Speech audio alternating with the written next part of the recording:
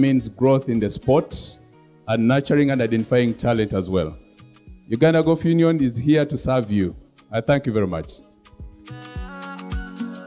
Golfing, golfing, golfing.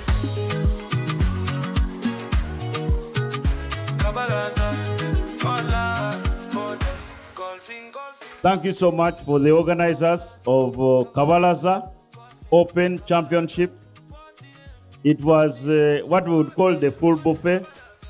I teed off very well. We first agreed on the tee box. We had the pros playing in this tournament. Thank you so much. That is not very easy to get the pros to play at a tournament. The amateurs playing for a cash prize. And also, of course, the subsidiary. All of us who played in this event. Kabalaza, oi! Thank you very much. Allow me to appreciate our sponsors. I would like to thank you and welcome you to the second edition of the Kampala Championship with our theme, Golf with a Purpose. It has been a 4-day event of which we had gross players men, gross players ladies, and of course the pros.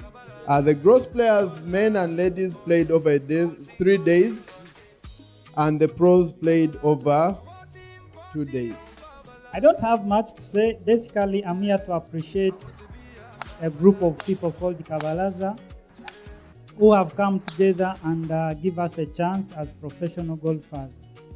All we need as professional golfers is keep playing more events, because that's the only way we can get better.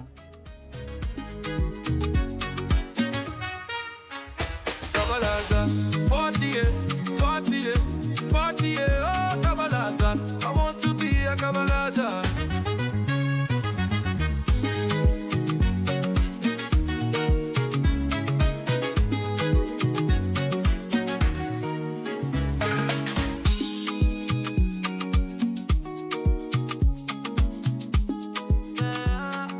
Ladies and gentlemen, those of you who played, the hackers who are out there, Kampala and Mr. Chairman and your team, thank you, thank you, thank you very much. We hope that this will continue to grow bigger and bigger, and we hope that the next time we come here to participate in this event, there will be even more golfers from not only Finland, but the rest of the world. Ladies and gentlemen, enjoy yourselves, and may God continue to bless you all and keep you. Thank you very much, ladies and gentlemen. 1, 2, 3. Are you guys doing okay, ladies and gentlemen? Come on. It's time to party. Baby, I'll never have a man like you. Baby, I wanna spend my life with you. Wanna say what you say. Meza togezanga no tabo. Kuanange chanti se. Kati mukono kusaba kwate kona wano lawangoze ninganga talina mikono funa yakukadde neweka wakatono nyo wakati till the very end. Come on, body like killing, killing, killing, killing, killing, killing my day. Oh, love you and you be so ready. Baby, siri muzanyi wa beti na you don't love you chilinda consider mutwalo. Siteki yobulungi kuri katalya kapapula tuli mukwano simanyi nje kwagala omulungi neyebera nsobikale wekuloga kiba kibi mafuta mukatala tabula baby shot baby what I'm not a gold digger jakala mukwano sibi no webye chiniga baby jakala mukwano my lady I'm not a gold digger baby I'll give you more I will give you all baby I'll give you more I'll give you my soul I'll give you my goodies Jackie, yeah. Thank you so much, Kampala. Enjoy your night. From the secret places of Orient in Africa to the modern masters of developers in Africa, here comes an alluring summit of 2024. Welcome your neighbor to the Pearl of Africa.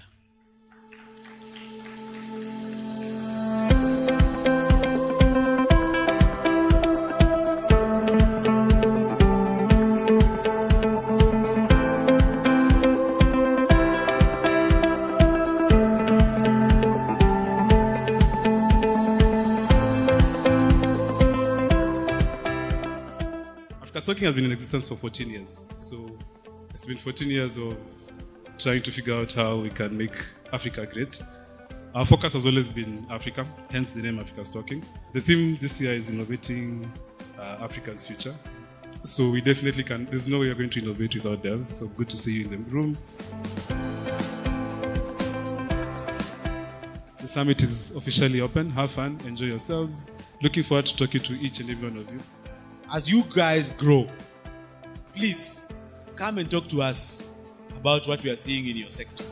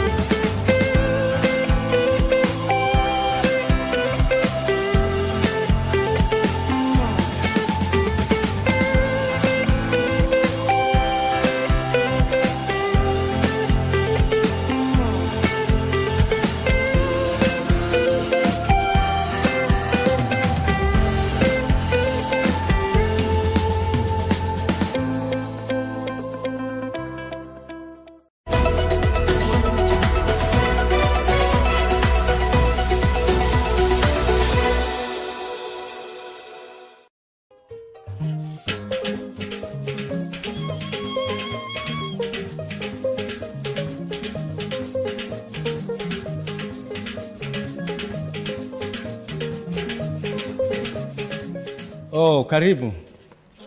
Yes. Nani ni kilo, huh? Okay. Yeah. Okay. Nan kilo. Kilo piare, huh? Okay.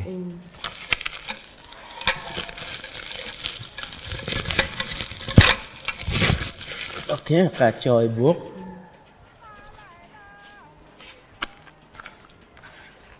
Okay, Nying, huh? Florence. Lawina Florence. Kilo 20 kilograms. Ami Rio kila chela chelwa. Okay. Okay, cari ko wa.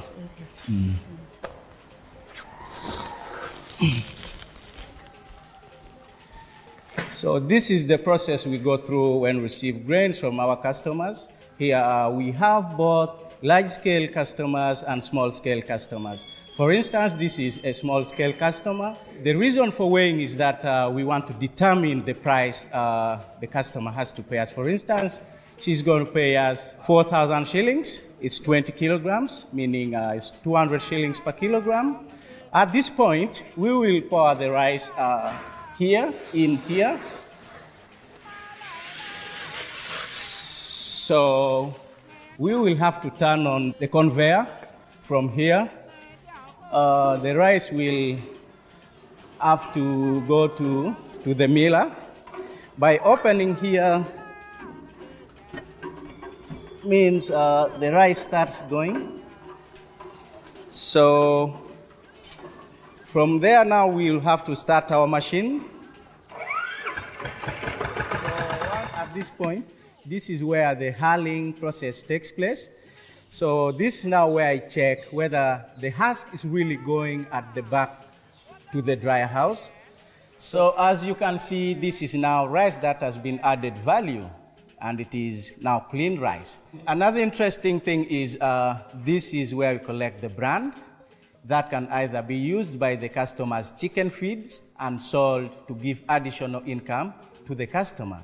Now, let me take you through how rice husk from the same rice generates electricity that can either be used to cook the same rice and do a lot of things, give income.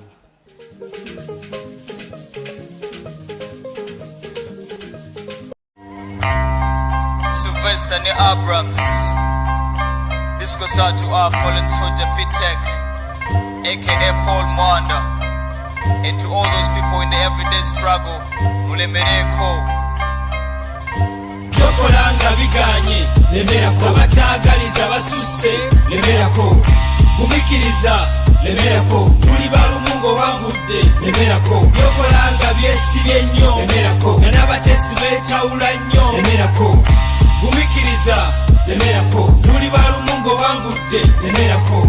Mu buli kintu wabeera wakufiriza, abamusanyu kyokola abo bakiyimiriza, era atambula akwogerako nti takukkiriza, oyo mugereko mpola yagala kuzikiriza, wezimba buli kyogulirewo kimunyiza, kasita otegedde bambi tomala budde, anyiga ng'okulaakulana mwesaleko, gwe tolekera okulana maanyira omuyiteko, kola bibyo teekayo omwoyo, balinyuma ebyafaayo, ovudde wala nnyo kati olinye amadaala, era ofuna sente ezikuyisa mu lunaku, olya onyirira tokaaba nnaku, sikugwe weka aboogeddwako bangi, kati tolekerera ssaala kubanga kyekijinji, boogere nga bamala budde oliba ofunye siringi. Byokolanga biganye, lemerako. Abatagaliza basuse, lemerako. Gumikiriza, lemerako. Tuli balumungo wangudde, lemerako. Byokolanga byesibye nnyo, lemerako. N'abatesi beetawula nnyo, lemerako. Gumikiriza, lemerako. Tuli balumungo wangudde, lemerako. Yo, nkoye abatagaliza bannaabwe essanyu lyabwe kulemesa nze naabwe kaliraba goyita mukwano goba musaba kapiira bakuba endobootera ove mu kisaabwe ensi bwetyo era sagala bokana yenna oba osibuusabuusa genda obuzeko mulala yenna tulina okwegendereza abatuwabula kuba abamu ku bo bafa kimu kutulemesa naye era bwe basembera gwe lwanyisa embeera ojja kumalako nga Nelson Mandela abantu bangi baagala okujja ku byokola bakwogerera ebigambo n'ebyo tobifaako gwe lemerako ekiganye ndamugezeeko ojja kuba muwanguzi abalemesa baveeko natandika mpola mpola akakiraba gyendi kugumikiriza n'amaanyi sibinywera mmindi byokolanga biganye lemerako abatagaliza basuse lemerako gumikiriza lemerako tuli balumungo wangudde lemerako byokolanga byesibye nnyo lemerako n'abatesi beetawula nnyo lemerako gumikiriza lemerako tuli balumungo wangudde lemerako ensi eno opangirira ofuna obusente bwo osobole okwezimba olyeko obulungi so ku mabbali nga waliwo abakulaba obubi b'osuubira nti bali kusanyukidde olw'enkulaakulana yo naye nze nkuzaamu essuubi kimanya ebintu si byangu naye olina ensonga lwaki wasalawo okola ekyo ky'okola n'olwekyo si kirungi obiveeko nedda saagala obiveeko omweyogereze takusuuza akayanziko gwe fuba nnyo okulaba ng'obeesalako bwe batyo bakutogera abalina kye beekoleddewo yo togwa musuubi seruganda ne bw'olaba nga kiri bubi sigwasingayo okuba obubi okubonaabonako kimanye si enkomerero kola n'amaanyi ebyokaaba obikomerero basaasidde abakaaba mu kifo ky'okulemerako omuddawo ne mwekubaagiza nga twalaba buuza ssenkaaba amazima tewali kyekola kyokka bintu byakutoba mu nsi eno ejjudde ab'ennugu naye katonda bw'akuwa omukisa mwena njagala mukimanye teri asobola kuguzibikira ne bw'akolima bagamba ekikolimo ky'enkoko tekitakamunye bajja kulaba ng'owangudde nabo beewunye byokolanga biganye lemerako abatagaliza basuse lemerako gumikiriza lemerako tuli balumungo wangudde lemerako byokolanga byesibye nnyo lemerako n'abatesi beetawula nnyo lemerako gumikiriza lemerako tuli balumungo wangudde lemerako byokolanga biganye lemerako abatagaliza basuse lemerako gumikiriza lemerako tuli balumungo wangudde lemerako byokolanga byesibye nnyo lemerako n'abatesi beetawula nnyo lemerako gumikiriza lemerako tuli balumungo wangudde lemerako yo in whatever you do in life you should never give up one day you'll succeed because nothing comes easy in life Sylvester and Abrams we are never gonna stop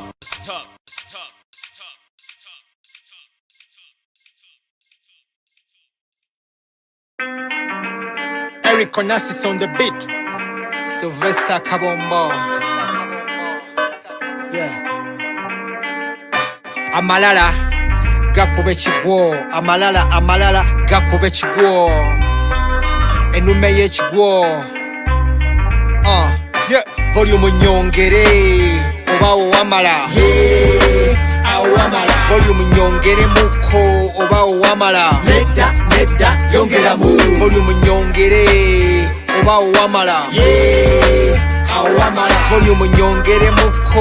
Oba owamala. Nedda yongera mu. Tula kalira ulize mbozi bula muto walira byenkubulira passport nga chali wange walakira ebyo byolepuka bijja kulakira kotandisa agabozi kwaba basebekira okoze kyene nnyo enzijjo kuzibikira oja kunakuwala kubalaba kumatikira babadde basebekira kati nga bakulembera n'akazindaalo nga batuyimbira vava kumalala temuli bibala bona gavirako ku ngalo ng'emikwano gibalabala bulamu si butereevu busala ebigoli noyo noli ebizibu bitusimbira line ng'akasooli ozala ebika by'emmere bikulisa embooli nga weekwese bwe ozala wange obalabira mu kamooli otya okusongamu uyo kapooli gwe twayogerako owamajati 8 cent oli mu nnyongere oba owamala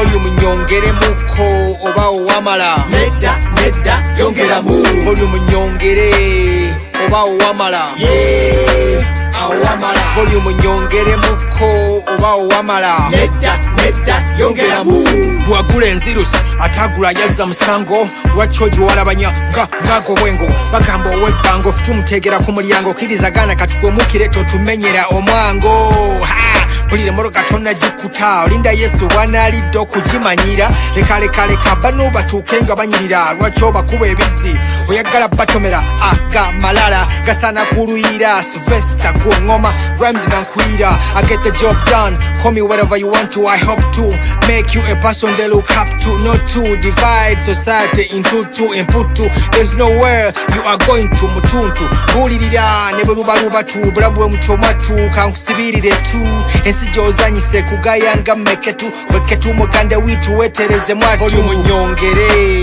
oba owamala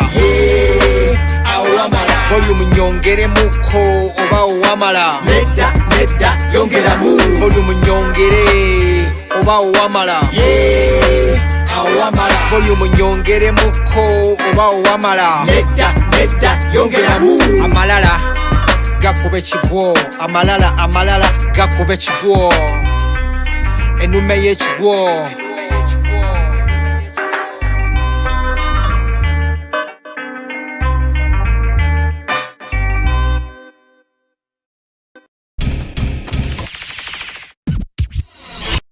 Mando ya Musa, twesala bukumba sivya Medusa. Tolina kalimu follow liluza. Reconnaissance, beba producer. Got chains on my neck and I'm looking like Kunta. Wanna close, boy I'm a shooter. I'm the boss with the dream like Luther. Namuongo boy, that's the hood I'm coming from and I thought you knew that. Thugs and drug dealers, body mukako na. Why do I rap? I rap because I want to talk about stuff that other people don't talk about. I want to inspire people. I want to be the voice to the voiceless. I don't smoke. I don't do drugs, no. Wafuka so mean. In fact, Osinga I mean. Chirabikori half man, half machine. Mununzira bakuburi street. Buri chimwe chicho cha gunpoint. My nigga, tell us the point.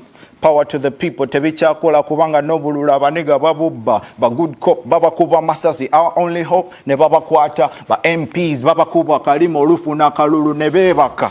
Katite muji kwata ko. This is Leo Rich rated fresh on XXL. Ruba.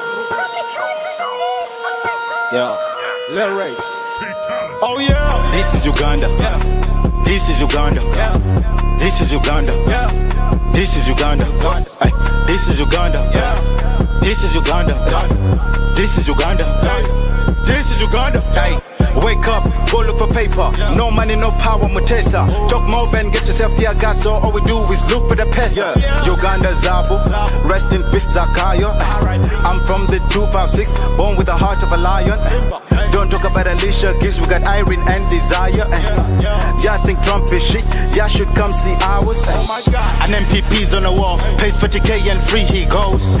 After 20 years of school, you still won't get a decent job. A rich man shoots, then a poor man gets locked up, but not for long. This is Uganda, brother, ain't nobody gives a fuck. Uganda, Uganda, Uganda, Uganda, Uganda, my country. Uganda, Uganda, Uganda, Uganda, Uganda, my country. Oh dear God up in heaven, bless my country. Oh dear God in heaven, please bless my country. Oh yeah. This is Uganda. This is Uganda. This is Uganda.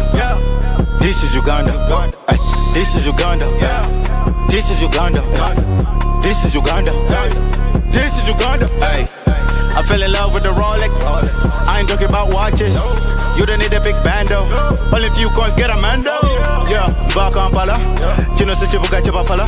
Smartphone ya kabitu jitwala. Do for the 256 Uganda. Can't touch my flow like a crested train. Dropped out of school, got a different brain. The eyes tell them that my future's faint.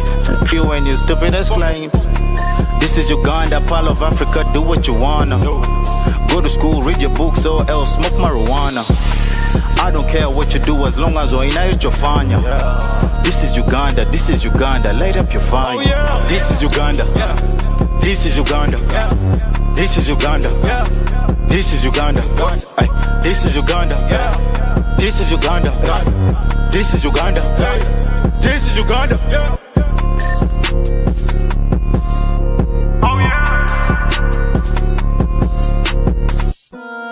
Uganda, Uganda, Uganda, Uganda, Uganda, my country. Uganda, Uganda, Uganda, Uganda, Uganda, my country. Oh dear God in heaven, please bless my country.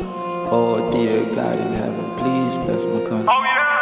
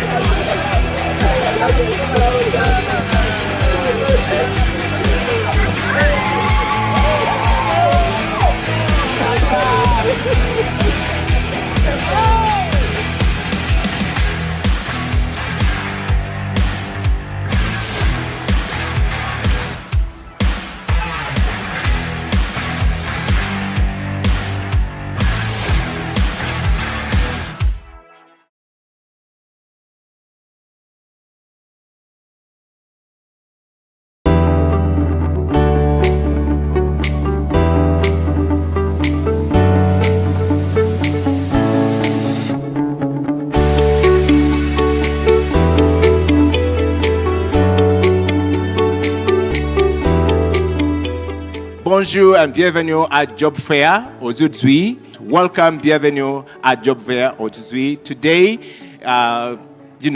aujourd'hui c'est And I'd like to acknowledge the presence of all of you and welcome you to our job fair.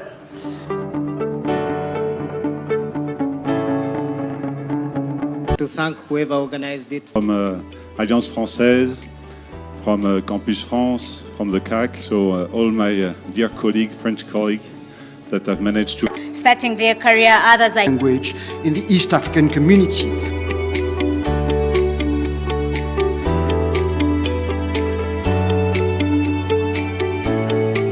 Of course, France is We generate electricity in the villages using waste. That electricity goes to the community to help them light their homes, but more importantly, help them pump water, help them process their crops into high-value products, and that allows them to triple their income. Cooking is also supported by what we do here because we use some of the waste to actually produce what we call briquettes and pellets. And think about such a method of doing business, spreading across Africa and the world and making a difference in those countries. It is possible to do things the right way and still make it succeed. My first experience when Manduli came in 2000, it was 2020, and they brought us light. That is why we are very happy about Mandulis.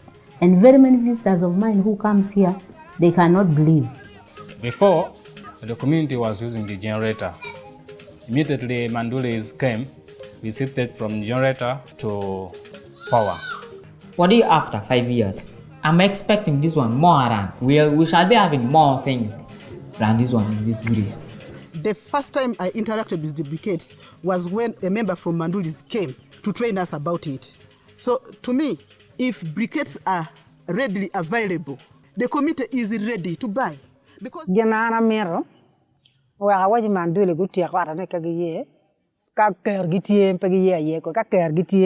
stakeholders, business people, and well-wishers, let's stand strong to support Mandulis in our village. We thank God for the work of Mandulis for making Gonu colorful.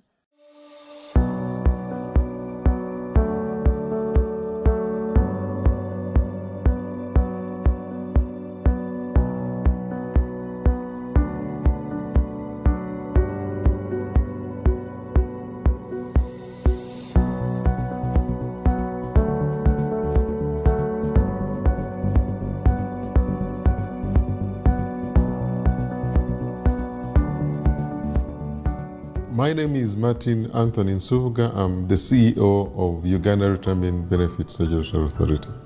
And I've served the institution until now, where I've grown to the position of the Chief Executive Officer. So I've seen UBRA since its establishment.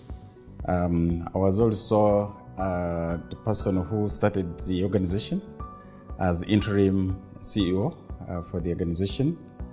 My role was to set up the organization, and here we are. It has been a really new experience in my life.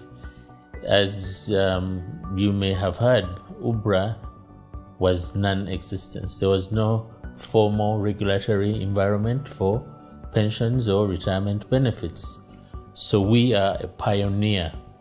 We were appointed to set up the architecture and the environment for regulation of retirement benefits and pensions. So the Ministry of Finance, because I was the technical person really handling all these reforms, they asked me to come and set up this institution, which is the Retirement Benefits Regulatory Authority. So I was requested to start as interim Chief Executive Officer, which I did from the year 2012 to early 2015. It's been a great journey. When we started from scratch. The journey of 10 years of UBRA started with an Act of Parliament of 2011, but actual operation started in 2012, and that's why we are celebrating 10 years today. There was no institutional setup, there were no laws, there was nothing.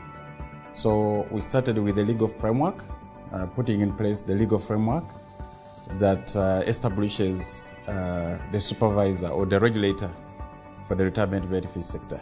Before then, UBRA came into the market about 10 years ago. The first thing they did, right from their first offices at Communications House, was to take stock of the market. Who are the players? Who are the retirement players in the market? Who are the service providers? Which schemes are operating in the market? Service to note that there was already something happening in the market, even before UBRA came to play. And because of that, there were Ponzi schemes, there were frauds and all those kind of things. There was no trust in the sector. So our primary objective was to build a system that would instill confidence in the general public. I believe the journey has been very successful. We have a footprint now in the community, and that footprint is best exemplified by the growth of the pensions sector. When we were appointed, the pension sector savings were less than 5 trillion. Today they're approaching 20 trillion. A number of proposals were carried to Parliament, and the biggest one was to actually put in place a sector regulator. My role as a Member of Parliament when I came in 2001 was to make legislation. And one of the laws we have made is the UBRA Act, which basically came in to assist how to regulate the retirement pension funds, which were missing in this country.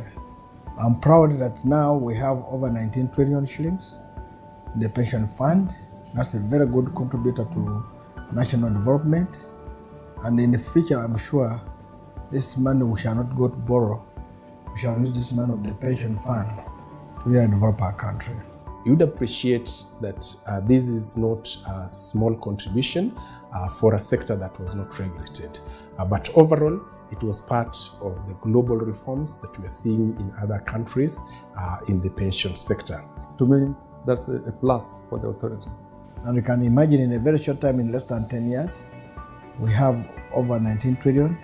It believes that within the next 5 years, we should be over 40 trillion.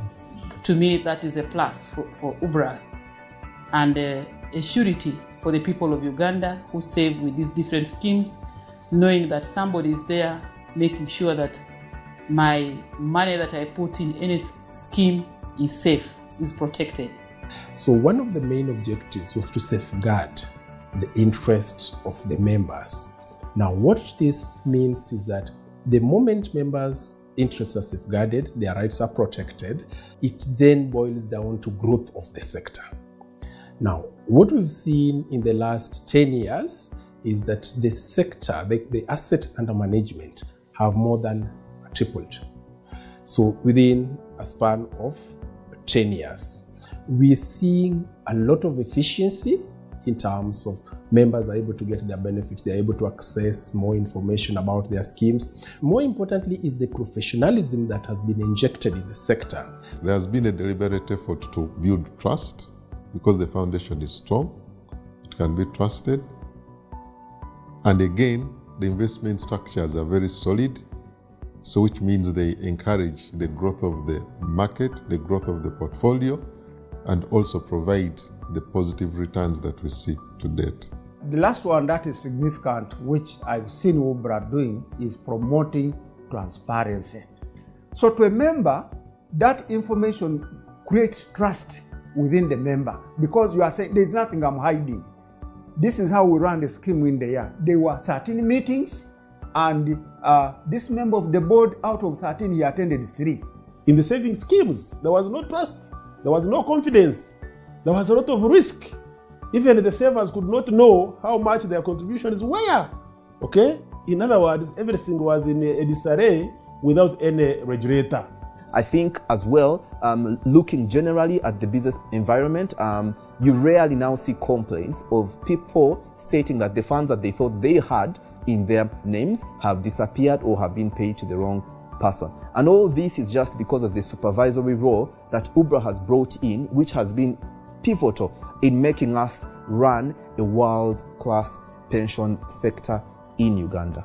There are three parts to any pension system. There's the contributions or collections of pensions. There is the management of the pensions or the investment of these pension savings. And then there's the payment of these pension savings, either through a lump sum or through monthly payments. We have had a shared responsibility with UBRA for the past 10 years in the aspect of management of the savings through investments because many of the fund managers whom we license are also licensed by UBRA. Although UBRA focuses a lot more on the pensions, the retirement savings that they manage. So we have done this role together, we've had this shared role. The synergies we have drawn from this partnership have been very beneficial, and we look forward to continuing to work together with UBRA in the future. We see growth in number of schemes in this market. Today we are talking of 65 schemes. In the past we are talking of 3 schemes that were established by an Act of Parliament. That is the Public Service Pension Scheme, the Parliamentary Pension Scheme, and the NSSF, all of them established by an Act of Parliament. More importantly is to say that the journey that UBRA has walked over the 10 years have been challenging, but also refreshing, in a sense that they came into a virgin market. There was no regulator before them, especially in the pension sector. So what they started with was commendable. Let's do a stock taking. Let's understand the market. Who is doing what in the market? So I think that phase helped UBRA create the visibility, create identity for the first 3-4 years. Over the years, they've also been able to do publicity to kind of show the market, show the public that this is what we do, and especially as you plan for your retirement. At least for the last 10 years, we've not had any corruption, loss of members' funds. We've also not had any poor investments because investments are all known, structured, in particular known asset classes that provide a very good return to the member. And actually in this period in time, that's when the sector has witnessed high returns to the members, double-digit returns for the last 5 years or thereabout. So, in my opinion, that is trust from the general public that we are doing the right thing, and we hope that we continue to do that. In the next 10 years, what I would like to really see going forward is the spread of coverage, because the pension sector as it is now is really in the formal sector. And when you look at the working population of Uganda, if you even put it at around 20 to 25 million, the working population, not even 3 million are covered by pensions. I think my main message to UBRA is, first of all, to thank the CEO, Mr. Martin Nsubuga, and his team for supporting the pension reforms that have taken place so far, but also to remind the team that there's still some work to be done. It's not over, there's still some reforms that need to be done, particularly in the area of limiting access to long-term savings. So Martin and team, please don't rest. There's still some more work to be done to grow the domestic savings base of this country. We feel that as a committee, UBRA needs to make itself more visible in Uganda, place itself, let the people of Uganda know what they are doing, let the people of Uganda know why they should save for retirement. If you were to ask me, what should UBRA's next 10 years focus on? I would say that UBRA's next 10 years should be to now build this 20 trillion asset base that has been generated, should actually be able to ensure a comfortable life in retirement for all members who are in the retirement schemes. But UBRA should also then allow and come up with mechanisms to support the players to be able to onboard all the smallholders, all the informal sector to come in and secure their retirement by participating and joining the licensed pension schemes in the market. And so my thinking is that we need to support the institution, particularly Parliament of the Republic of Uganda needs to support resource mobilization for allocation to the authority so that the authority can continue with the widening the coverage. People now, instead of keeping money in boxes, will keep here, and it is in the financial sector, and it's easy to tap in. And the cost of money will go down, but our investment in the country will go high. And I can tell you, if we make very good regulations, we will have the support of Parliament. I believe that the next 10 years are quite pivotal. We've gone through the best building of the industry, and right now we are at the point where we have to be tasked with generating value for our clients, and exhibiting relevance over the next 10 years. I'm very, very confident. In fact, I'm really proud of the work that has been done for the last 10 years, and my imagination runs wild. What is possible for the next 10 years? And the other key achievement that or work in progress that UBRA is trying to do, which I again encourage different stakeholders in this sector, particularly Parliament, to support UBRA, is the coming up with a national micro pension scheme. Uganda is our economy is largely informal, and even within the cities we have so many people who are operating informally, and yet they earn income, either daily, either weekly or monthly. They earn income in one way or the other. But if not well guided, and I think this particular scheme, the micro pension scheme, would again help reorganize our people in the formal sector to put something aside. Because if you are in our market today, if you're a road vendor today, if you're a hawker today, if you're a border today, if you're a fisherman today, you still have that energy to go nearly every day in the waters and do fishing, to go to Nakawa market every morning to pick tomatoes, vegetables.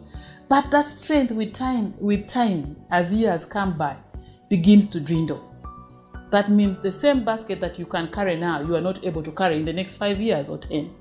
So our focus, what really keeps us awake when I wake up in the morning, that drives my day, protection of members' funds. So what I see going forward for the next 10 years is an organization that is efficient, that is creating value for the benefits.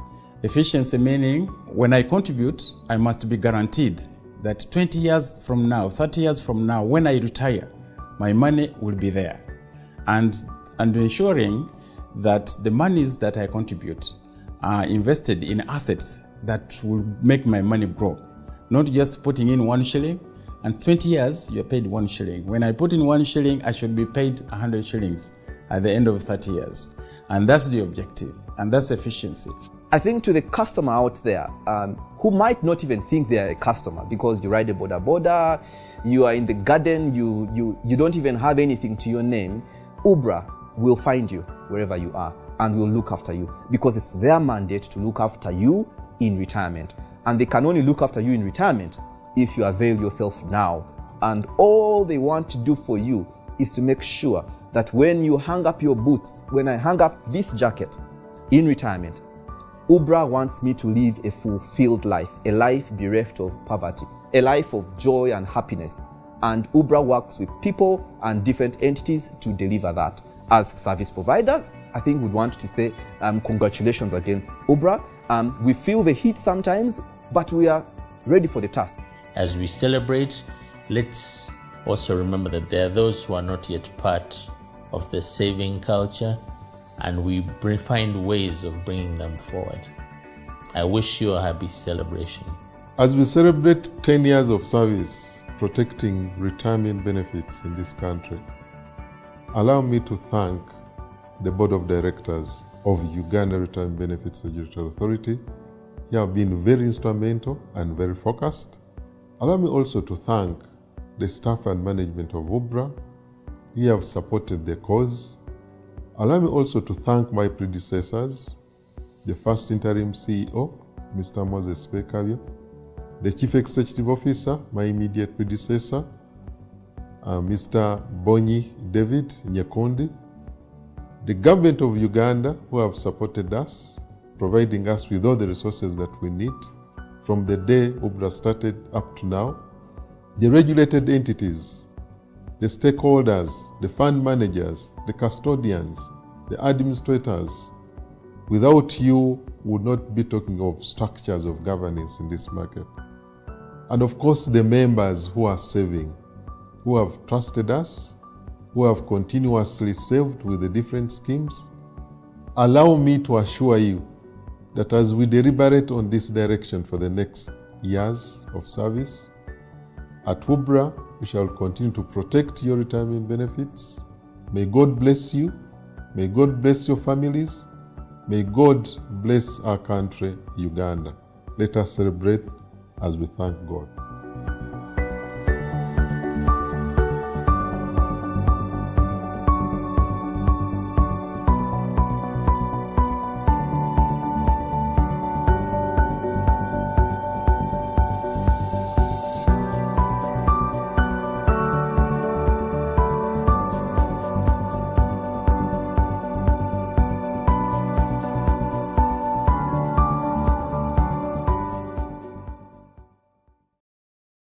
Welcome to the CEO Bench. My name is Eddie Okela, and on this particular episode of the CEO Bench, we take a deep dive down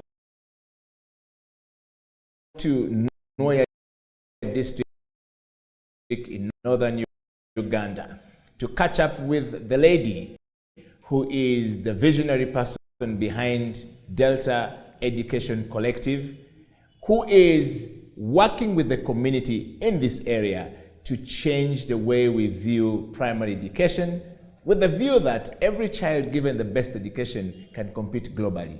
Coming out of Uganda, and of course, we're going to dig into the story of how and what inspired her to get to where she is. Meredith, welcome to the CEO Bench. Thank you so much for having me, Eddie. It's so great to be here. Great. We want to start from a very interesting, lighter note of actually knowing you a little bit deeper. In a nutshell, if I am looking to know who you are, who is Meredith Bate? Well, that story starts when I was in primary school myself. I grew up in a little town outside of Boston in the United States, and there were two main things that I experienced when I was a primary school kid. The first one is that my town had a great public school, and every kid in my town had access to that school for free. And my mom was on the Parent-Teacher Association, the PTA, and I just thought every kid in the world had a great free education provided by the government in their town and supported and held accountable by the parents who were in that town. Sometimes the school wouldn't have enough money for something, but the parents wanted it to happen, so they would raise it among themselves as part of the PTA. And sometimes the school would do something that was not what it should be, or the results came back and they weren't what it should be, and the parents would put pressure on the school and hold it accountable. And I saw that in action growing up, and again, just sort of thought that that was status quo for everyone. And another thing that I saw in my very privileged, very wealthy, very white town growing up is that money doesn't buy happiness.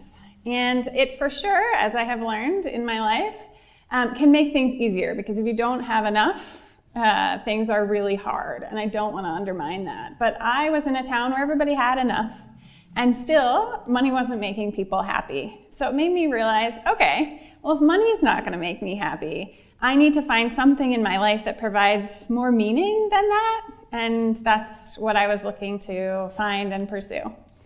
I want to take you back a little bit, Meredith, from that story. The passion definitely drive from somewhere. But let me take you a little bit back. Meredith, the child.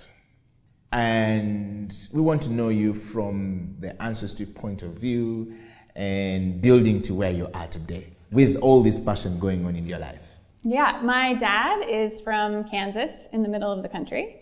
Grew up in a sort of farming community outside of Kansas City. And my mom, her parents are actually British, and she was a first-generation American. And I am the product of those two wonderful humans. Okay. Yeah. And growing up as a child, take us a little bit more about the childhood, life. In America, is it the same like in Africa? In Africa, we say it takes a village to raise a child. We don't know whether that's the same case in America. Will you take us through? I was the youngest of two, so that is a way in which our little family was quite different than a lot of families here in Uganda. My parents only had and only wanted 2 children. My dad worked and my mom stayed at home and raised us full time. My dad was an international lawyer. He was very passionate about the environment and very passionate about human rights and worked on the legal side of both of those things.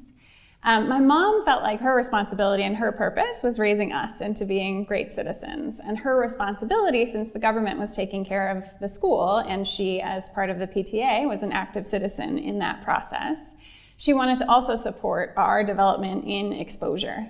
And she thought of that about two things, one of which was seeing the world, taking us on different adventures and showing us what is out there, and making us feel like global citizens. So we got a lot more exposure than a lot of people have access to here, again, going back to privilege and financial resources. But then she also thought an important aspect of exposure was seeing the people living in our own backyard who didn't have as much as we did. So we did a lot of volunteering in local homeless shelters and soup kitchens, and from a very young age, being exposed to both volunteering and traveling, I was just very passionate and enjoyed both of them quite a bit. Meredith, the show looks at, or this program looks at leadership. I want to start from a very light note. To you, what is leadership to you? That's a great question. I've heard a lot of different definitions, but I would say my personal definition is being a really good coach and support. I have, personally, the way that I think about leadership is that my responsibility is to use sort of whatever skills and abilities I have to bring out the superpowers and talents of the people that I'm working with and inspire them and motivate them and have them take ownership of whatever it is that they're driving and working on, and just stand in the background and support and challenge and hold accountable, but mostly ignite and see what people can do when they're really fully turned on.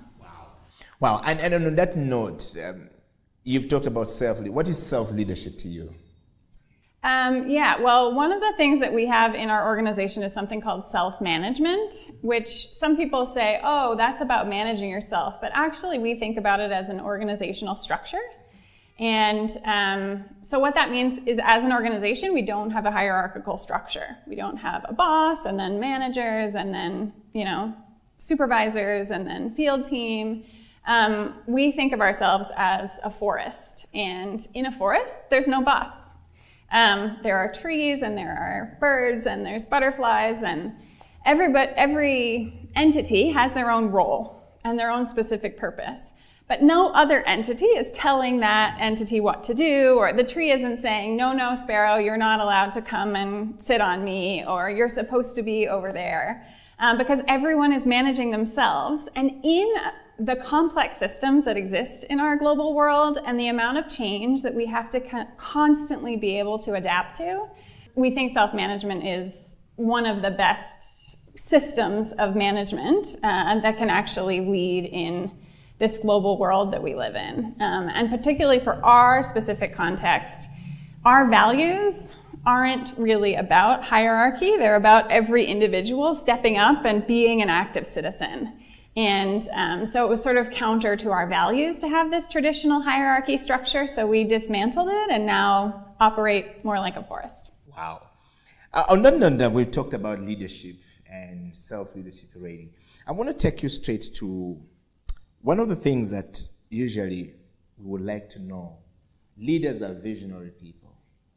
And we want to know from you as a person the vision and the global impact of what you're starting to do in Uganda. What inspired you to start Delta Education Collective as one, and how does your vision for Delta Education Collective impact on the plans for education in Uganda, for that matter, and how does it align with the global standards of, if it does exist, of education for everyone? We talked about education for all the children, but actually when you look at it down, it's not the case. So how does your vision impact? How does things start? Could you give us a context of how you started this whole thing? Yeah. Eddie, that's a great question, but it has lots and lots of parts. So when I start to go off kilter, you can bring me back. So my education journey started in primary school, and then I went on to a great secondary school, and then a university in Tennessee in the United States, and learned that there was a career that combined my two favorite things, which was travel and volunteering, and they called it international development. And I specifically focused on community development. And I had a great professor there, Professor Partridge, who just harped on and on about how whatever you do, make sure that the people who are benefiting from whatever you're working on are the ones in the decision-making position about how these resources are being spent, how this model is being designed. And I took that to heart, but it also just made very logical sense to me that, of course, the people on the ground are the people who know what they're doing and what could solve their challenges. And I was confused about why he just kept coming back to this and kept coming back to this until I moved into the field of international development and saw, oh, that's because very few organizations actually operate that way. So my first experience actually was as a primary school teacher in the townships outside Port Elizabeth in South Africa. And I learned 3 important things in that 6-month period of my first job. The first one is that I'm not suited well to the classroom. I took over a math class once, and I basically left all of the answers to the test that we were taking that day on the board because we'd been going over them the day before. And then I collected all the tests and saw that most of the kids had failed the exam anyways. And that is when I developed just like a heartfelt, deep appreciation for the superpower of teachers and realized that that's not where my superpowers lie necessarily. And then the second thing I learned is how unfair education is around the world. That if I compare the education that I got for free in my little town in Massachusetts to the education that was available in the townships outside Port Elizabeth in 2004 in South Africa, it was just chalk and cheese. You couldn't compare them. There weren't really books in the classrooms. It was really hard for the kids to get to those classrooms. We did actually have running water on the grounds of the school, and we did have some government support for lunch, which was great. But these kids were just at such a disadvantage. And I realized, okay, what do people need in order to thrive in our lives? If we're expected to support our families and have our kids have a better life in the future than we inherited ourselves, what does that look like? How do we do that? And I realized we need some way to make an income to support our family, access to very high quality health care, and then access to high quality education. And without those 3 things, people just can't be expected to thrive. And sure, ones will every once in a while, but we're leaving the fate of the world up to chance, and it doesn't make any sense to me. So that's really when I got the passion for some sort of systemic approach to improving education, because I knew if we could educate people, then they would take care of having doctors in their communities and also figuring out ways to make great livelihoods. Wow. In the context of education, in the context of the mission, do you think that you are achieving this mission since you started? And in this particular one, I want to look at the Delta's mission to transform education through community-driven initiative. How did you cross from South Africa then to Uganda? I mean, East Africa, Southeast Africa. How did you cross from there? And what's the journey like from here? What's the context of this journey? I got here serendipitously and very luckily. I was working with an education NGO in South Africa, and they couldn't take interns that summer, and I needed an internship that particular year in 2005 in order to graduate from university on time. And so I reached out to a bunch of friends. One of them was in Uganda. She said, yeah, come here. And I said, great, where's Uganda? Sure. And 2 weeks later, I was on a plane and actually staying in forest cottages in Bukoto before it was finished. They rented them out in order to get some money to finish up the hotel. So stayed in this beautiful place and just fell in love with this incredible, chaotic, wonderful, friendly, warm country. Had a great experience that summer and ended up telling my mom, oh, I think that this is my place now. I don't need to go anywhere else. I don't need to come back and finish my degree. I'll do that another time. Uganda is now my forever home. I'm here, I'm home. And so my mom is a wonderful mother and said, okay, if you really love this place called Uganda and you're gonna stay there, I wanna come and see it. I wanna come and see what you've fallen in love with. And so she came out and then she said, oh, by the way, that ticket that you booked home, even if you don't take it, what is it? Because I think I'll book the same flight home just in case you do come and make that decision, whatever. So we went on a little trip around the country and I showed her all the things that I love about being here. But she convinced me, coming back for just 10 months would enable me to have a degree and have a lot more opportunities in the future, as opposed to staying here for as long as it took and then trying to get back home at some point. So then in my graduation party dinner, about 10 months later, because I did go back to the US to finish my degree, my grandmother said to my mom, "Oh, Liz, do you remember when you went out to Uganda to get Meredith and make sure she came home and graduated? That was so great. I'm so glad you did that." And I looked at my mom and I was like, "You came to see why Uganda is the best place in the world, not to bring me back." And she just sort of smiled at me. And then 2 weeks later again, I was on a plane back here. And yeah, I just love it here. And my passion for education started in South Africa, but it blossomed here. And I realized I could have an incredible lifestyle and life here without compromising on some of the security and safety constraints I experienced in South Africa. So my passion since then has been to try and figure out what it looks like to revolutionize the quality of our primary education system, because it is so fundamental to our development as a country moving forward. But it took me a really long time to figure out how to do that. And it was only about 6 years ago that we started to sort of have a model come into play. Well, you are on the CEO bench. My name is Eddie Okela, and on the show today in this particular discussion is a lady who has been in Uganda by love and by passion. Meredith, we're going to take a break. And when we come back from this break, we want to look at community-centered approach and the global relevance of the program you're trying to do in Uganda. And how do we get other people to be part of it? How do we get people to participate in these things? Do you have room for people to come? Or it is me and my small little team? The rest you can stay wherever you are. Stay right there. We'll be right back after this. This is the CEO Bench.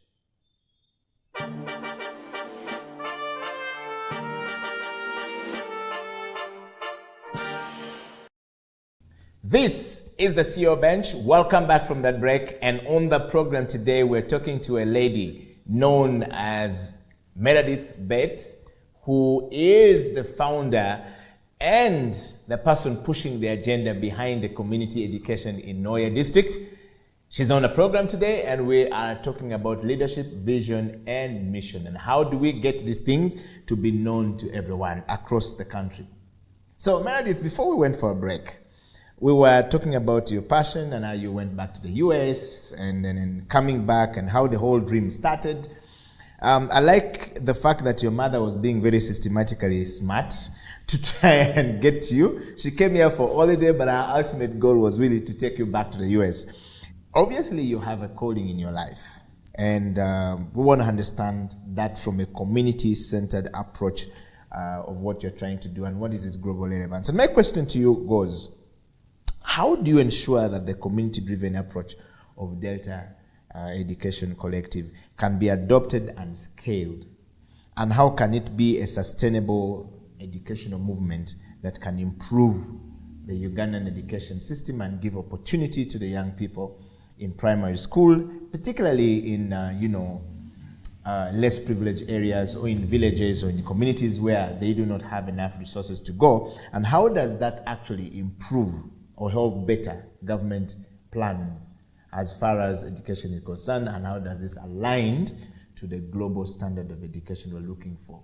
I think, what you bring up is so prescient that, everybody in the community has to be working towards the same thing, but also everybody in the country has to be working towards the thing. But also education inequality is a global challenge that we're all facing. 70% of 10-year-olds coming out of COVID couldn't read and understand a basic sentence. 70%. So what that means is that any one of us who's listening that could do that at 10, we are some of the privileged few. And how much better would this world be that we live in if it was everybody who had access to the quality education that we did, not just the privileged few?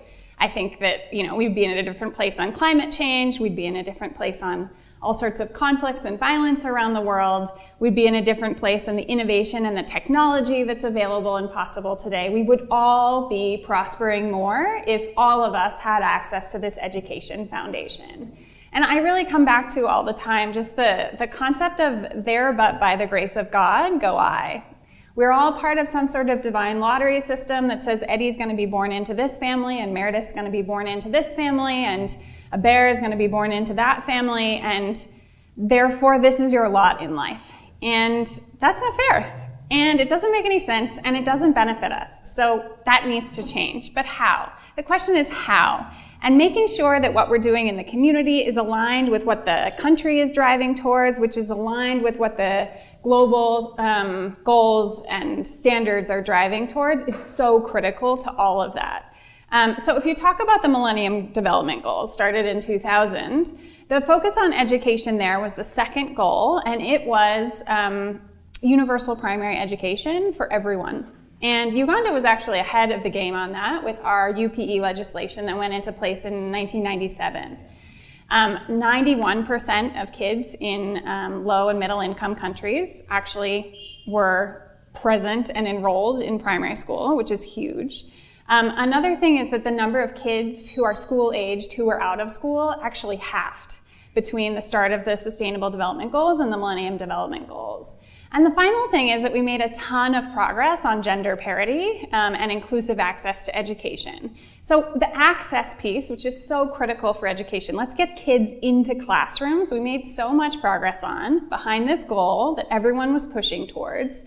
But what they realized in the process is that just having kids have their bottoms in seats in classrooms doesn't necessarily lead to learning. Yeah. And so the focus of the Sustainable Development Goal 4 for the next however many years is actually quality education. If these kids are sitting in school, how do we make sure that they're learning? And that filters beautifully down into the Ministry of Education and Sports vision, which is quality education and sports for all Ugandans. And that then trickles down into what we're trying to do as just a small fry in this whole big global ecosystem for quality and inclusive and equitable education is quality education by and for all. And so for us, when we think about our model and how we measure it, it has 4 pieces. One is access.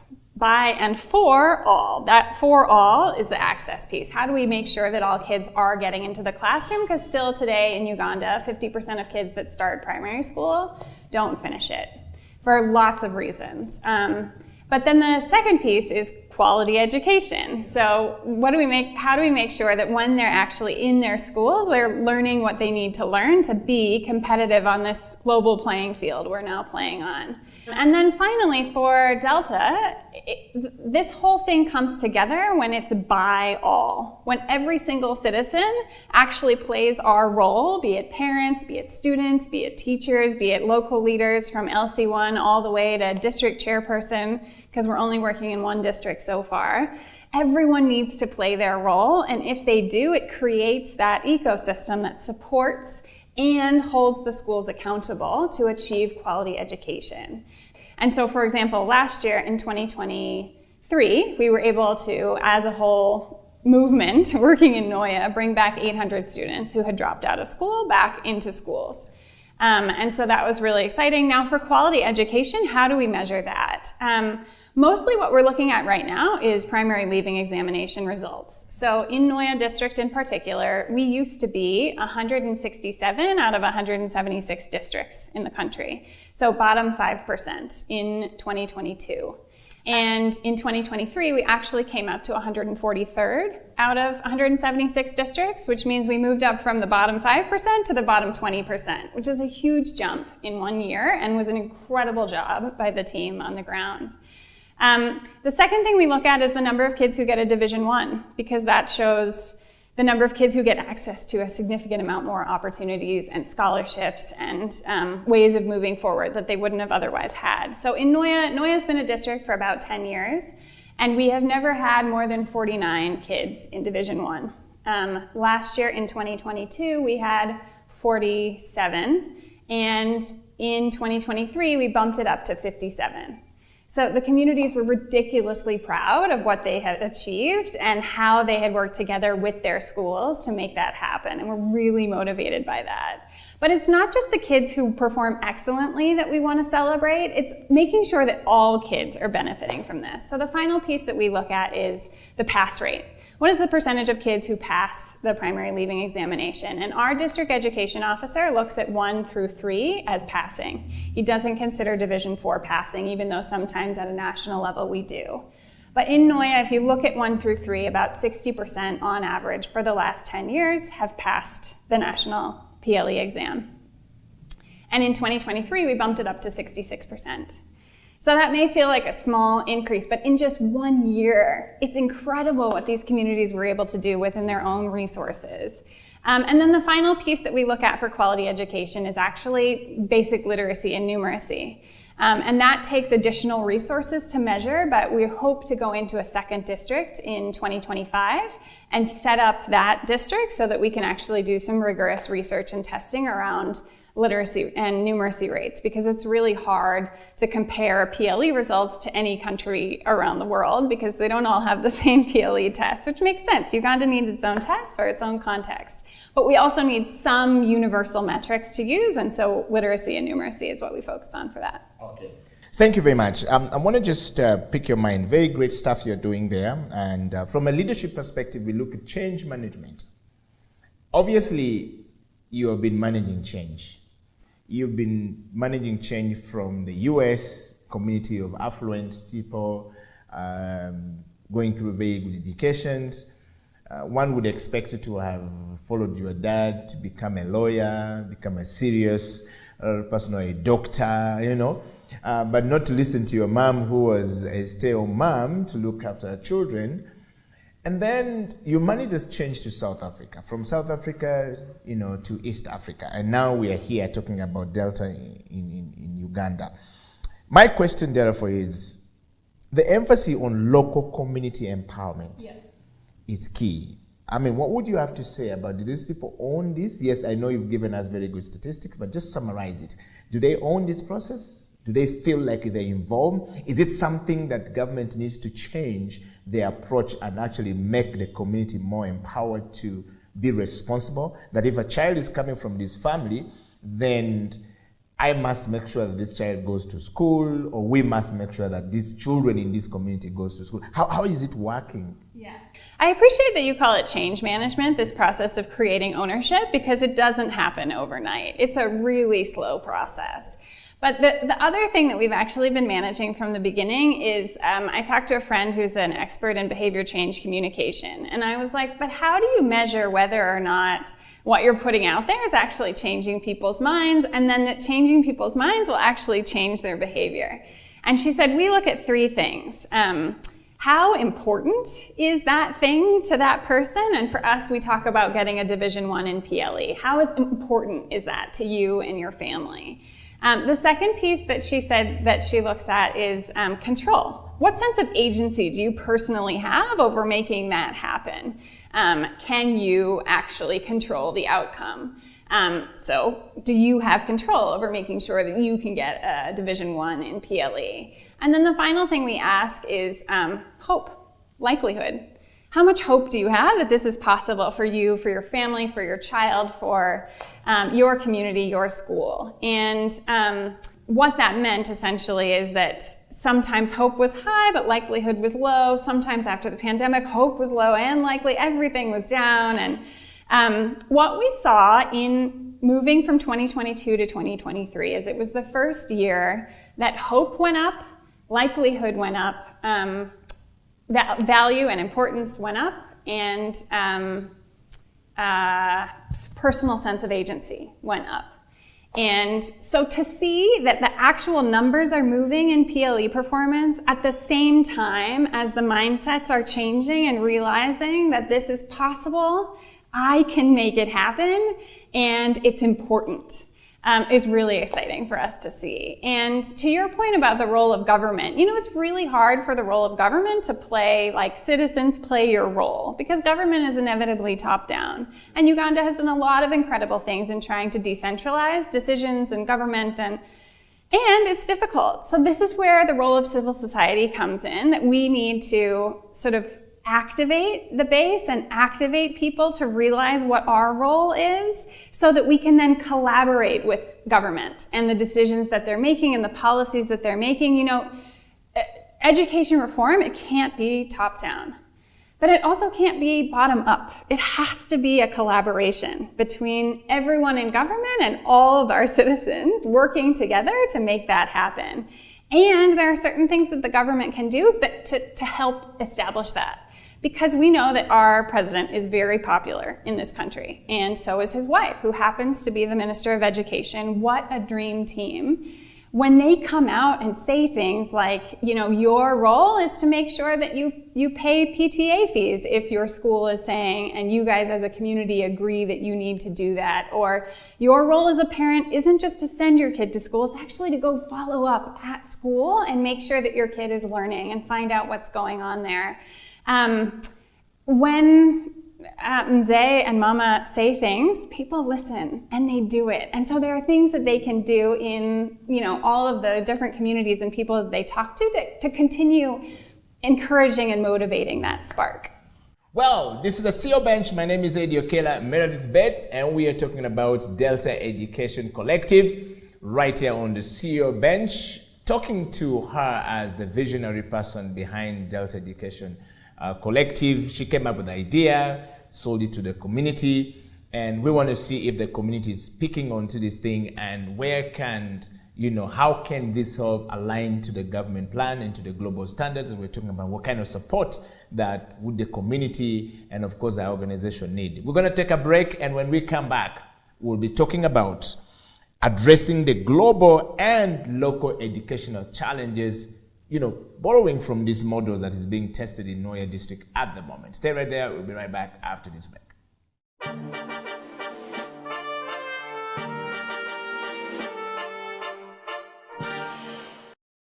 Welcome back from the break. This is the CEO Bench, and on this particular episode of the program, we are talking to the founder and the lady behind the Delta Education Collective, found in northern Uganda, in Noya district. Meredith, welcome back to the program. Are there challenges that you face along the way in trying to put this together? And how would you think we can address it? Yeah, there have been a lot of challenges. You know, we as a global community, we face a lot of challenges in handling education inequity around the world, and it is the most urgent challenge, I think, that we need to solve. And what is so beautiful about this global challenge is that Uganda is just a perfect microcosm for looking at all the different things that can get in the way, especially in a low-resourced environment. And most of the environments where we are facing global education inequity, there are very few sources. But Uganda, as you know, is one of the fastest growing countries in the world, with 50% of our population below the age of 15. So it's super urgent. We need to get those kids have a great foundation in education. But then also 60% of 12-year-olds either can't read or can't do basic math.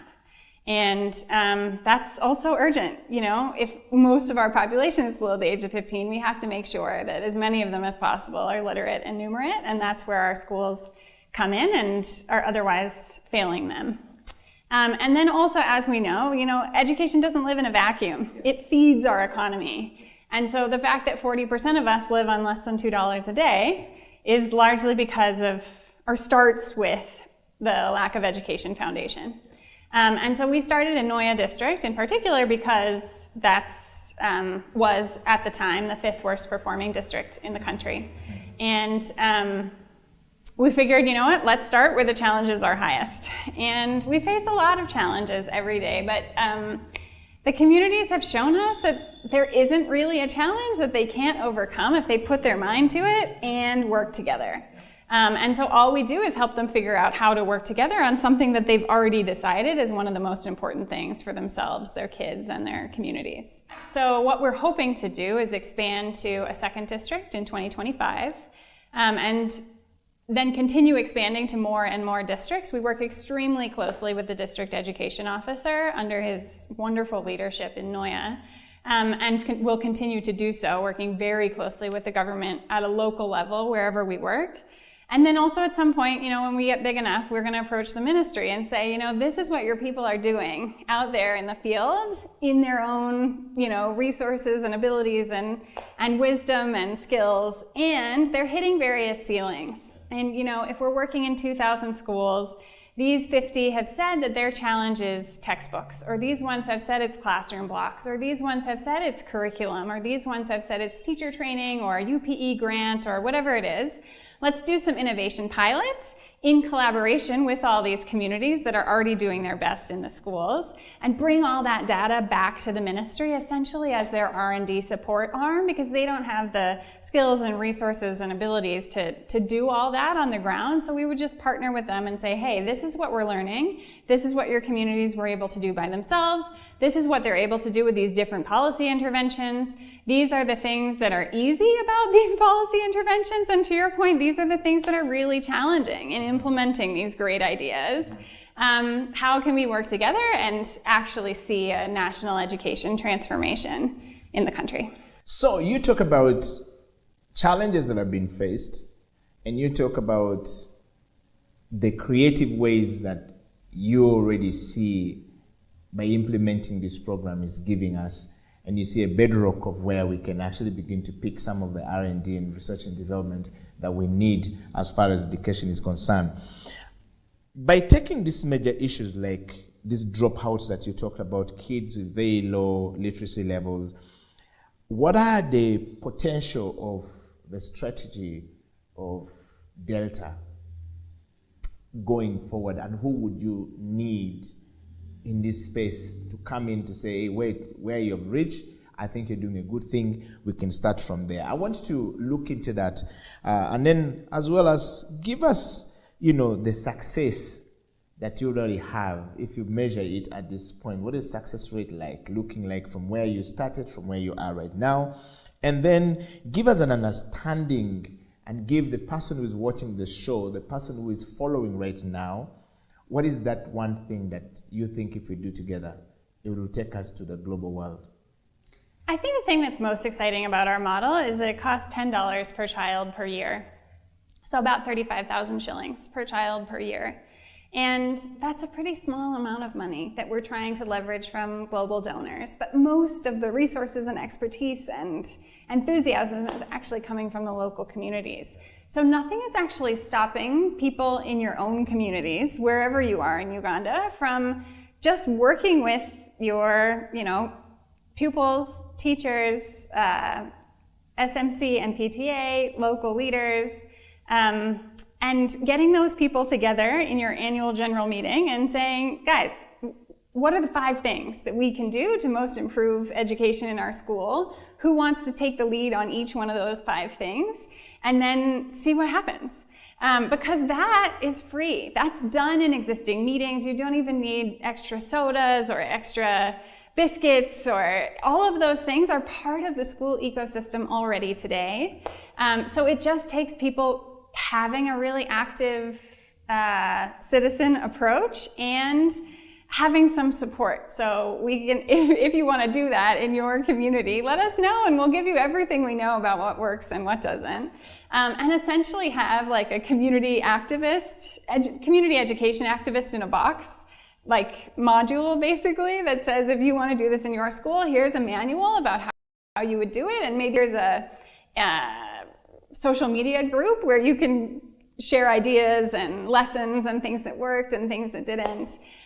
So what we're doing isn't rocket science, but it doesn't mean that it's easy either. It takes a lot of time and energy and effort, but you don't need an organization called Delta to do it. So we want to come up with this sort of manual that allows anybody to do it, be it in Uganda or in Brazil or in China or in the United States, wherever you are where you don't think that there's enough support or accountability in your community of your school, and that would help improve the outcomes. We want to provide support from whatever we've learned in our process. And so there's lots of different ways we could create that global network, but what I'm thinking about now is essentially like a Rotary International where there are some guiding visions and guiding values and guiding manuals and processes about how you can do things, but everything is actually led by the local chapters. And they can take what works and scrap the rest and figure out new things, but also share those things across the whole network of what's working and what's not working, and create partnerships across those networks. If these ones are really good at making sure that our textbooks are getting to the right place, but these ones are really good at teacher training, and these ones are really good at literacy training or whatever, how do we share all of that across a global scope? Okay, fantastic. Thank you very much, Meredith. I want to, as we hasten to the close of this interview, I want to look at the expansion and the local impact and partnerships. All of these things that you talk about are beautiful. But if you don't have somebody who is sitting out there who believe in what you're trying to do, the resource can only be as small as the envelope that rotates within you and your team. My question to you is, what are your plans for expanding Delta and this new activity that you have, this new idea that you invented, beyond the impact in Uganda? If I'm watching you from anywhere in the world, and I feel like I want to be part of this, and I'm happy to hear this story coming, where do I start? What are these things that you have in place that will allow me to envision the collaboration with you in Uganda and perhaps any other place that, you know, we would want to be part of? Yes. Yeah, thank you so much for asking that. You know, what we hope to create essentially in Uganda is a center for excellence that globally can share all of what we're learning and learn all of what everybody else is learning who's trying similar things, and have that be some sort of technology hub that allows people to talk on social media and compare ideas and have a communication element, but then also submit data and actually mine that data for where things are moving the fastest and where things are moving the slowest, and how to compare and contrast and learn from one another in this global network. We, of course, if anybody has funds that they're interested in putting into leveling the global inequities in education, we are very happy to take them and invest them into all that we're doing. And you know, sometimes what people don't have is funds, but what they do have is excitement and desire to change their own community where they are. And we just invite those people to reach out to us, see how we can collaborate, see what we can learn from them, see what they can learn from us, and eventually, as a global community, change the state of our world. Wow. If I'm watching you from somewhere and I hear you talk very passionate about these things, which obviously is at the core of your heart, I'll be tempted to ask, what does a leadership team look like?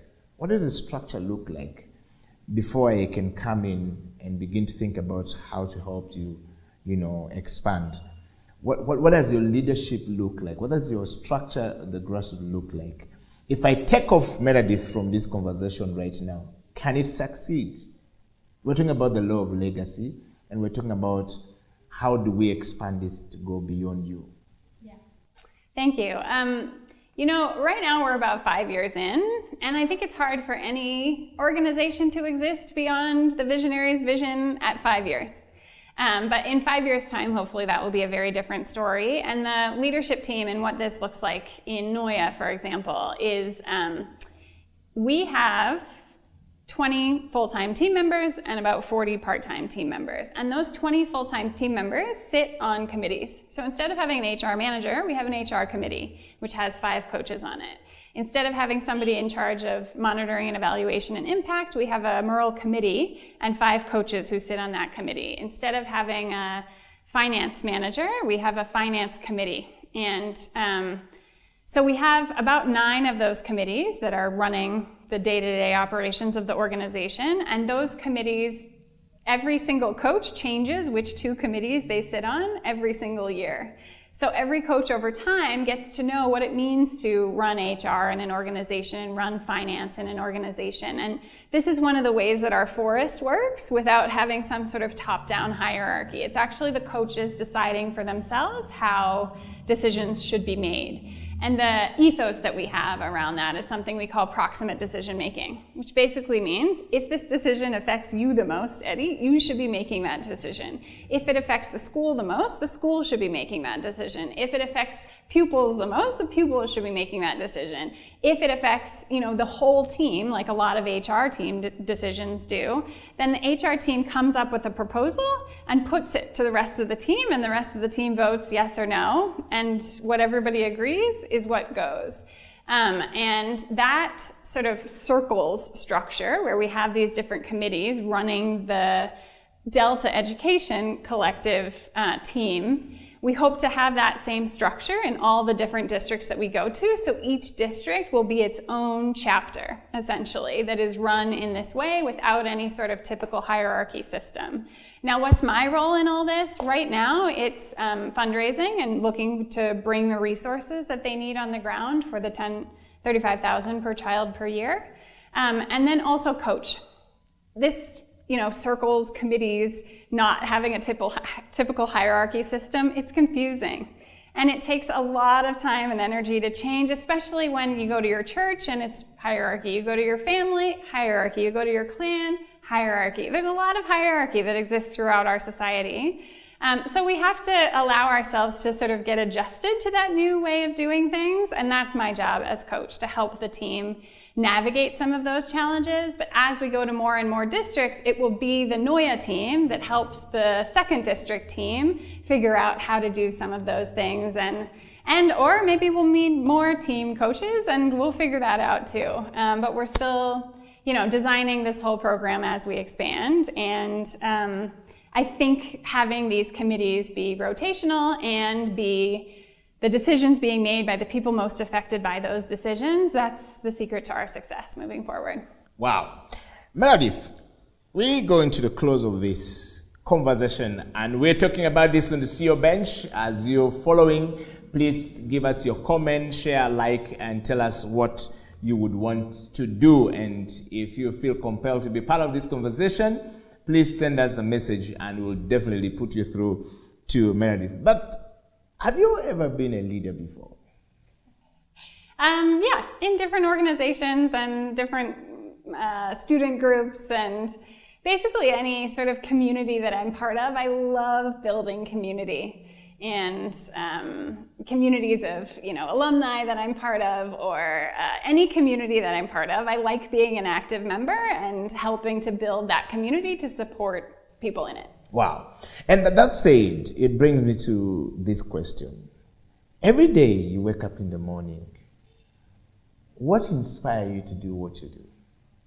Mostly when I wake up in the morning, I pinch myself, because I think a lot of us in this life are trying to figure out what it looks like to live our best life. And to me, it's having a sense of meaning and purpose, and that I am working every day with a group of people that inspire me towards a purpose that I think is the most important in the world, and uses my unique gifts and talents to help push that forward.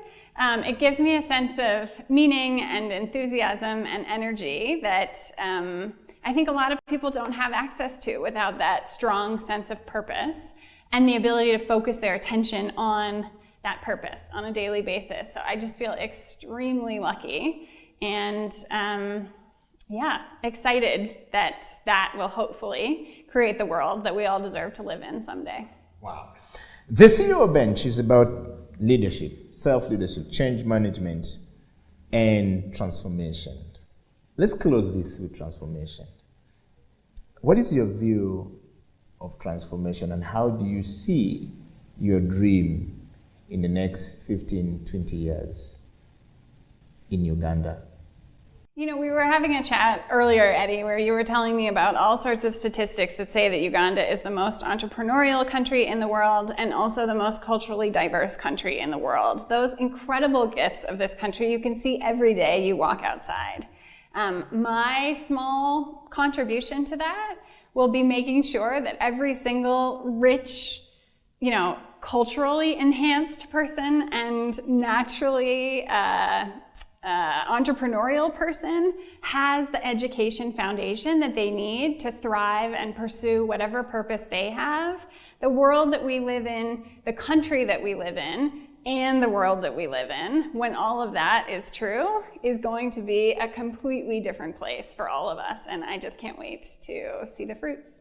And family-wise, somebody would say, you can't talk about transformation when you're not transformed yourself. How is your family life like, you as a person? And when you're working with the community in Uganda, they're more about families and they're more about, and the things you're talking about is family structures. Do you guys talk about family vision in this context, that if you're building something for your children, what do you think is motivating these communities to now say, I need to make sure that these grades that we're talking about improve from the story of being very low, bottom 5% to being now middle 25%. What do you think is motivating them? I think for most of us, it's our family and our children's future that's motivating them. I am very lucky to have a wonderful husband here who I adore. And he has 7 children, and so watching them grow and prosper and become the incredible humans that they are is a really fun process to do, but I can't take credit for that. They're just wonderful kids. And I consider Delta my baby. And I am so excited to watch Delta grow and thrive and flourish. And, my mom, who has such a great influence over me, is regularly like, so, grandkids, is that gonna happen? And I'm like, oh, Mom, but at Delta, we're working with 20,000 kids. And actually this year, it's gone up to 23,000. So you have 23,000 grandchildren. Yeah. You don't need just 1 or 2. And she's not fully convinced, but yeah, I just see this as my baby and I love watching it grow. Well, so thank you so much, Meredith, first of all, for coming. I want you to look into this camera, and if I am watching you from America, from Noya, from Western Uganda, from Eastern Uganda, from South Africa, from wherever I'm watching you from, what is that one message you will give to that one person that is watching you right now, and what would you say to them, and how can they be part of your dream? Look into the camera. So we at Delta have a motto that we go by, which is, we are the ones we have been waiting for, which is the last line of a June Jordan poem. And we can wait around for somebody else to fix this local and global education and equity challenge, or we can stand up now and do our part. If that's being an active citizen in your community in Noya or South Africa or the US or China or wherever, I challenge you to take on that challenge and start organizing your community around 5 things that will improve education in your school. If you are in a ministry of education somewhere and want to take an active interest in what's happening on the ground, I encourage you to reach out to your citizens and see what they're already doing that will make an incredible impact.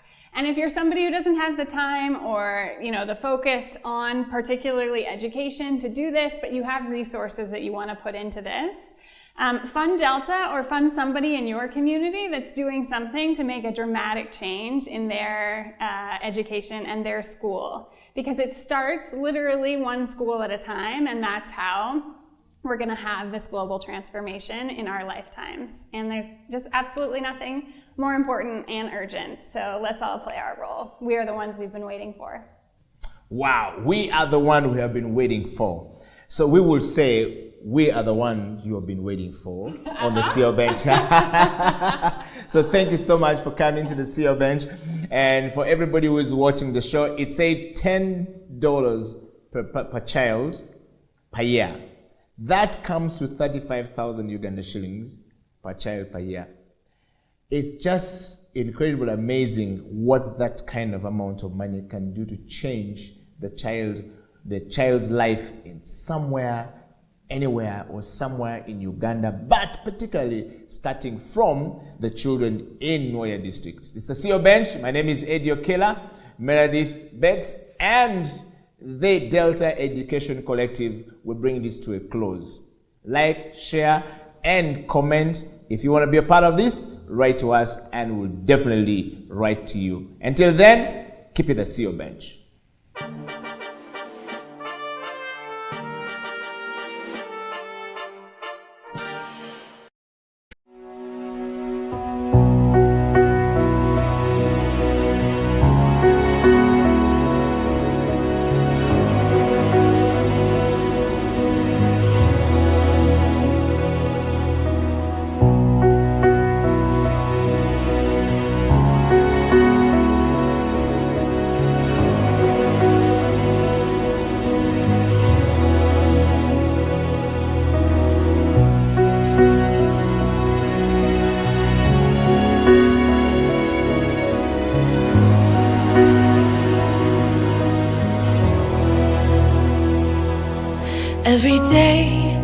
with you is magic. Say after me. Wapoyo Yesu. Say. Wapoyo Yesu. Wapoyo Yesu. Hallelujah. Hallelujah. Hallelujah. Hallelujah. Hallelujah. Amen. Amen.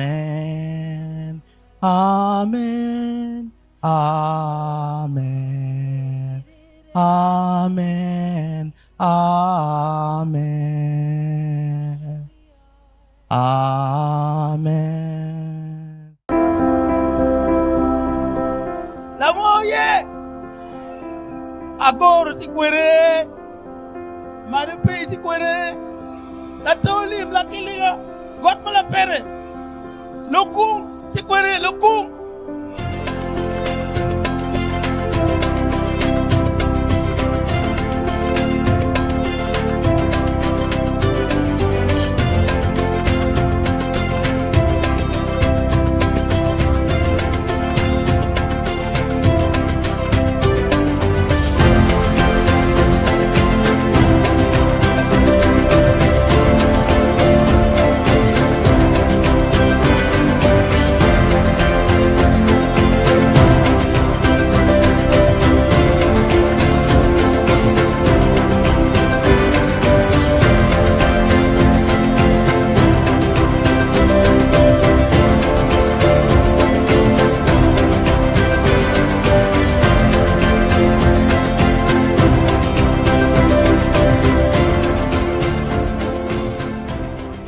Father God, the creator of universe and the creator of humankind, I want to thank you sincerely, deep in our hearts, for the gift of your son Johnson and the gift of your daughter Mama.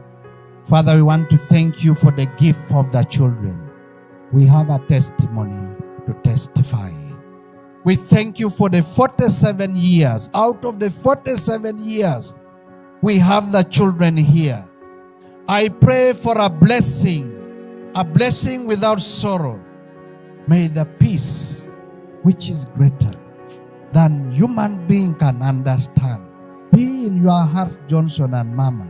Be in the hearts of the children. Be in the hearts of everybody connected to you, the family members who are standing here. And the blessing of God the Father, the Son, and the Holy Spirit rest upon your project, rest upon your success and all what you are doing, upon your travel outside and within, and rest within you and within all of us, now and forevermore.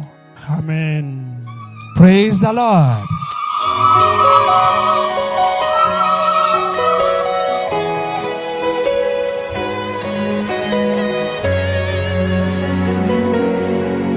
Faded wedding photograph, you and me in our first dance. Our eyes are closed, we're lost in one sweet embrace. Since those days the world has changed, but our love remains the same. God knows we've had our share of saving grace. Amor wele ma wara menina man gin ma pire tek ma mira wochu don lobo jakayot ka winye ka waro mo puonyo jowa lutino wa wen ma puonti mira nyome ki ma do nyome ka chiel gi ludiro ni mira ko winye yot gi puonj me winye ani ning igang wa kany ya chuli mon peki wargi lima ki chwala ni ene e bere la nyut ni ngate wa ko ke kany gini eni odong makakare kany ben la nyut men pe wil mo kana gino mo matiri ke ken loke dogo da loke dogo lueny kau neno gero bini hot ngara chiel no ge lo la wore in ma pe gere ni ko lingo dong dok ke mi ro tu ben ma be lok oti pe we ko kat ki de gola cher wo utiek wona rio amira wo juni mak lo ba ko bene wo ko met wo me ko ki minoti oti apoe matek be apoe wundu juba an ma chal la poñ ko ci ko lo ma dong do an la poñ ni pe lo ma poñ da poe wuntu twal ju paloga pichung kedwa paloga po wa o chel loto ko biru cha du ku meno mo ai ke nu gu dana yen ni tiki cha wen o a ho o rio pien en pe maglu duru ci ngar maglu duru Uganda ne te beri tek ba o diro chen wa ki pita no mo ne pura ngwen ken ko luoni on wen kai pa na dit me luoni captain Lorenzo do nyero me bobi ipayera ana chiel kina nyera bu ngwen maka gi logani mo nyera ti ji page bo ba no keja yo no ba tu twal wan wenga kwan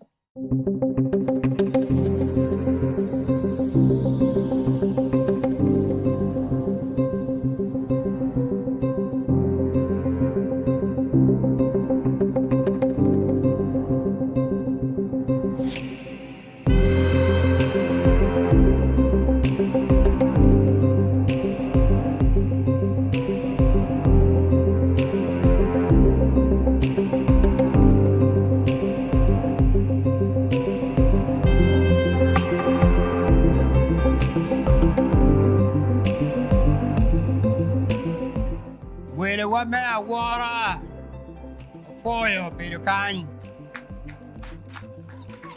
bukwa do dirario en matin wa bino pigini gin luyeyo gin pelo yeyo ke ken gitie kini ye matwaro diro got lamo ana neno kar machano porro mapek ikom lu dirarioni maomera Philip kachiel ki James guno wanu marat adada anene kare ni enuni ni ye megi lega megi kitek chwin magiti kwere wego bella chwojo winyo lega gi chitin mawa nene nyimwani tao paruor me polo poe dada berjo many ye Chamira mi poj ma ditbo tudi unyuru ni jo pa Kristo. Gin gi beri ya chiel, gin gi ribe, gin gi mare, poj de twalu dirna. Pien pol wan, neno wate yere, wan neno je machiek, ento lu diro eni neno gi tut, dog neno gi bo.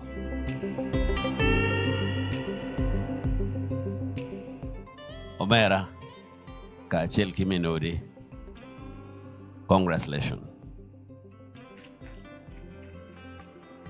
afoy ni rocho mau kiroba mimi wukwo kibero minu gum binyoro pimaka piera angwen wiabero foy matek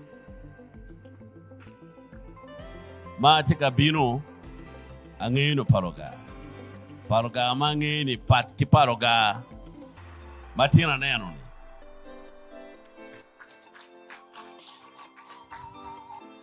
kwa metaphor Nutella Milamo district afoyo tutalomera afoyo memaro pajo kape wadon pajo wa anga gimadon iwa afoya mate karme gona chim chawa pa miduwo pongwena pa miduwo maria chero oriat kanelo tine robante mana ne lutini mana ngeni ko palatini pede obo mete ki ko lugo kaneno koman we rutina kwa ikeje ningo piu we rutin abino ipalo gaka afford the 12 what a church metegum for mera mete konya shule for mater yeah.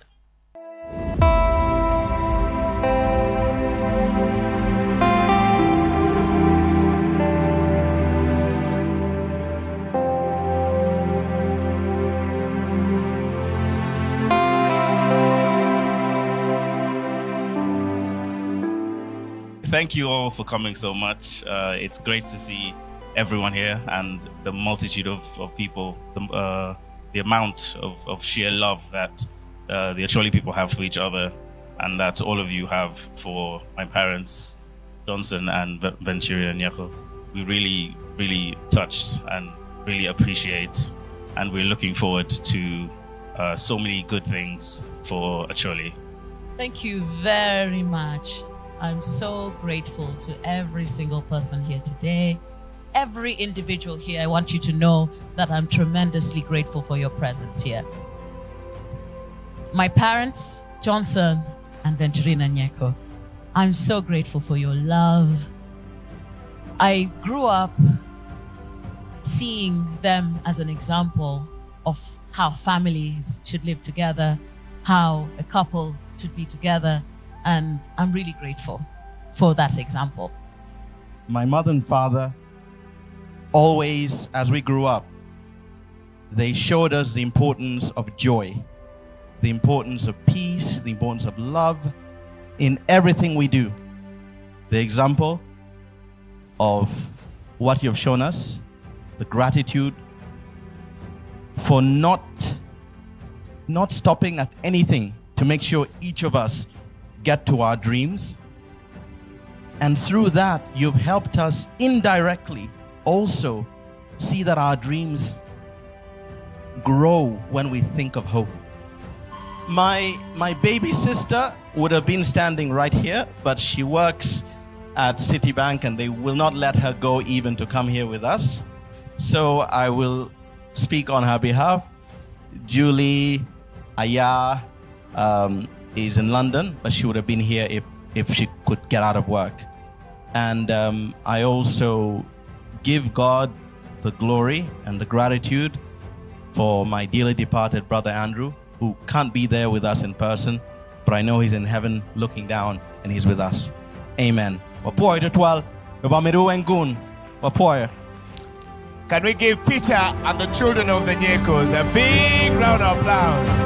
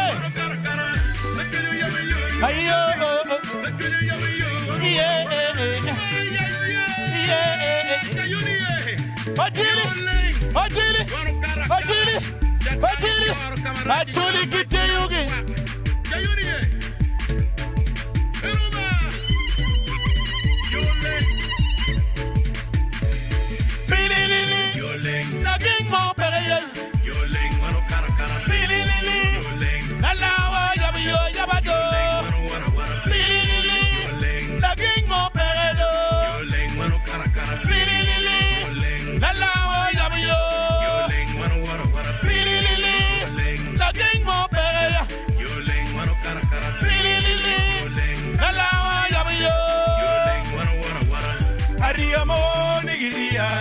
lubaye kuya. Adwara mo ni dwara, lubaye kuya. Mutero long mwani twea, lubaye kuya. Mogo wile wabili twea wa, lubaye kuya. Kaan, lubaye kwara, beitema. Awadi kaan yay, ole ye kwara, beitema. Ujoni kaan, lubaye kwara, beitema. Awadi kaan yay, ole ye kwara, beitema. Mawe, kuparo nyia kweni idwara ping. Udong ya ya, ikape kumani idwara ping. Udong da ya, uya ni nerawa. Lubaye kuya, mogo tiero kwe, pea toya. Awaji kaan, lubaye kwara, beitema. Ujoni kaan, olaye kwara, beitema. Ayo pililili, naging mo peredo. Yoleng maro karakara. Pililili, nalawa yabayo yabado.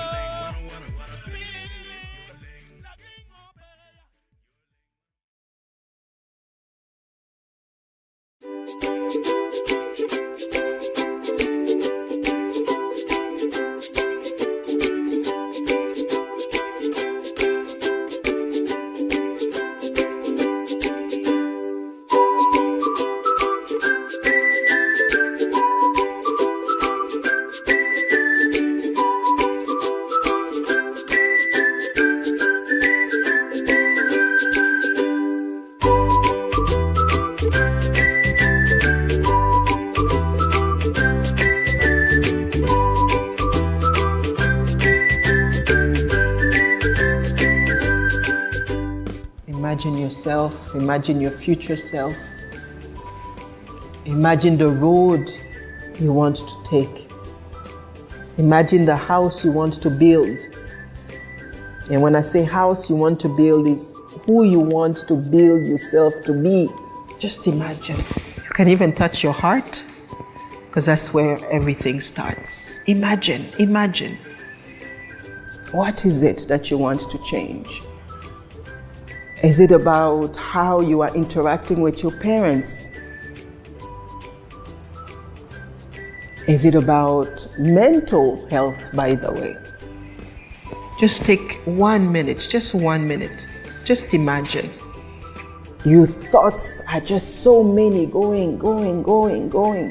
I'm not good enough. I'm not smart enough. I'm not, so many ways you talk to yourself. And you become your worst enemy. In the beginning, it might be hard because you are used to just coming off your bed and you say, you know what, I'm not feeling good. I'm not feeling good. You speak things to yourself. But you have the power, by the way. Just imagine.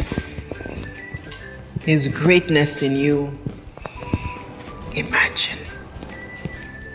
Do you feel you don't matter? Maybe you're the last child in your family and you feel you don't matter. You don't have a voice. But you do. You are someone of potential, someone of worth. When we talk about mindset, we're saying, how do we see ourselves and how do we see the world?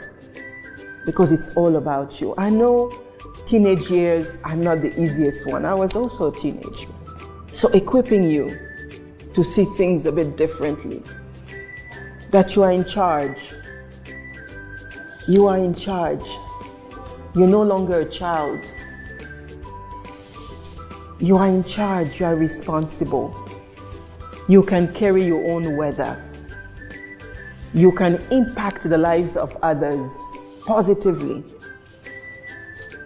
You can be a happy person, by the way. Many people think as a teen, I have to be so grumpy.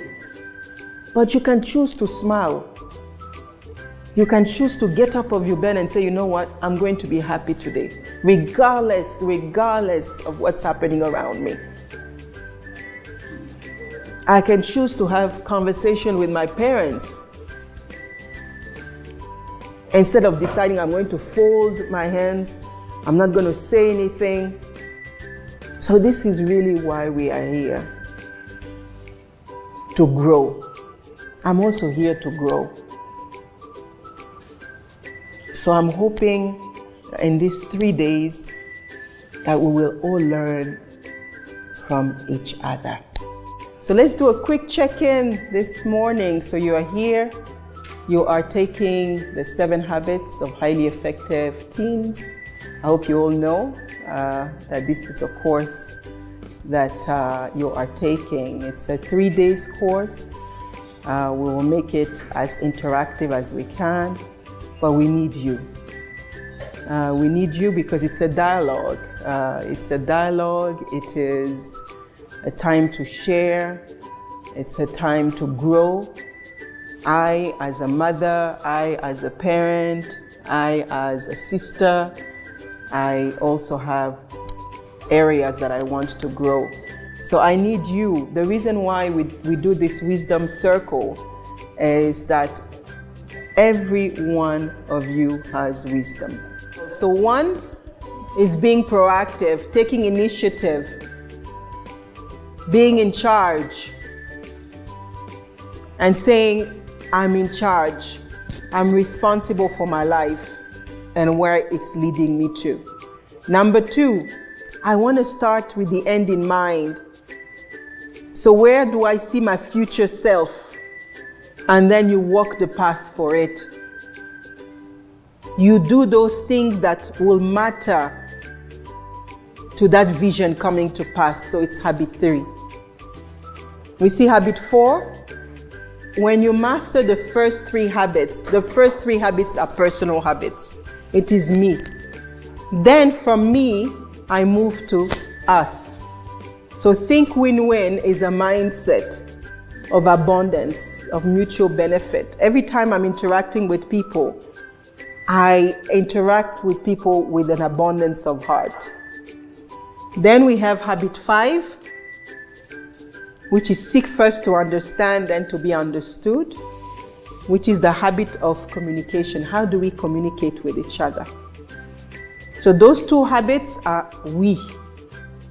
And then the 6th habit, which is the habit of creative cooperation or collaboration, that habit is now, it is we.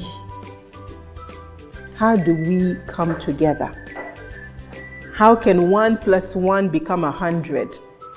So through creativity, through abundance of heart, remember you have to come with an abundance of heart. How do I, when I come with you, I come to work with you, I synergize, I do something even better than what I thought I could do on my own. And then 7 is the habit of renewal. When you work hard, when you manage your time well, when you take initiative, what can you do to renew your body, your heart, your mind? All those things that we do as individuals creatively to resource ourselves. Do we read? Do we walk in nature? Do we speak with friends? Do we connect with others? Do we laugh more? How do we laugh more? Because the more we laugh, the more we connect, we're actually nourishing our souls. You need to begin with the end in mind. You have to be able to put first things first. You have to be able to think win-win. You can't work with a friend if you can't have a think win-win attitude. No.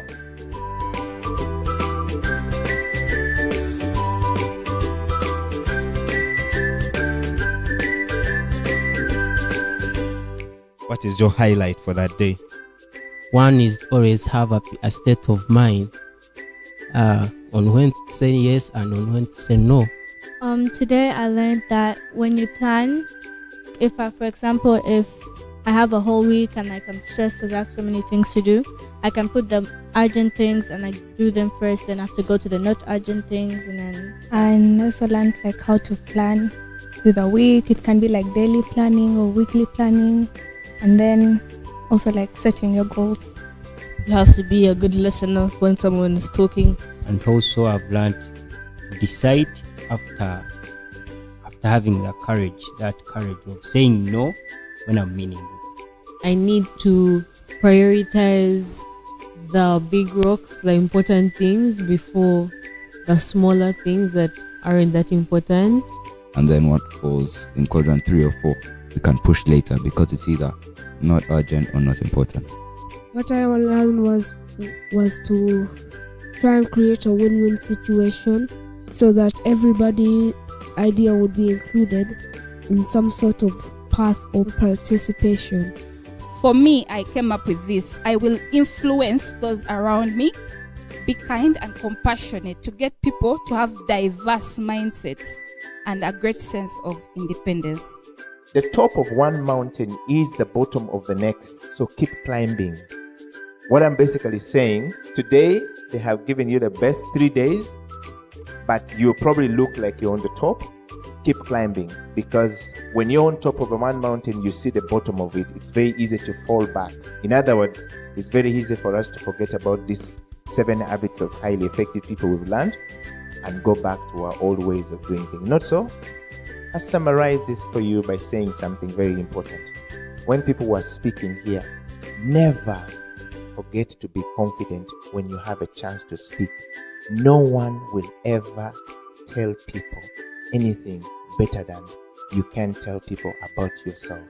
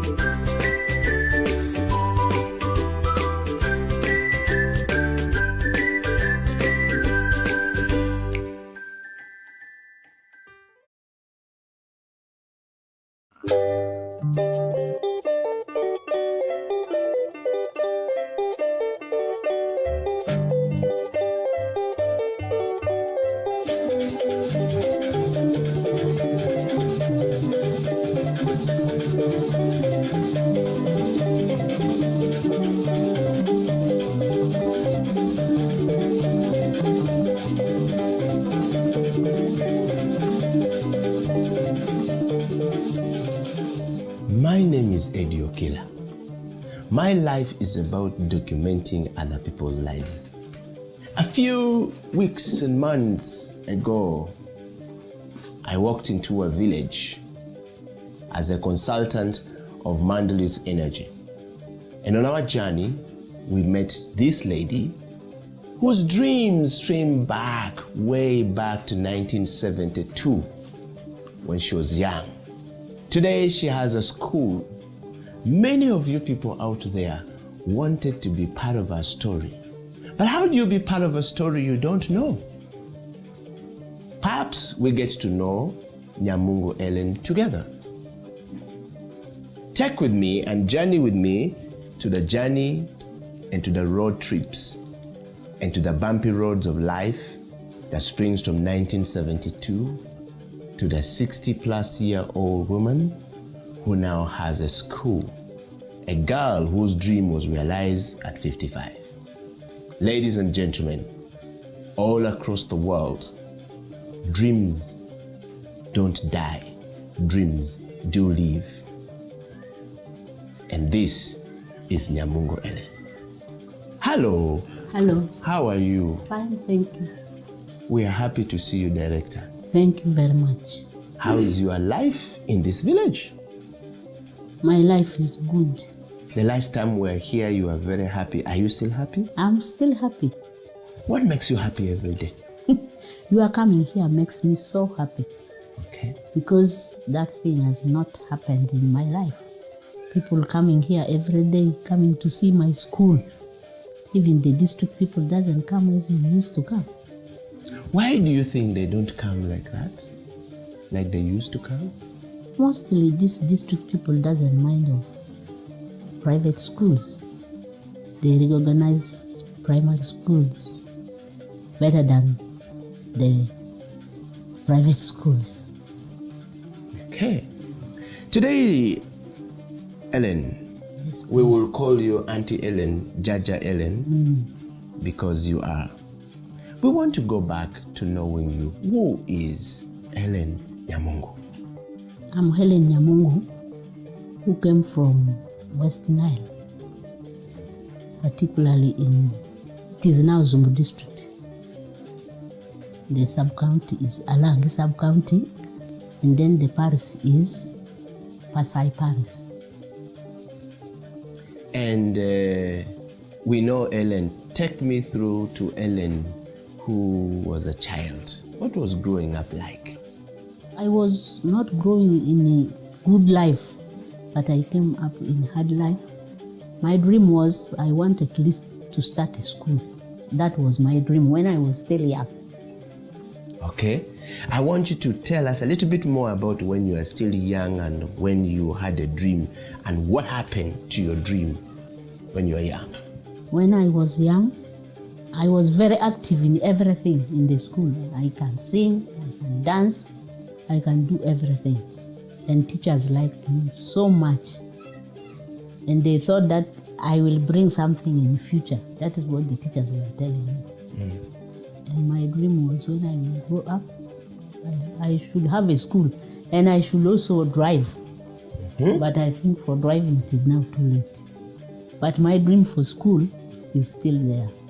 Why do you say your dream for driving is dead when the dream for school is still alive? I'm now very old.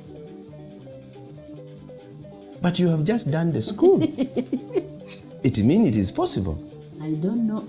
If God wishes, maybe it can be possible. So you are in school and teachers like you so much, or they liked you so much. Yes. And when you were young, let's talk about the school life. You ended up somewhere from Zombo to Lira, from Lira to Oyam, from Oyam now in Noya district. One would wonder, what is Nyamungo Ellen looking for? When I finished P7, I put my first choice in Town College. Then I got second grade. By then they were just grading the total, not the aggregate. I got 155 when I was in second grade. Then I went to Town College. They admitted me. I stayed there for 1 year. The second year, there was a war of this Tanzania. One of the war of Tanzania. You're talking about the 1972 Idi Amin war? Yes. Ah, okay. When they were chasing Idi Amin. Yes. How old were you? I was even big, but I cannot remember the year. Okay. Continue. Then from there, things were worse.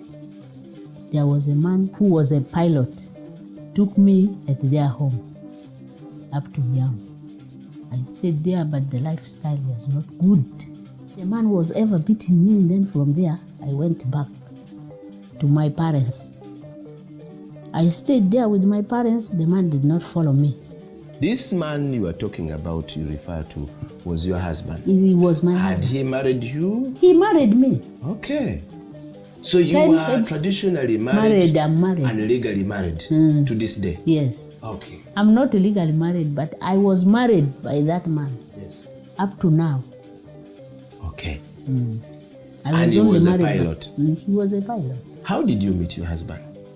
I met him in Lira Town when I was in Lira College. I went back to my parents in Western Isle because the man was beating me so seriously. Then from there I stayed for almost 10 years with my parents. The man did not follow me, but I heard that the man was dead. I went there to see the burial place, and I got that he was dead. He was dead. It was truly. I have one daughter with him, yes. The girl is married in Koboko by a certain Kakwama.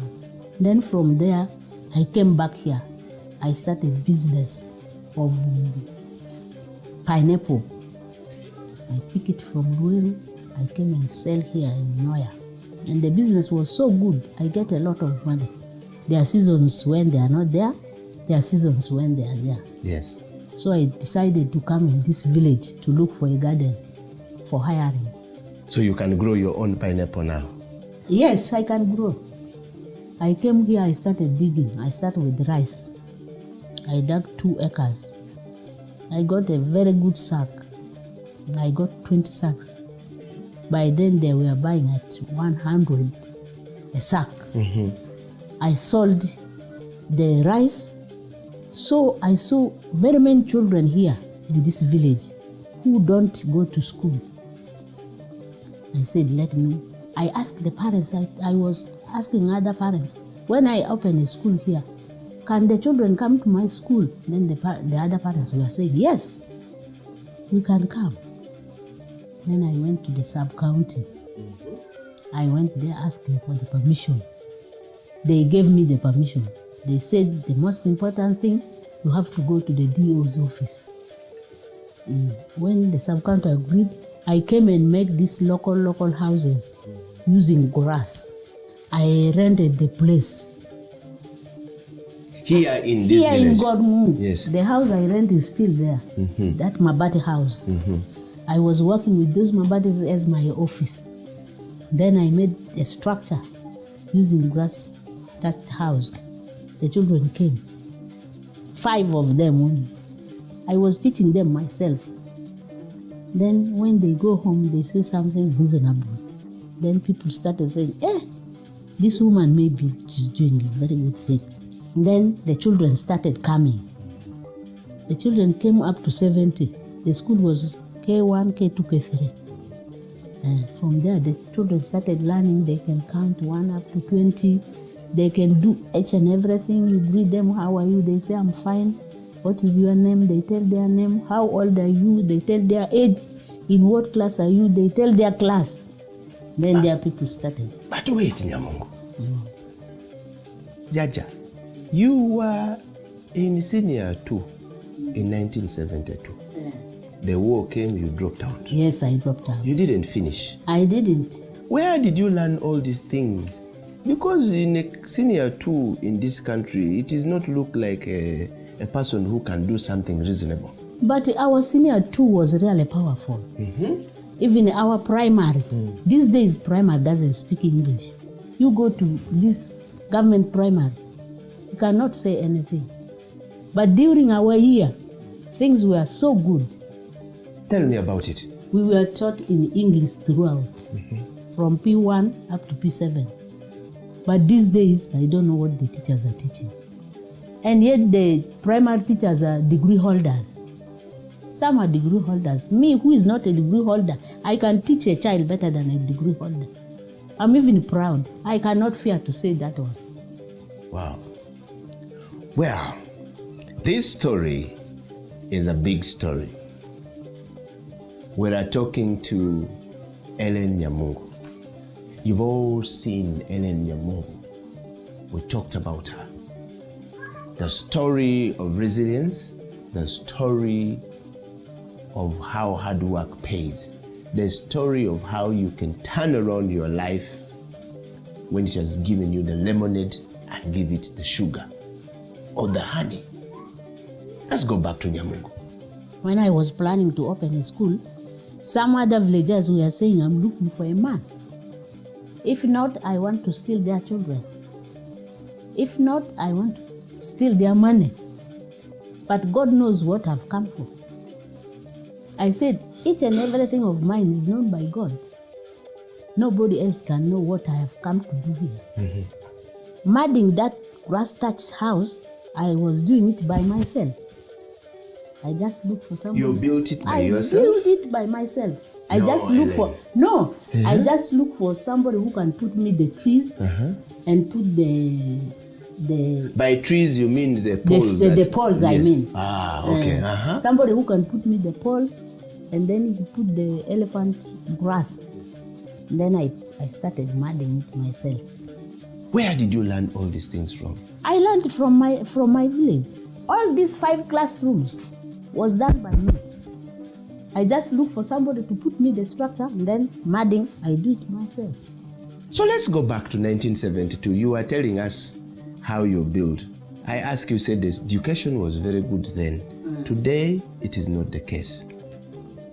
And you talked about your husband being a pilot. Was he also affected by the war? Do you think he was beating you because life was difficult? Or what happened to him? Why do you think he changed? That was his lifestyle. When I went to him, I got that he has left 3 women. So I was the 4th. If those ones can go, what of me? I also left. So, we are now talking about the school which is leaving. 10 years down the road, the school is here. Senior 2 dropout has built a school. Tell us about your dream, more about your dream and what happened and how you feel today. My dream, as I told you, was just I will have a school in future. That was my dream. I will bring the teachers who are educated, who are teachers from colleges. Why very much education? Why did you want to build a school I so want much? education so much. Why? For you here, you're educated. That is why you came here. You think somebody who is not educated can come here among you? Tell us, we don't know. Even last time I told Stefania, she asked me, Madam, why are you so much involved in education? I said, education has brought you from America up to here. If she were not to be educated, she would have not come here. That is very true. So, and I want my children to be educated, my grandchildren. When we talk about this, Ellen, we want to just go to that moment where you say you love education so much because education gives people enlightenment, and when people are enlightened, they are able to move. Your dream almost died in 1972. 10 years ago, you woke your dream up and you're living today. What reminded you so much about your dream when you are 50 years old to start it? I was talking that at least I should do something before I die. And selling of pineapple, what happened? I was looking for money to open a school when I was selling pineapple. And I did it. Did you ever grow pineapple when you came here? I haven't. You said you planted rice. Where I got the money. Would you say that the rice that you planted was better than the pineapple that started? The rice was not better than pineapple, but this land here is different from that land of Luel. When you plant pineapple, it cannot come here as well as the one of Luel. And for the pineapple, you should get the suckers. Then you plant the suckers. Let us go to the story of the school many years down the road. Parents doubting you, parents telling you, and people saying, no, she has come here to look for her husband. She has come here to steal from us or to grab our land. Today, do they still look at you the same way? Some are still looking at me in the same way. And some really appreciate with me. Where do you see your life, Nyamungo, from today? We wrote some questions down here. Who is Nyamungo Ellen? Why did you come to this area? I came to this area as a farmer. That is why I said I dug, I got 20 sacks of rice. And you sold? And I sold. Okay. And it brought me where to open a school. Okay. I think this is number 3. So number 3, what were you doing before you started this school? I was selling pineapple. You were selling pineapple? Do you think you've answered that question? Yes. Anything more you want to say? No, about that? Yes. Okay. Let us go to question number 4. What really inspired you to start all this? I know we've talked about it. Inspired. The word inspired means something that gave you the hope to start. Something that was driving you, that keeps driving you to do this thing. That thing which was driving me, I got very many children in this village who just at home, they also abandoned. The parents doesn't know where to take them. That is why that thing brought me to open a school. Okay. Your school is very near the government school. And it is a private school started by senior 2 dropout from school, which will always be your dent, because technically they will expect you to go through the school and you go to teachers college, teachers training college, then you come, then they say Nyamungo qualifies to start the school. But right now, they will always say she dropped out, but she started the school, she's successful. If you had failed, they will say Nyamungo has failed.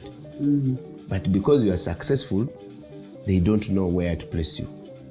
I want you to tell us, what does that make you feel like?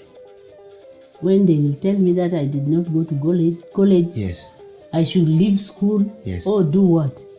But the school is still there. If they say I did not go to college, I always get the teachers from the college. For me, I'm just a director. Yes. I'm somebody who has brought something and bring those who are educated to work in it. As if somebody who opens a drug shop and that person brings a doctor or a nurse for the work. Where do you get all this knowledge and wisdom from, Ellen? Mostly from my parents. Then the school added more knowledge on me. Can you tell us a little bit more about your parents as we now come to the close of this interview? My father was a road overseer. I don't know whether you know. Overseer, road inspector. Yes. My father. Back then they used to call them the road overseer. Yes. Now they are called the road inspectors. Yes. My father was a road overseer. Mm-hmm. He also fought in the Second World War. Your father fought in the Second World War? Yes. Did your father also fight in the Second World War, if you are watching this interview? If he did he raise a girl like Yamungu, who is changing the world today? We've heard of the stories of those who fought in the World War, but we don't know how. Are you aware of what happened? Did your father ever tell you what happened? He did not tell me, but he told me that they went and fought for Second World War. But what happened there, he did not tell me. What about your mother? My mother was just a poor lady. She even doesn't go to school. She told me that their father was telling me that ladies should not go to school. But most of the brothers were educated. What does that make you feel like today? That your mother didn't go to school because the tradition then stated that ladies or women or girls should stay home and get married. I even went and asked my grandfather. Said there was no money. But my mother doesn't know anything. But we were the one teaching her English. She can say too late, spare part. When you come late, she said there's spare part of food there, you go and eat. And so you will have the spare part of food. Then I go and get the spare part of food that you eat. And I eat. Is your mother still living? No, my mother is dead and my father is also dead. Yes. We want to know from you. Years have come and have passed. How old are you and what is your experience? What kind of experience has life taught you that you can share with us now that you run this school? I'm 62 years old. I was born in 1961. The experience which taught me is education, not any other thing. My parents taught me, then education added more experience than my father's experience and my mother. Life journey experience as Ellen, the things you have been through in life, how you have learned from them, and what are these experiences if you are applying them in this school today? There are very many things I've experienced in this world. I suffered a lot when I come to open this school. Very many things happened in my life. I was renting. Even the owners of the house can't come. You get out from my house. And yet I was paying. But now at least I have my own land. I'm now free. You bought the land? I bought it. How big is your land that you have a dream of building a serious school? My land is half acre. Starting from behind here up to the main road. Do you have plans to expand this? Yes, I have. Tell me about your plan to expand this. I want to expand the school. The school should reach up to senior 4. That's my plan. These P7s who will sit here, I just take them here in my school, not to go anywhere. That is my plan. Why would you want to keep them here? Do you have a plan? Do you see any danger? Or you want them to continue? I want them to continue here. Tell us a little bit more about why you want them to continue here. So that the government know who my school is. Because without getting first grade or second grade, the government doesn't know you. After getting first graders or 2, 3, they come immediately. Wow. Well, we are talking to Ellen Nyamungo. That's the first episode of Ellen Nyamungo, the lady who received power from Mandulis Energy up in Gotmu in Noya district. In this episode, we talk to Ellen about her experience, her life, and where she's come from. The story leading to the school. We will be continuing with Ellen on the story of how the school received the light. Ellen, the first time you met Mandulis, what happened? The first time I met Mandulis, they called for us for the meeting. We went, they said they are going to bring light. We cannot believe. Is these people telling the truth or they are deceiving us? We shall see. We waited and waited and waited. And then Mandulis came with the poles, with everything, bringing each and everything for us. We are now happy. I want to thank Mandulis very much for what they have done. That is why my children, I teach them about Mandulis. They made a rhyme yesterday, I think you heard. What do you want Mandulis to do for you besides the light? Or anybody who is out there, what do you want them to do for you, for this dream of yours? I want them to add for me more classrooms, if they can. But they should not also get tired with me that this madam is ever disturbing us. What about those well-wishers who will see your story? What would you want to tell them? I have made a pit latrine. Even building that pit latrine is fitting me. Up to now, I'm talking. The parents have brought their children, but without school fees. Some only brought the registration fee. But there are very many children, there are almost 140. So, if they don't pay school fees, doesn't your dream die? My dream can die if they don't pay. So what are you going to do? There's nothing I can do. There has to be some ways for you to go beyond them not paying school fees. What are your plans on how to sustain the school? I will just call them. Last year, they left a credit of 800, which was not paid up to now. And they have brought the children again. Some used to pay. There are some who pays.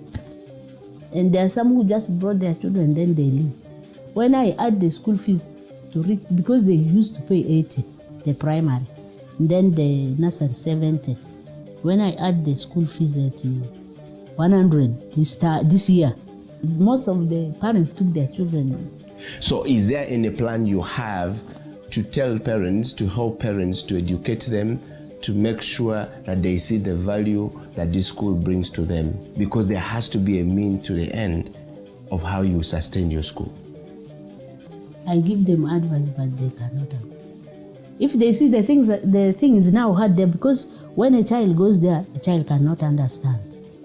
Then they will start to bring the child back here. That is what they do. And what do you tell them when they come back? When they bring me money, I welcome. And when they don't bring you money, what happens? When they don't bring, they take to primary school. But it has failed in that primary school and they are now coming back to you. That is why there's nobody who is educated here. Because the parents are not serious. They just go up, down, up, down. They are confused that there's no money. You see, the bad thing in this place, what I see, they are used to free things. They want free things so much. As Mandule was brought there, they thought that thing will be free forever. And when you will tell them to start to pay, they will just leave it. They will not pay. You will also witness. When you bring something for paying. People want things for free. People want things. Why do you think the people in this community, or most of them, want things for free, having been settled here for some time? They say that it is because of the war. Okay. That is what they say. When the government is bringing something for them, the thing should be free. And we have a happy center. I think you know what a happy center is.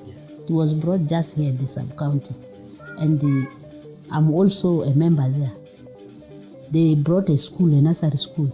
They also want that nursery school to be free. That is the epicenter and the strategy development that we see the sign leading to this Yes, exactly. Okay. They want that thing also to be free. What would be your advice to anybody who is watching this video, whether parents here or outside? What would be your advice to them? If there is a well-wisher, let them come and help me where I am. If they have that heart, because they have seen everything. I think they have seen everything. They have seen me. Everything is out. Okay. Well, thank you so much. This interview has come to an end. This is Ellen Nyamungu, the lady who runs the community school she started in Gotungo in Noya district. The second series of this will be powered by Manduli's energy on documenting on how we can get this school helped and how we can get people to come here and help this lady build the school to help the children who live in this community. My name is Eddie Okela. My job is documenting people's lives and thinking for people. Do you have a story? We will come.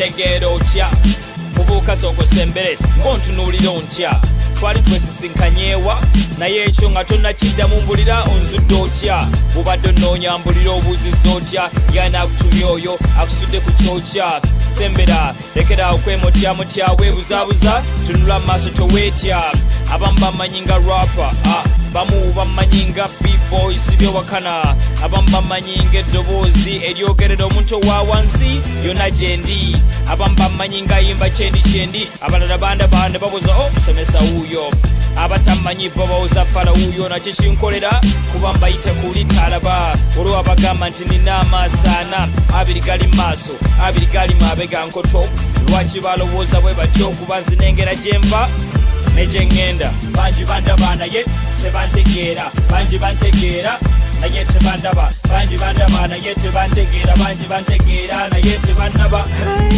banji bandaba naye tebantegeera banji bantegeera naye tebandaba banji bandaba naye tebantegeera banji bantegeera naye tebandaba abafere bantya bwe bandaba bo tebaddamu kucacyankya bakirako bingubiridde mu kyenkya anti ndi mubufu obukodyo nina nkuyanja bategera waggulu nempita wansi ne banteega ku kkono nempita ku ddyo mbaleka basembye kya bulijjo obukodyo bwe gaba mazzi ewange yeewali ensulo ewange gyensulo olumu onoonya n'ombula olumu nsula nkola olumu nsiba ntabaalira ekumpi n'ewala sinti mbeewala mirimu gyenkola gyanfula naddalabika ninga mazzi ga nsuwa banji bandaba naye tebantegeera banji bantegeera naye tebandaba banji bandaba naye tebantegeera banji bantegeera naye tebandaba banji bandaba naye tebantegeera banji bantegeera naye tebandaba banji bandaba naye tebantegeera banji bantegeera naye tebandaba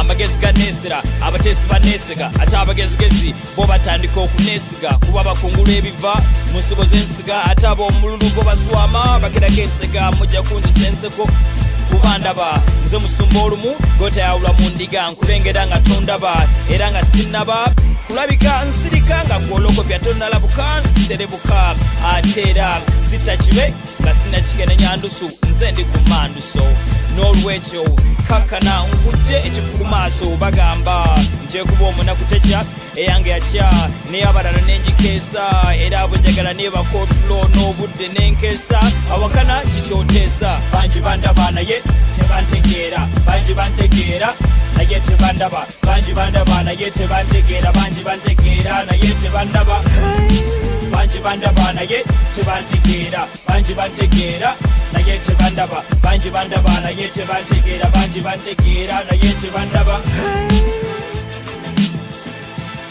Abrams Techa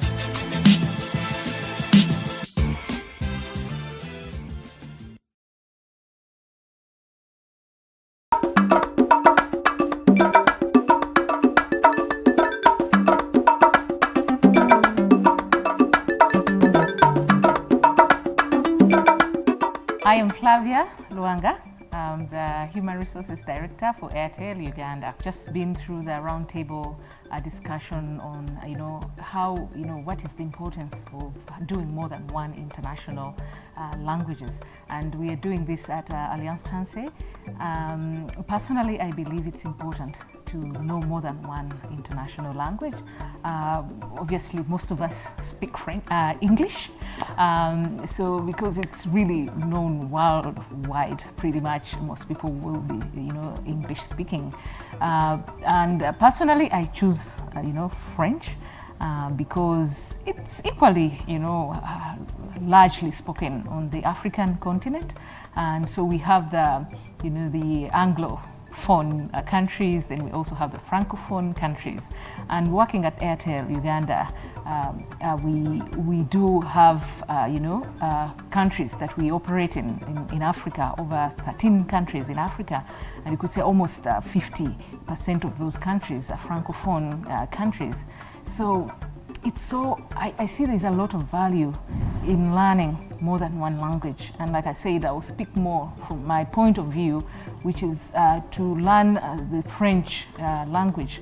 And, at a point, we go to a situation where, the different countries would always reach out to each other to get talent for specific roles in their countries.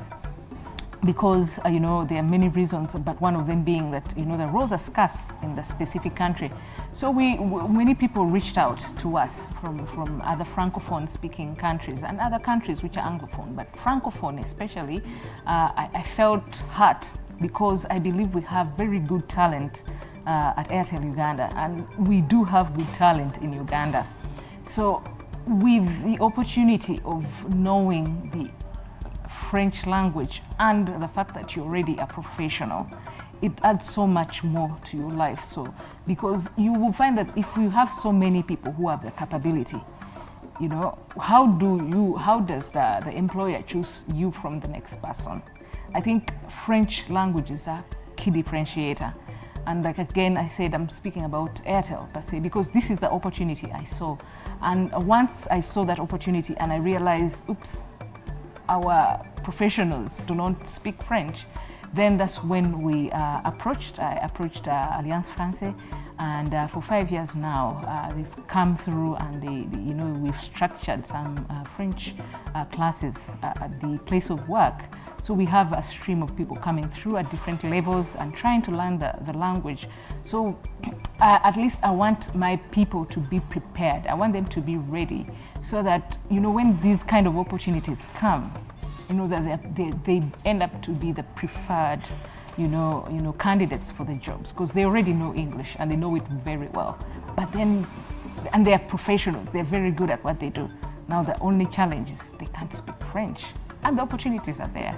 And I've sent some of my people to the French-speaking countries, but the ones where I've been able to send them are the ones where, there's at least a balance of both French and English. So I've been able to send people to Seychelles.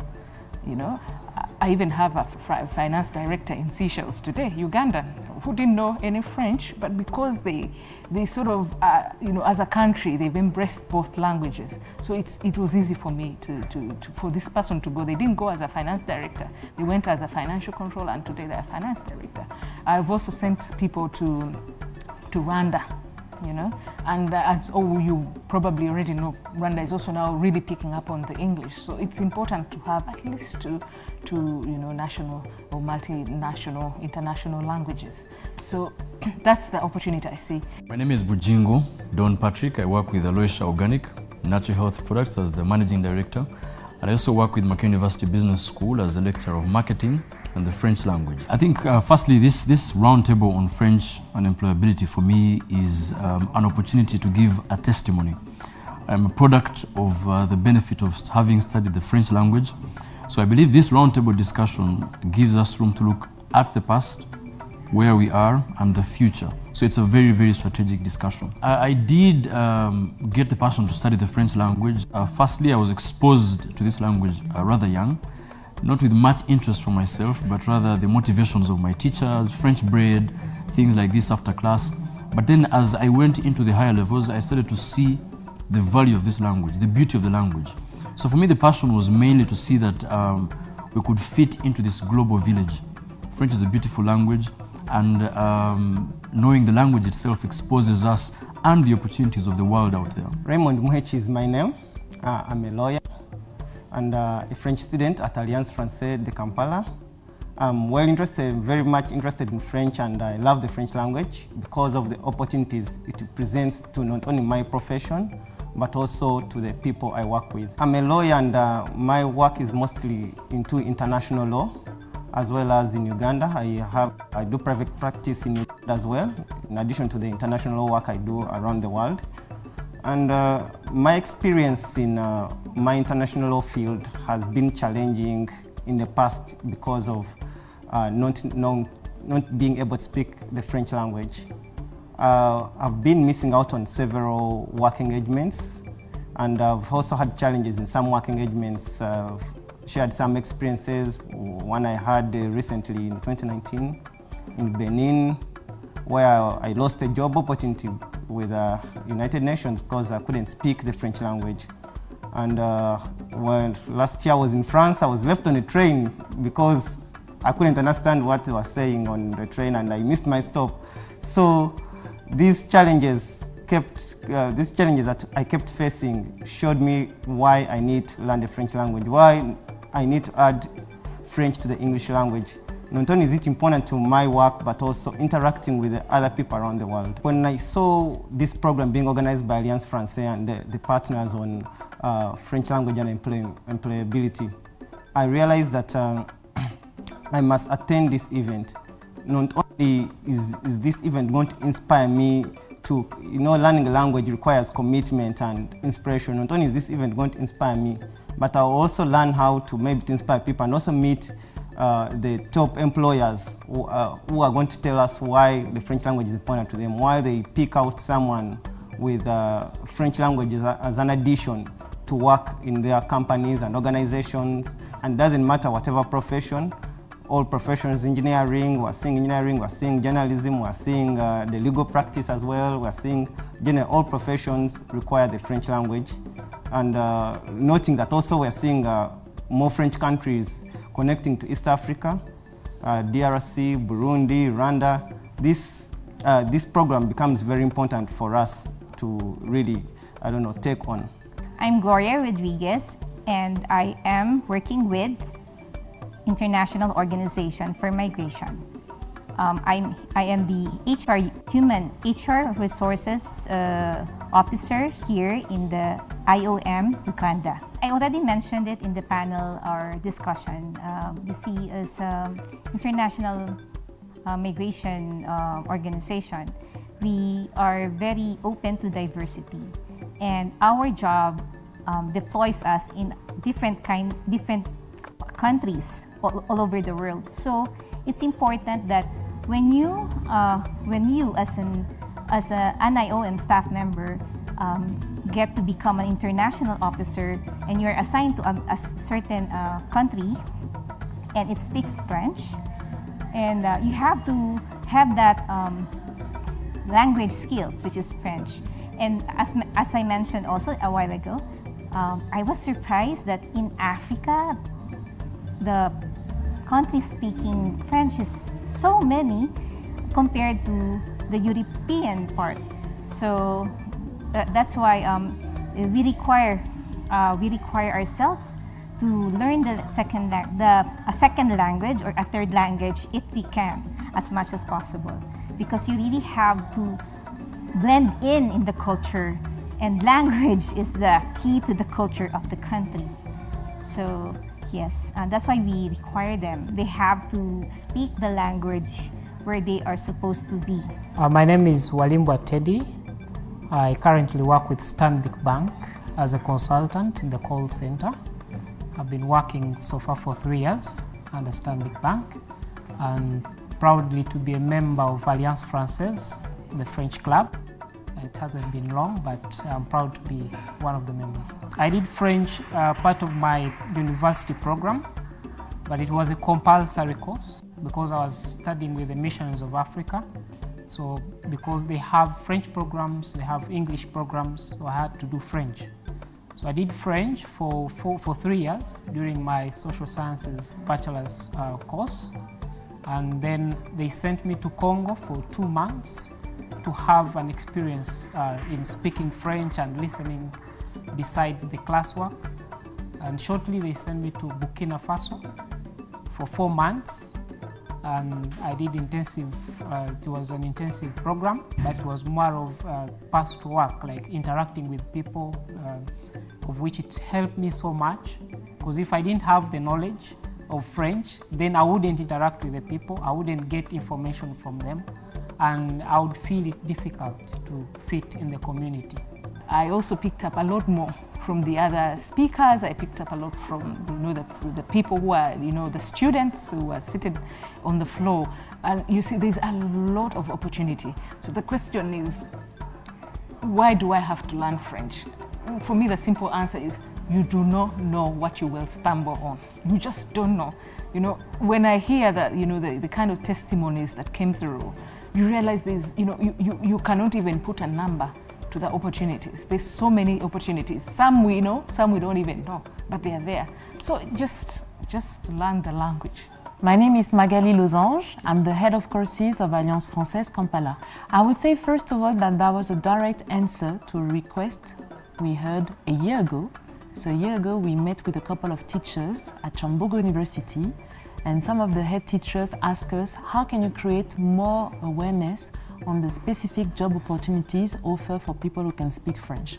We thought about it. We realized that instead of having French teachers telling them the full story, it would be better for us to meet employers and employees who are already living this idea that with French, you have access to more job opportunities. So this conference was an opportunity to listen directly from the people who hire people speaking French, but also from the people who already speak French and are using this skill for their professional career. Yes, I think the French language has come in fundamental for me as primarily as a French teacher, being a lecturer of the French language in Macquarie University Business School, and also being a marketing lecturer. Now, this helps me fuse the experience that I've seen in the French world, because I had a chance to do my master's in France, in one of the top cosmetics brands in the entire world, called L'Oreal. And for me, this was an experience to see the marketing angle at a global perspective. And at the end of the day, I picked this experience to share with my students. And how this also now taps into Aloysia Organic is that we want to tap into this global market. How will you tap into the French market when you do not have any chance to speak the French language, for example? So meaning our products can be able to reach the French-speaking community, the Francophone community in Africa, and this is the future really. Today, this language is becoming an official language in the East African community. I'll speak, yes, from a human resource, but there's also a business angle that I picked up here. And I was like, okay, this is something I'd never thought about. From a human resource perspective, obviously, like I said, I've seen so many advertisements from the time I started, looking out for a job when I just left university. There's so many adverts I've read, and they say French is an added advantage. Je m'appelle Raymond Muhechi. Je suis avocat international ici à Kampala. Aujourd'hui, prendre employability en langue française. pour prendre langue française, practice. I would like to think that the students realize that there are so many opportunities. Usually we think about the most obvious ones, such as, of course, French teachers, translators, but they realize that the French can be this little extra touch. So as long as you have a specific education, French will open more doors for you, but it can come along with so many different skills, and it can be used in so many different sectors. So the main goal of this gathering was to inspire and to put a light on all the different opportunities. From the HR managers, I hope what they realize is that there are already a lot of people who can speak French in Uganda. And on my side, the idea was, okay, how can we do more moving forward? Je m'appelle Flavia Luanga. Je suis une étudiante de langue française depuis 5 ans. Je suis apprendre avec l'Alliance française, mais je parle un peu de la langue française parce que je suis très occupée avec mon travail. I'm Flavia Luanga. I'm a student of the French language. I study at Alliance française. I speak very little of the language because I am too occupied with my job. So I intend to start taking up, classes, online classes. I intend to read French written books, and I want to also get into the videos, do movies, simple movies. And then I also want to join the French club here at Alliance Française. So we were sharing quite a bit with Magali and the director on some of the things they could do, given my experience with, someone who's been loving the language and learning the language. So I shared with him some of the few ideas I had that could probably help, people like myself. My name is Guy Maza, and I'm the manager of this research center of Alliance Française, which is also called Library, which happened to be the biggest resources center with French and Francophone resources. From when I attended this talk and thoughts, I was very impressed because we had so many people, they came.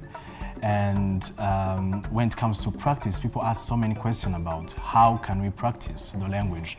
And as the manager of Resources Center of Alliance Française, I could relate to those questions because I've been asked so many times by students and also members who want to have opportunities to practice the language.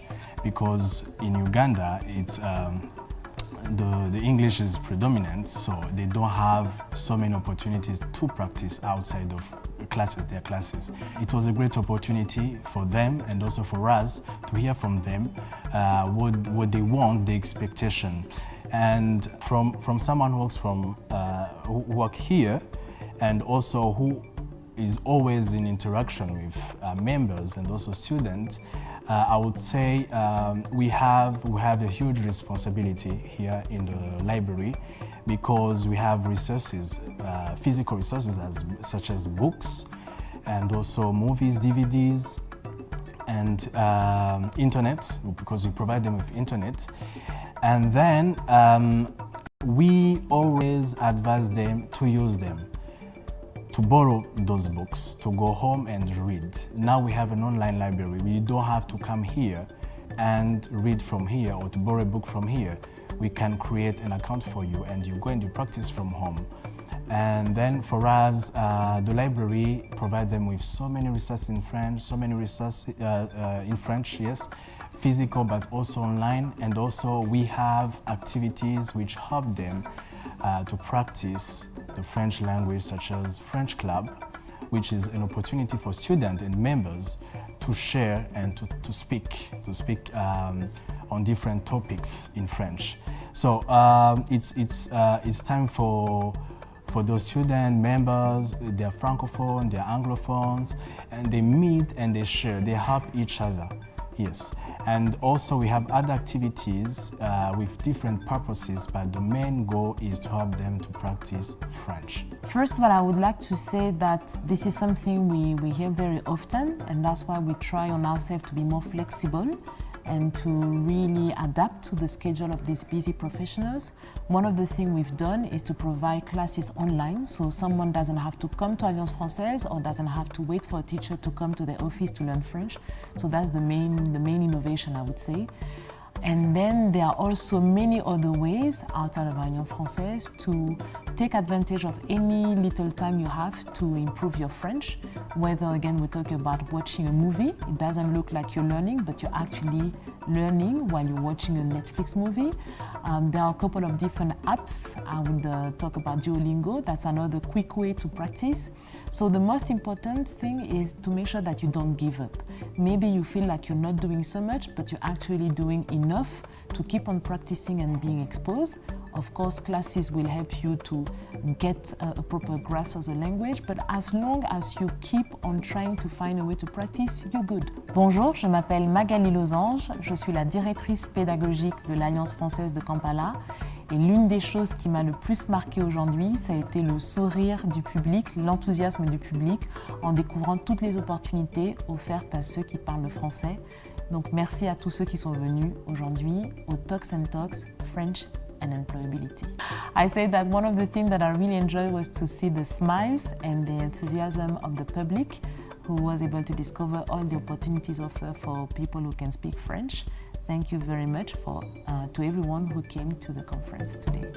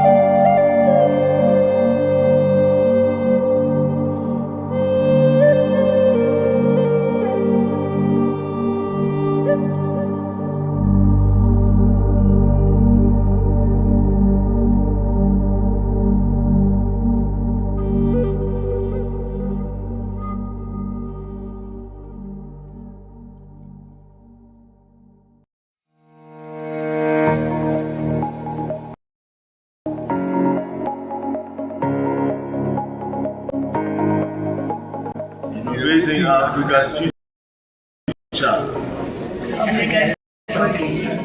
When we first started the summit, the first day was they taught us about UI UX design. That's something you never do at campus unless otherwise. So the project we're working on is designing a UI and a UX of a USSD application. And that would help users always to get current market prices. So that is what we have been doing and what we look forward to enrolling it shortly after this summit. I've been able to collaborate with different developers and learn more that I'll integrate it in my journey as a junior developer. It has really been so amazing, and me taking part on the very first event has really been so great. So it has been so amazing, and I'm glad I was part of it.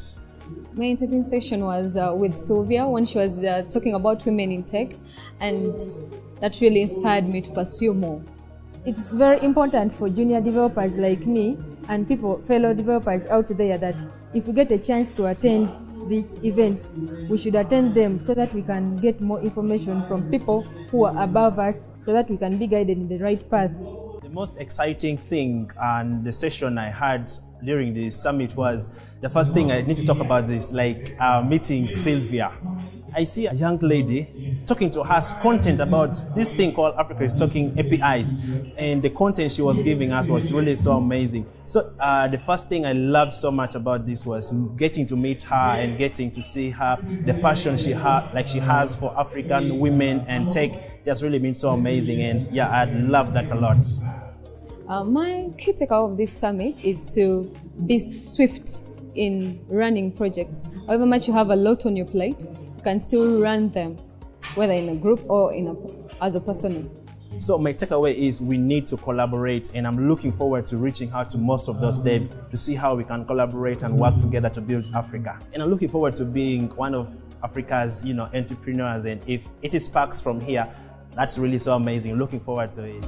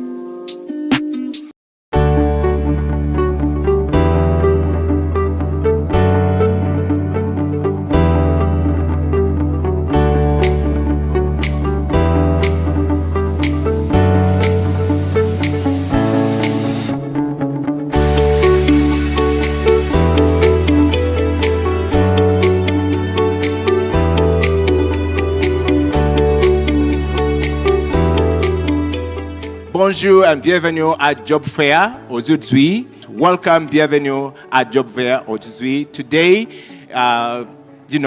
aujourd'hui c'est le day for speaking French, so make sure you speak some French before you go.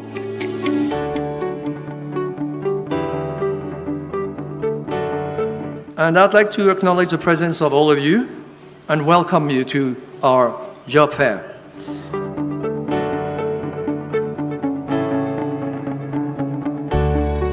Bonjour à tous. I'm called Elvis Bejuka, and I'm glad to be here. I would really like to thank the young graduates here and all those looking for jobs for coming to this fair. And I also like to thank whoever organized it, the French companies for being here. It's really great. And I take the opportunity already to thank all the organization from Alliance Française, from Campus France, from the CAC, so all my dear colleagues, French colleagues, that have managed to organize this event, and Total Energy is very proud to be part of this event.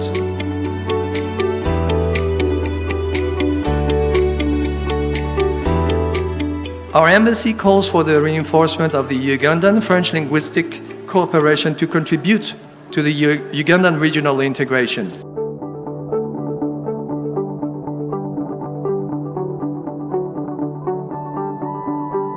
My name is Mary Nambi. I work with NG Energy Access as a human resource business partner. I'm happy to be here seeing young people that are aspiring to join the different fields and that are starting their career. Others are in the mid-level of their career. So I welcome you all to the first edition of the Job Fair, which we hope is not going to be the last, and I know it won't be. The aim of this event is to bring together Ugandan students and young workers with French and international companies. The need to bring together French and employability in Uganda in this event is due to the fact that French has become an official language in the East African community.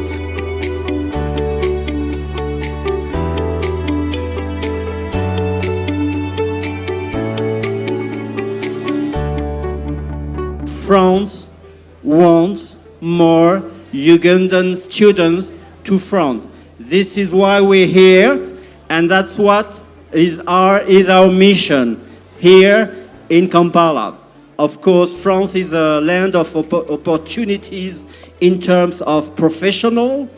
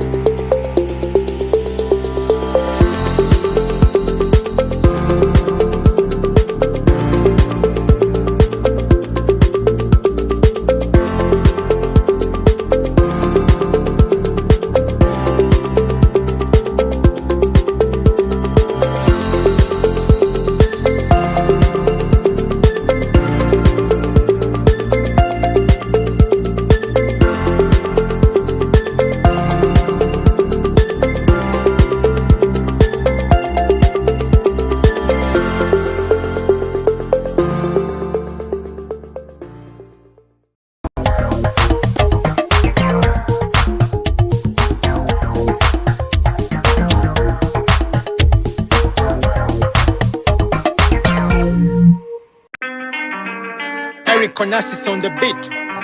Sylvester Kabombo. Yeah. Amalala gakube kigwo. Amalala gakube kigwo.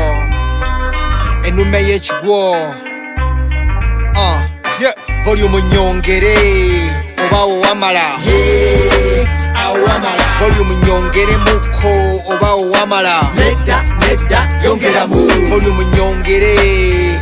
Oba owamala.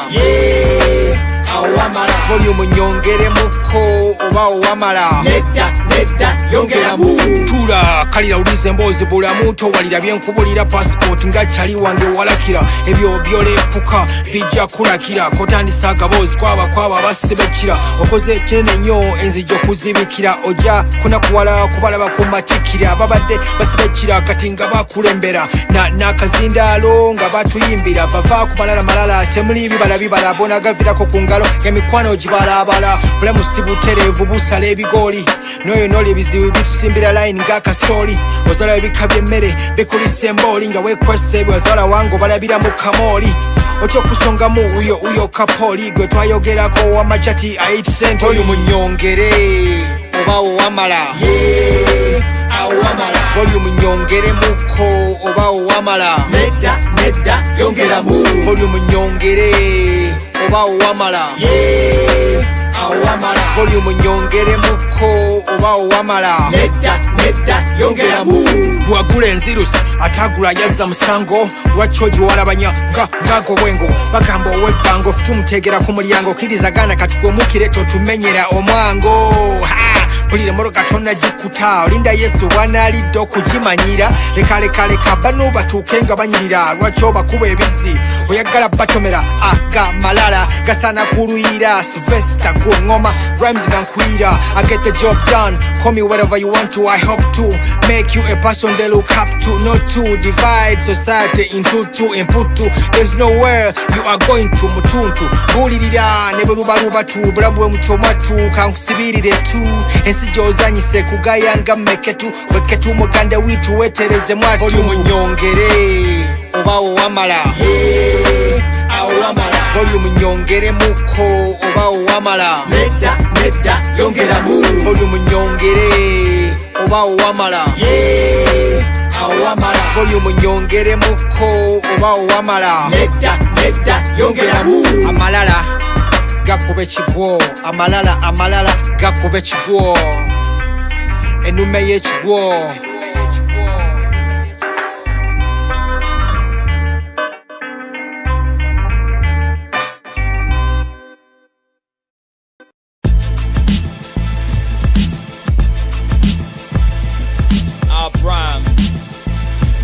cause in effect banji bandaba naye tebantegeera banji bantegeera naye tebandaba banji bandaba naye tebantegeera banji bantegeera naye tebandaba banji bandaba naye tebantegeera banji bantegeera naye tebandaba banji bandaba naye tebantegeera banji bantegeera naye tebandaba ontegeera otya mubuuka sokosembere ngontunuulira ontya twali twesisinkanyeewa naye ekyo nga tonnakiddamu mbulira onzudde otya bubadde onoonya mbulira obuuzizza otya yana akutumya oyo akusudde ku kyokya sembera lekera okwemutya weebuzaabuza tunula mu maaso toweetya abamu bamanyi nga rapa bamu bamanyi nga b-boy sibyo wakana abamu bamanyi nga eddoboozi eryogerera omuntu owa wansi yonna gyendi abamu bamanyi nga yimba kyendi abalala banda babuza musomesa wuuyo abatamanyi babawoza fala wuuyo nakyo kinkolera kuba mbayite kuli talaba olwo abagamba nti nina amaasaana abiri gali maaso abiri gali mabega nkoto lwaki balowooza bwe batyo kuba nzinengera gyenva nejengenda banji bandaba naye tebantegeera banji bantegeera naye tebandaba banji bandaba naye tebantegeera banji bantegeera naye tebandaba banji bandaba naye tebantegeera banji bantegeera naye tebandaba banji bandaba naye tebantegeera banji bantegeera naye tebandaba abafere bantya bwe bandaba bo tebaddamu kucacyanca bakirako bingubiridde mu kyenkya anti ndi mubufu obukedde nina nkuyanja bategera waggulu nempita wansi ne banteeka ku kkono nempita ku ddyo mbaleka basembye kya bulijjo obukodyo bwe gaba mazzi ewange yeewali ensulo ewange gyensulo olumu onoonya n'ombula olumu nsula nkola olumu nsiba ntabaalira ekumpi n'ewala sinti mbeewala mirimu gyenkola gyanfula naddalabika nenga mazzi gansuwa bangi bandaba naye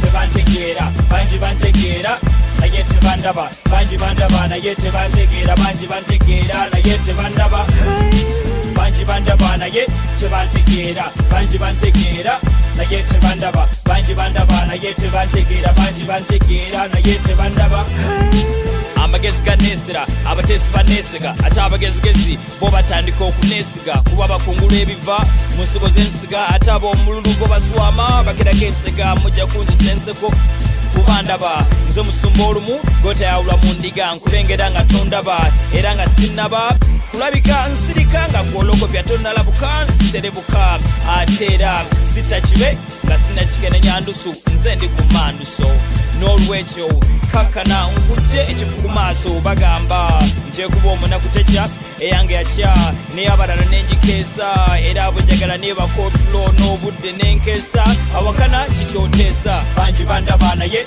tebantegeera bangi bantegeera naye tebandaba bangi bandaba naye tebantegeera bangi bantegeera naye tebandaba bangi bandaba naye tebantegeera bangi bantegeera naye tebandaba bangi bandaba naye tebantegeera bangi bantegeera naye tebandaba Abrams Techa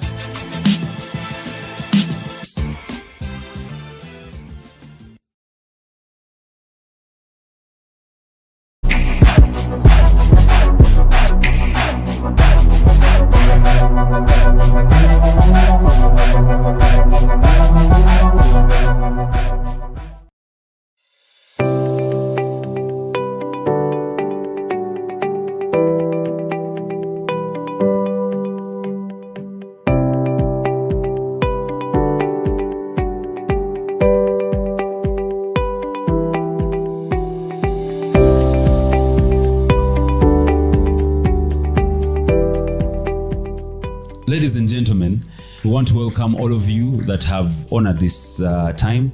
Some of you were called and invited on short notice, but you're here. I also want to celebrate the team that is behind this marathon, ladies and gentlemen. Globally recognized, first of all. It's interesting to know how far we've come. It wasn't as rosy as this, as you'll see in the different steps as we progress through this function. So yes, we're going for edition number 4. We've seen growth from just a dream to over 700 runners, to 2,200 runners, to 3,700 runners, and now we are gunning for 6,000 runners in Kasese.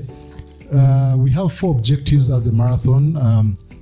One is talent identification, 2 is sports tourism, 3 is promoting and enhancing a healthy living, community transformation, and climate change. And to achieve that, we've worked with numerous sponsors who have decorated this room with their pull-up banners. A marathon is not just about the people running, it's about the people coming to support. It's about the people driving from Fort Portal that are coming up from Ribirisi, from Kunjiri, from Barara, to celebrate, to be part of the party. Unless you haven't been in Uganda over the last 3 years, I don't think you could have avoided knowing about the Rwenzori Marathon, right? Every year we are annoyingly loud.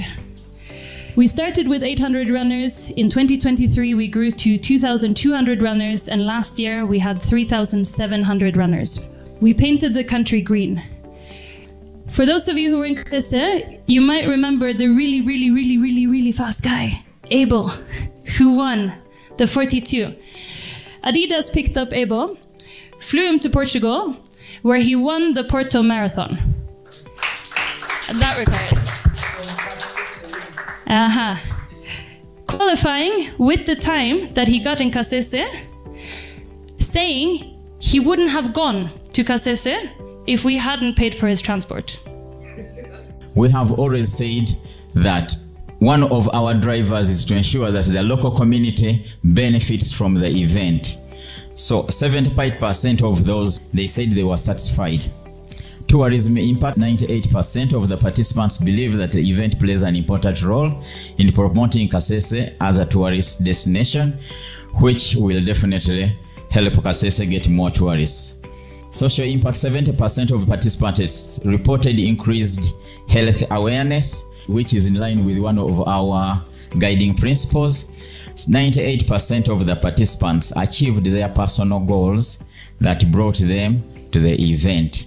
It is important to give a very good round of applause to all the organizers of this platform. Because believe it or not, this is now like the, the F1 of Uganda as a platform. So well done. So as the gentleman was presenting here, I could not stay calm because the results are evident from all different angles that you can think of. Look at it from a tourism angle, it's a spike. From an economic angle, all going up. From a social angle, all going up. From an environmental angle, we are growing, right? So guys, well done. And this is where I thank also all our partners who've continued to also work with us, just besides our UBL, because it has been a collaborative effort. Now we can organize and organize and organize, but if you don't have runners, then you don't have a platform. So please, let's give a round of applause to all the runners as well, who've really made this possible, and even the runners to be. So as UBL, we are here to put through our commitment that we are willing to continue walking the journey with you. We have seen where the opportunities are. So, and I know, as the gentleman said earlier, the focus for this year will be a lot on climate change. And we have seen the numbers. I think from an awareness perspective, we presented something like 43% of the people are aware of the objective on climate change. So clearly there's a lot of opportunity where we can work along. And we'll work together to see how do we now ensure that by the next time we are sat in a room like this, we are talking of double the number, 80% maybe of the awareness level. So guys, we are willing to work with you on that journey. So I'm really looking forward to this year. I know it will be bigger, it will be grand, but as promised, we shall work with you and we will continue to work with you. So thank you very much. When the idea was birthed, I think in the Rwenzori Mountains, I don't know where Wekesa was, and I got a call at a certain point. It was actually at night, like at 10 p.m. or a WhatsApp from Moses saying we have to be part of this, and we decided we are going to be part of it. And for us, it's important as an organization because we have what we call the stands, and I keep on reiterating this message, to accelerate zero, to make sure that the environment, in which we operate, make sure that we preserve it. And every time we go to Kasese, mandatory, every year we go there, we plant 1,000 trees. The greatest thing that we have had as Taskalite Rwenzori Marathon is actually the people of Kasese. Can we all clap for the people of Kasese? We did a launch recently in Dubai 2 weeks ago. And there were 2 runners that had just finished Dubai Marathon.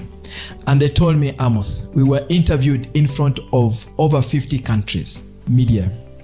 And when they asked them the greatest marathon they've run, those 2 brothers, they said it was Taskalite Rwenzori Marathon in Uganda. And when I asked them why, they say they never ran a marathon where the population 100% comes out to support runners. And they said they're coming back to run this year. I've never told you, some of you have not heard this. So one day, I am walking in the parking of Village Mall. I meet a guy called Alvin. We've never met before. He was the CEO of UBL at the time. Tell Alvin, I have a dream.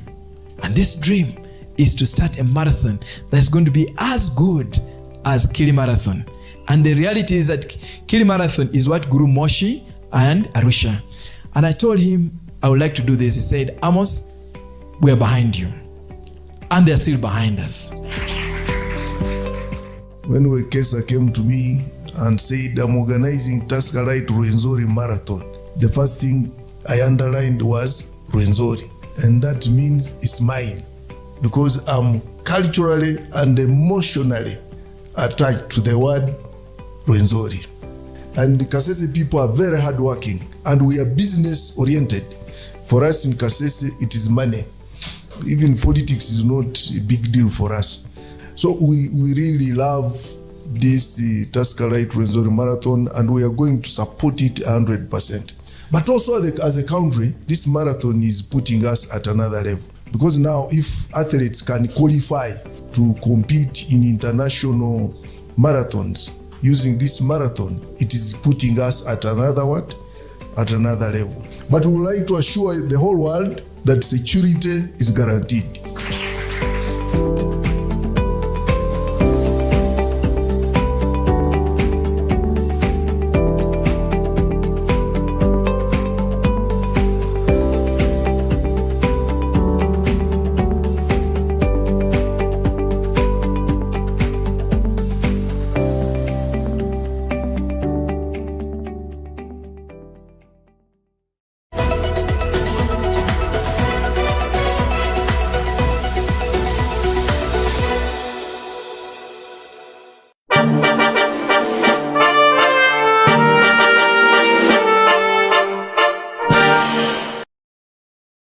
It's a CEO bench, so usually people want to assume that all CEOs are overlearned and stuff like that. So I will change the script this time around. I consider myself a certified hustler. If I'm looking to know who you are you Ugandan? If yes, what are the values that define you as Ugandan?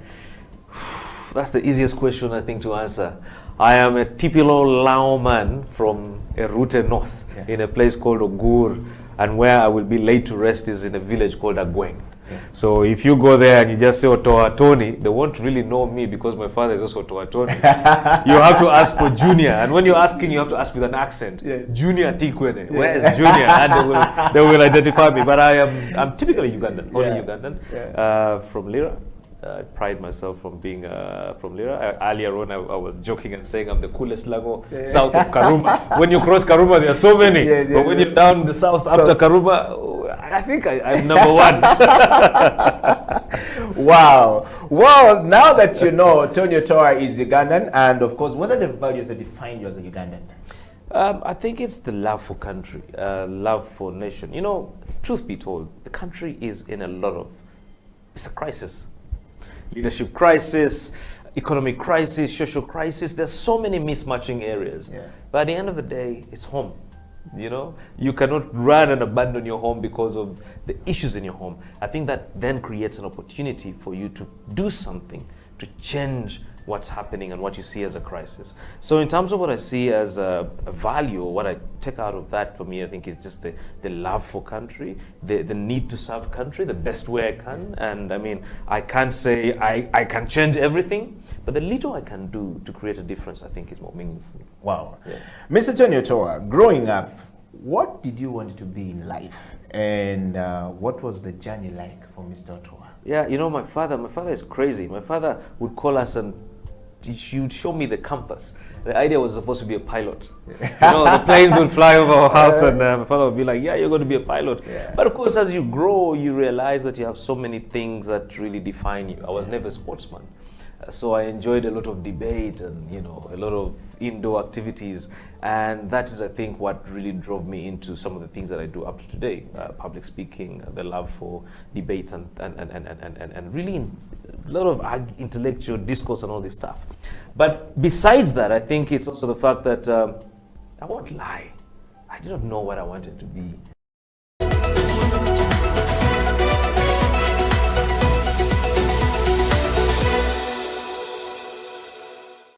Good evening, viewers. My name is Rebecca Loetute, and this evening I am delighted to host Mr. Ronald Miti, the Chief Technical Officer of ATC Uganda, and he's going to tell us about a media training that he has recently completed and how that has shaped the way he will be looking at communications in times of crisis and in normal times.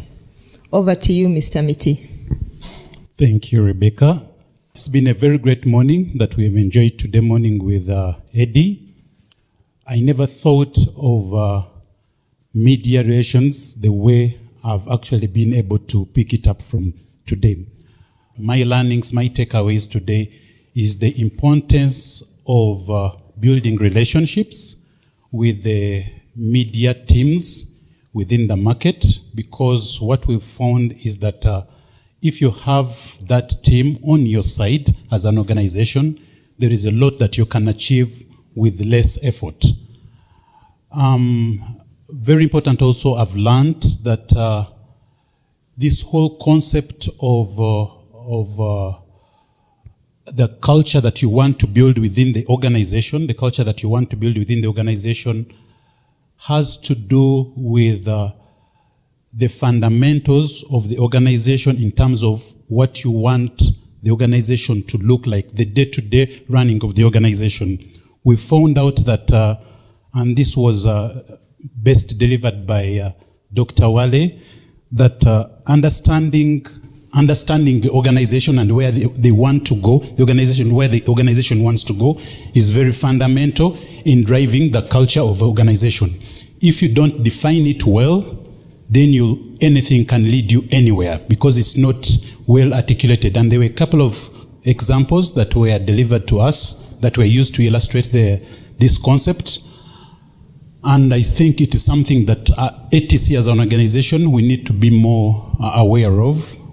It's something that we need to be more definitive of, especially that we are an American company operating in Africa with a completely different culture altogether, and how we are able to merge the two or get the best of what is expected of us as an entity from our corporate office and the environment in which we run within the industry or within Africa.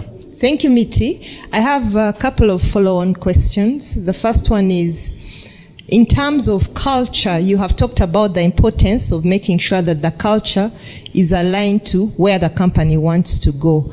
And you have also mentioned that we are in a unique situation where we are running an American company in an African country. How would you advise executives in this same situation as yours to go about creating a culture that's effective for their organization but is cognizant of the environment in which they operate? I think this concept was best delivered by Dr. Wale when he talked of it's better we are very clear on the expectations from the corporate office, and then we spell out the uniqueness of the culture in Uganda. Then between the two of them, we should be able to map out where we have common areas and there is no difference at all, and then which areas need a little bit of tweaking so that we are not so far off from the corporate expectation, but we are actually in resonance with the environment in which we run. So I think that is one of the biggest issues. And I think the second bit is to do with whatever we write on paper in terms of vision, values, and everything is good, but it's all not enough if we are not able to actually put it into practice. So we can have everything written out on paper, but I think we need to convert that into actual behaviors within us as an executive team that gets cascaded down to the rest of the organization. And I think within those two, we should be able to drive the right culture within ATC. Okay, so one last question, and it's about the statement that you made concerning the importance of relationships with the media. I'd like to know what you think about the line, where do you draw the line between influence peddling and normal media relations? Yeah, I think this is a tricky one, especially, knowing that we are an American company and we are we have very strict lines in terms of do's and don'ts with in relation to corruption or influence peddling. But I think what we have to do in this case is to ensure that whatever exchanges that we have between us as an entity and any third party, in this case the media team that we would be engaging with, doesn't come with any asks. And a very simple example is to say, if we were holding, say, a function and we serve a cup of tea, bites or lunch, that won't be seen easily as you are influence peddling. You are just enabling an environment, you are just facilitating in that particular case.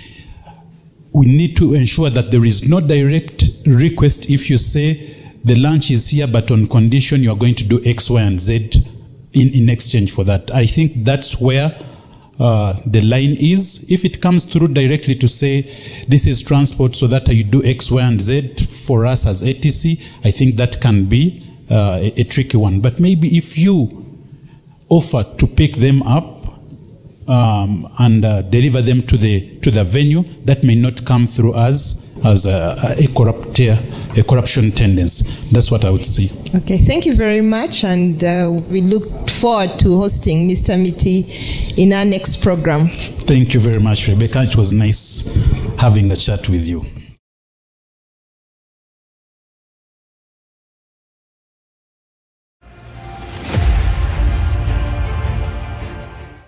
I feel good. Da da da da da da da. Ding ding ding. I feel good.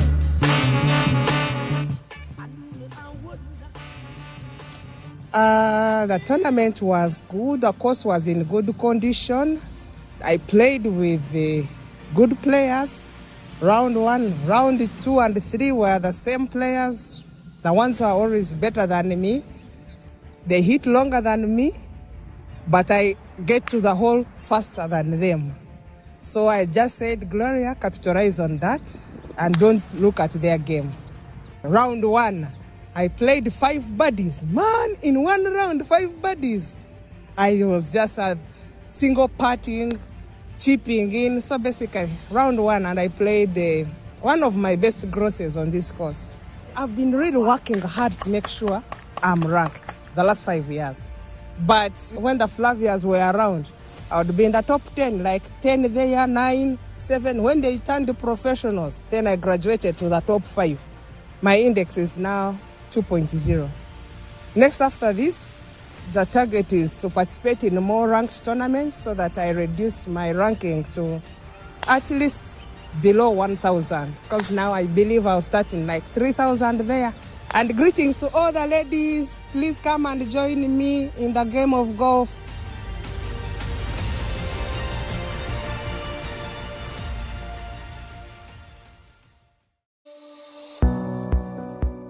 Yes, my name is Moses Bekabye. I work with the Ministry of Finance as a technical advisor for economic affairs.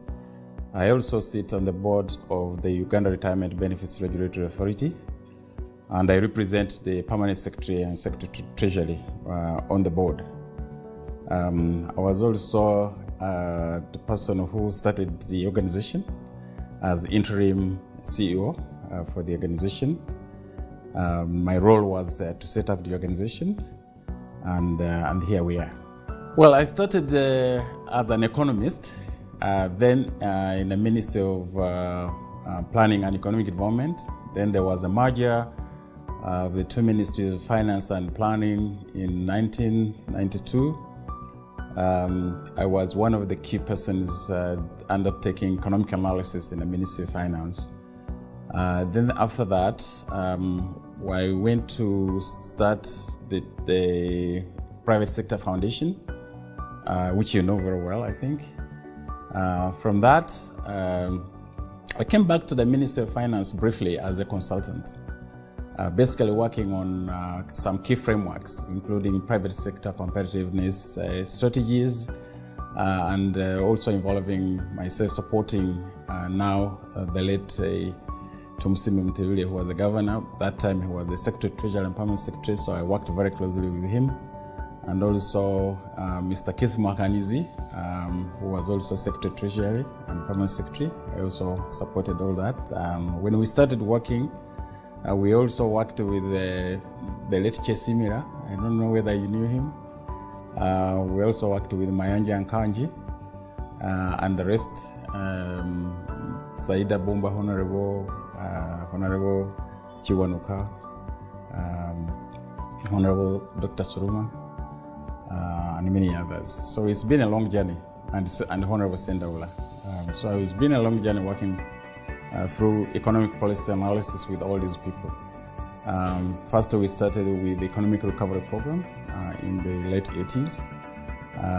And then we moved on to the higher level reforms, economic reforms, liberalizing the economy, strengthening institutions, and so on and so forth. Then from there, I worked with Parliament. I set up the Parliamentary Budget Office. That was between the year 2000 and 2002. Then from there, I joined the World Bank in Washington, D.C. So I worked there for about 6 years at the World Bank. Then I came back the Ministry of Finance as a technical advisor. And one of my key roles, which was given to me by Dr. Soruma, was to reform the pension sector, the retirement benefit sector, which role I thought I handled very well. And we started the reforms in around 2008. We had the law establishing UBRA in 2011. And then we started the journey to establish the institution. So the Ministry of Finance, because I was the technical person really handling all these reforms, they asked me to come and set up this institution, which is the Retirement Benefits Regulatory Authority. So I was requested to start as interim Chief Executive Officer, which I did from the year 2012 to early 2015. It's been a great journey. When we started from scratch. There was no institutional setup, there were no laws, there was nothing. So we started with the legal framework, putting in place the legal framework that establishes the supervisor or the regulator for the retirement benefits sector. Before then, there was no effective regulation of the sector. And because of that, there were Ponzi schemes, there were frauds and all those kind of things. There was no trust in the sector. So our primary objective was to build a system that would instill confidence in the general public, good governance aspects. And of course the objective was to make sure that we put in place a framework that would deal with old age poverty. That's the primary objective, dealing with old age poverty. And our objective was to put in place all the legal frameworks, we put in place operational frameworks, and set up the institution in order to regulate the sector so that there can be confidence, trust and confidence in the public, so that people can actually start saving in the retirement benefit schemes, or you can call them pension schemes. There were some schemes which existed, and the law actually recognized them. And when we started regulating and licensing those sectors. Some of them were fearful, but we went ahead to sensitize them, to look for them, and to tell them the objectives for which we were set up. And the objective was really to make sure that the sector grows, and so that we can have adequate savings. When you have adequate savings, then you can deal with the replacement income when you're not able to work, so that when you're old, you have a fallback position. Of course, when you do that and there's good governance, there are benefits to that. You're creating value for those who are saving, the workers who are working hard to save for their retirement age. But also, you are mobilizing resources for the economy. For instance, the national savings, they have been so low. We are trying to grow them. They're still not as adequate as we would want them to be. But once you do that, then you're also mobilizing resources, long-term finance for the economy. And once you grow the economy, of course, you're creating jobs, you're growing incomes, you have more people actually enrolling in the retirement benefit sector or pension schemes. So that's the journey, and that's the objective, and that's why we are here. The most important thing really is to keep moving ahead with improving the sector. And improving this sector means that you must be with integrity, you must build the confidence in the sector, and most importantly is to grow and broaden the coverage. These are not easy things because there are other competing priorities when you're saving. So the objective here, and what I want us to really focus on going forward, is to increase our awareness campaigns and education. Because when you tell people to save, especially when they're young, they don't understand it. So we have to constantly educate them. We have to broaden these campaigns, go beyond Kampala, go in the region, go to the training institutions, so that when these people start working, they know they have to save, and they have to save for their old age. So what is really, really critical is to broaden coverage. And broadening coverage means we have to create awareness, we have to educate the public. And I commend my colleagues, first and foremost my board members, who have been dedicated. Our board members come from near and far, but they have been dedicated to the objective of UBRA, and the objective of UBRA is to improve governance of the sector. That has been very critical. But also I commend management. I was head of the management here.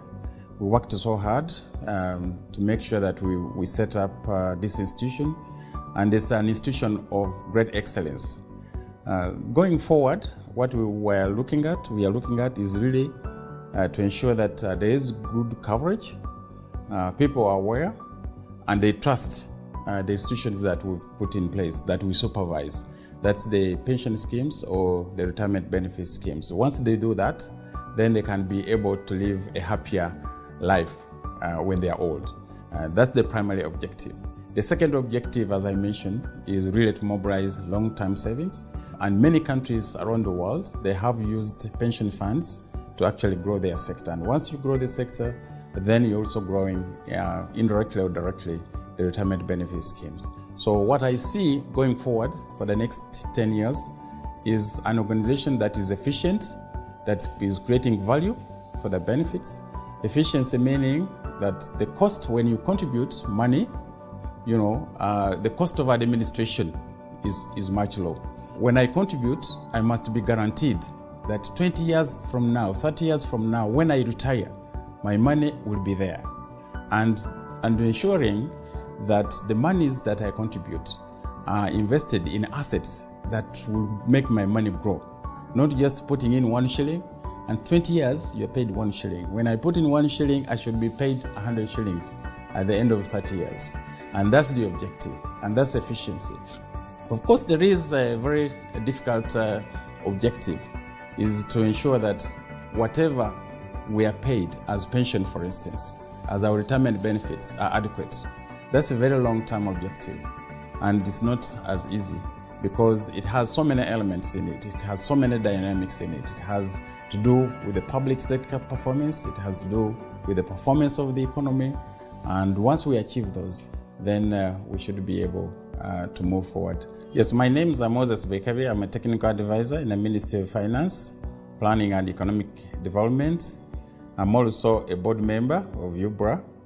I would want to wish everyone, first of all, beginning with my board colleagues, to thank them for the work they've done and wish them well for the 10-year journey we've moved. I also want to thank and commend the Minister of Finance and also the Permanent Secretary of the Ministry of Finance, who have been very, very supportive of the work we do here. I want also to thank the members of Parliament for the laws that they have done, but also most importantly, the members who are supposed to be saving the retirement benefit schemes, the artisans, the borders members, the workers in the institutions, the government and private sector who contribute to these schemes. The journey has been great, and thank you very much, and we wish you all the best in the 10-year coming.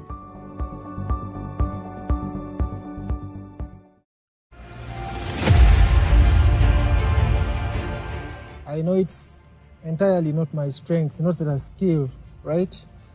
But God, the Spirit of God. I prayed, I fasted, I did all things. Now I'm here, I'm a winner. I thank God. I still believe I enjoyed round one so much because going into the tournament, I just went and I did the notes late with my coach, Kato Davis, big up to him. I did the notes with him very late, that very evening before the day of the tournament. And I had to go through them before sleeping and early in the morning. And of course, I had to use them on the course. So I enjoyed round one. He kept on telling me, go and enjoy. So I started as a KD at Entebbe Golf Club, right? Where then UPDF leaders saw me playing and they took me to join UPDF. And after joining, I had to serve actively for about 3 years, you know. Then after the 3 years, they brought me back at UGC and paid for me membership there. So grateful about that, UPDF. I'm now here, I've won, but I think it is a beginning of something, again, great. Because I was a caddy, right? I really think, because when you look at the golfing fraternity of Uganda, the person who organized this the tournament, Pro Dewa Kope, every golfer in Uganda admires him, right? All the pros, every golfer admires Deo, and me too, me inclusive. And I understand his journey. I heard him say he started as a caddy somewhere, you know. I think here at Entebbe Golf Club, so good to win on a course where he also started and his event.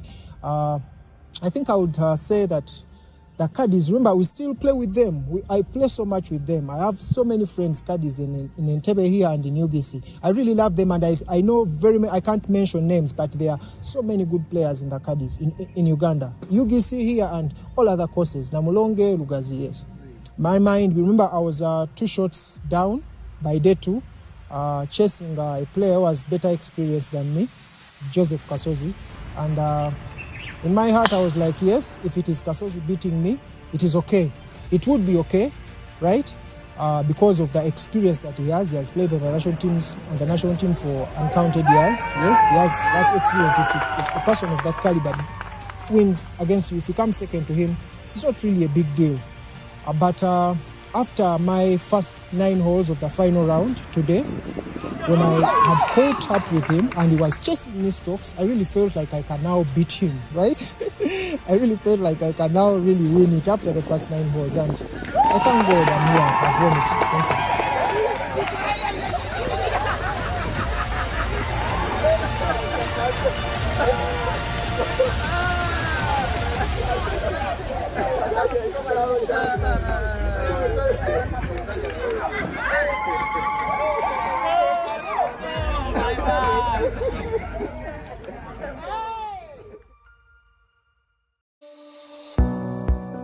My name is Emmanuel Mwaka.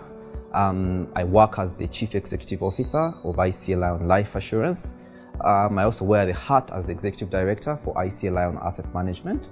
Initially, in the formative stages of UBRA, Emmanuel was in the background doing something in the financial services space, providing a few insights. So I have seen the baby, the toddler, and this is a toddler like none other that has grown significantly. I'm an FCCA, that means I'm a chartered accountant with the ACCA in the UK. I'm also an accountant registered with the ICPAU in Uganda. On top of all that, I also hold a master's degree from Heriot-Watt University in the UK, having studied my bachelor's in development economics at Makerere University in Kampala. How I wished UBRA was birthed earlier than it was birthed, because going back a bit in the late 80s, the financial sector reforms that significantly impeded the growth of the pensions sector and the overall financial market maybe would have been handled better with a regulatory authority like UBRA, specifically looking out for the interests of pensioners and those that are in the process of preparing for retirement. The 10 years that I have interacted with UBRA in various capacities have been 10 years of steady growth. Growth as an individual, growth as the organization that I lead, and growth generally for the industry. With the coming in of UBRA, we could now see, and we are now confident, that there is supervision and there is additional professionalism in the running of pension schemes, straight up from the NSSF to the other smaller players that are in the private pension scheme space. I would say that it almost goes without saying that if you're to look at the last 10 years and compare the performance of pension schemes in comparison to the previous 10 years before then, you would realize that actually on average, there could be more than double growth generally over the 2 10-year periods. And the reason for that definitely is the missing piece in the puzzle that UBRA was to bring in professionalism by encouraging certification, making sure that all the players meet certain basic minimum benchmarks that of course have brought in the things that you see today where people retire and they don't have to line up in any pension scheme places. All they have to do is submit their required documentation, and within 2-3 days a week, they already have their funds. This was totally unheard of in the past. And I would say that it's in no way singularly a role that has been played by the players in the market, but it's also testament to the fact that the benchmarks that the regulator has set for us as players in this market have allowed us to step up, to go a notch higher and provide the service that we must provide for our customers. And the customers in this case are retirees or those that will be moving and changing employment. I think as well, looking generally at the business environment, you rarely now see complaints of people stating that the funds that they thought they had in their names have disappeared or have been paid to the wrong person. And all this is just because of the supervisory role that UBRA has brought in, which has been pivotal in making us run a world-class pension sector in Uganda. So as a manual, I think I see the next 10 years as redefining for UBRA. And I speak in my capacity as a customer of UBRA, from the small fund that I have to my name with the nation's main fund, NSSF.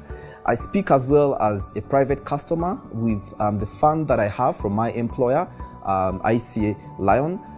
But I also speak in my capacity as an administrator and to an extent as a fund manager. I think the next 10 years are going to be very pivotal for UBRA because we are almost inching towards the 20 trillion asset mark in the pensions sector. That's very significant when you compare that and you consider the size of the GDP of this country. But you also realize that where we are going, I think there is opportunity for us to venture into the triple Ps, that's the public-private partnerships, and the pension sector provides the required assets to actually finance government initiatives, which we will all enjoy. You know, the better road network, talk about hospitals, healthcare, name it. UBRA has a very key role to actually guide the discussion in that direction. And I think the more UBRA takes its role in making sure that the discourse around patient capital is driven and they're part of that discussion, I think we will go to the next level. I would also say that looking generally at the growth in the economy, naturally with the inflationary movements, I think UBRA's role also in ensuring and working with fund managers, with trustees, with custodians and training them to ensure that the growth in most funds has by far exceeded the inflationary environment. I would expect that we will actually see UBRA achieving its mandate of ensuring that at the end of the period, you have members who have wealth that has been grown and built over time, and they can be able to afford a very decent retirement. Because at the end of the day, I think UBRA's mandate will be tested by the amount or the number of retirees who are living in poverty or who are excelling. And I think then that if we can come up with that yardstick and we just measure the level of poverty in retirement for mostly those that have been in formal employment and those that are now being attracted through the smaller schemes to join formal saving arrangements, even when they are in the informal sector, I think that would be the best yardstick to say, UBRA, I think this is the target that we need to drive at. As ICA Lion Life, I think we are working and we've shared ideas with UBRA and specifically to get rid of retirement and old age poverty. We've worked with UBRA to launch one of the only annuity schemes for retirees, incidentally with the first licensed pension scheme, that is Makerere University Retirement Benefit Scheme, where we launched an annuity plan for members who are retiring to actually purchase lifetime income. Now, retirement is synonymous with wondering what to do.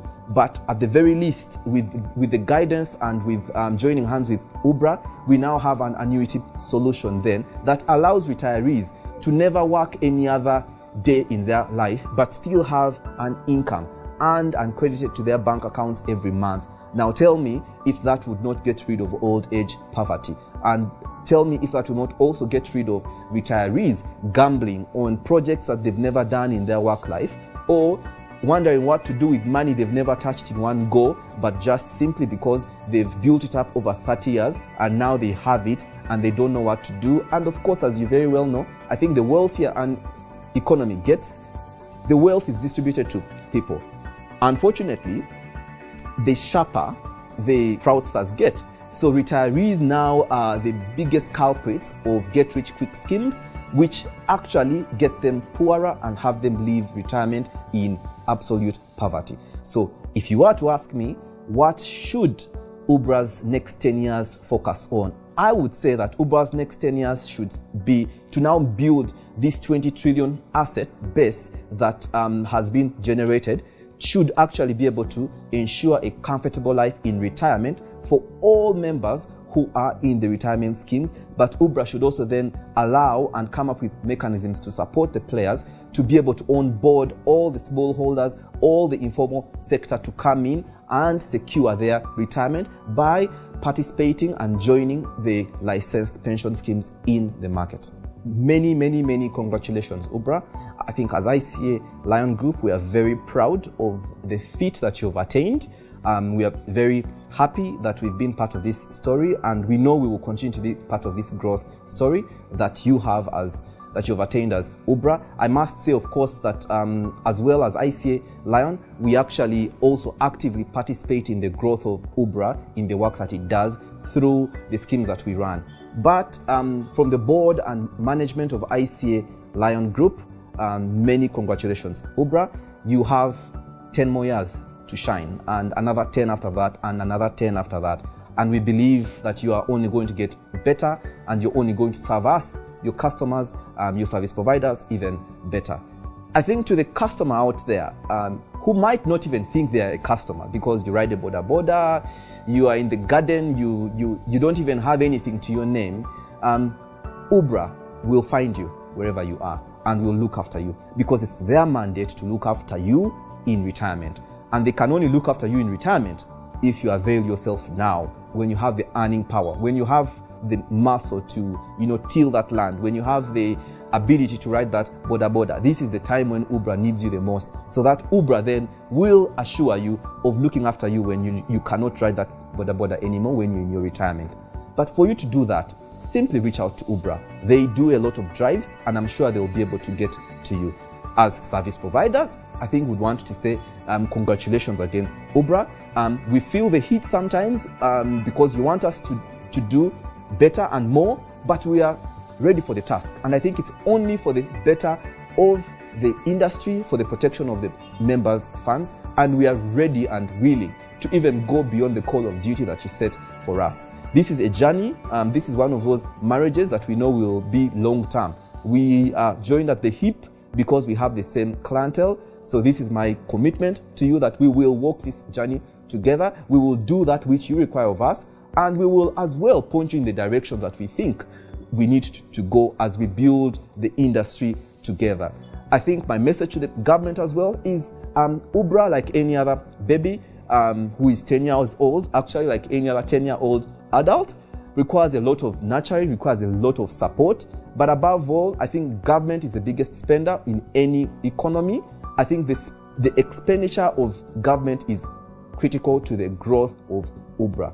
I think it's high time that the pension schemes, the defined fund that is run through public service, is given sight through UBRA as well, so that UBRA can, in a way, revitalize the public service pension scheme in such a way that it would make sense to the members, to the civil servants, even when they retire, so that they can get a bit more as their take home every month in retirement and for longer.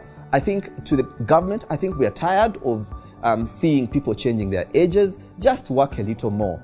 I think if they had the guarantee that UBRA would provide, that in retirement, this is what you will be getting, and as a regulator, we will see to it that you receive this. Then I think we will also have a bit more room for the younger generation to join the working ranks and possibly add better value to the running processes of the government as a whole. But above all, I think it will allow us to get rid of old age poverty.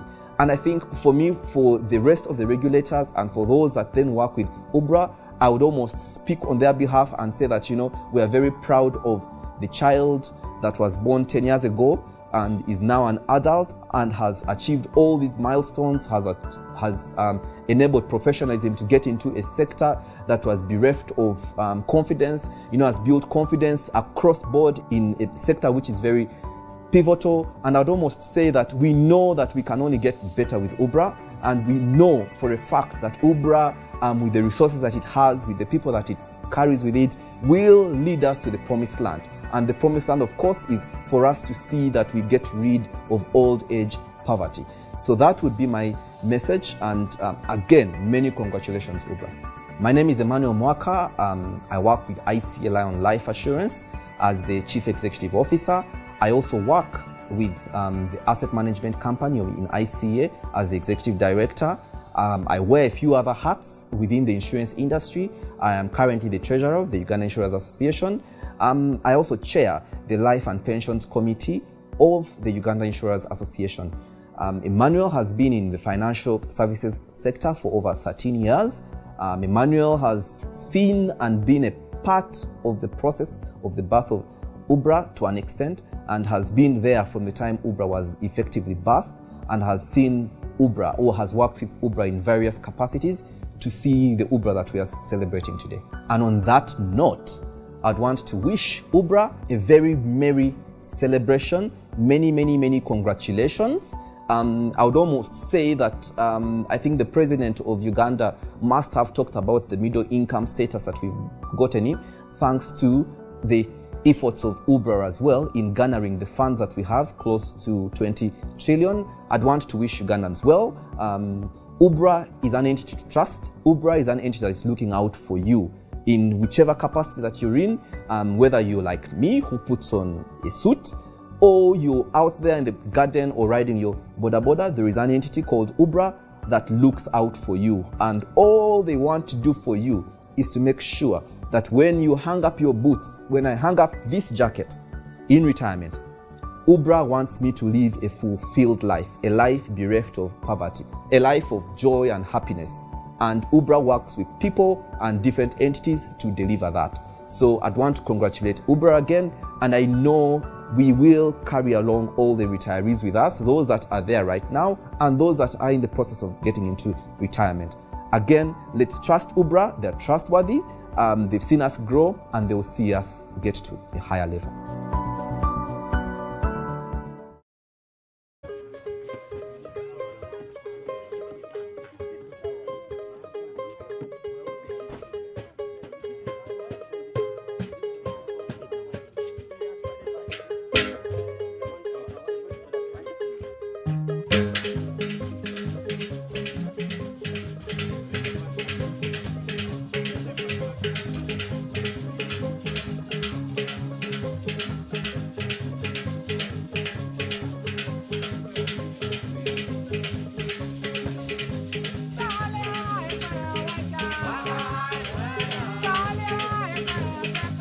My name is Jakuhaire Justin. I am a farmer. I stay in Katamara village. This village is Katamara, and Katamara is found in Chigumba 1 parish under Chigumba sub-county. And Chigumba sub-county is in Kirandongo district, which is in Kibanda South constituency. So Kirandongo district is in Uganda. The first time I interacted with the briquettes was when Mandulis, a member from Mandulis, came to train us about it. So we were like looking at something like bread. How can you convince me that this thing is good and it can cook when I was born using firewood? Then you come up with briquettes. Everybody was wondering. Now, out of training, we got to know that we even realized that briquettes can really work. How? I came in this village in 2007. the forest was up to there. As I talk now, you can't see any natural tree. These trees you're seeing around, I just planted them after realizing that the forest was already cut off all. Now, why did I embrace this?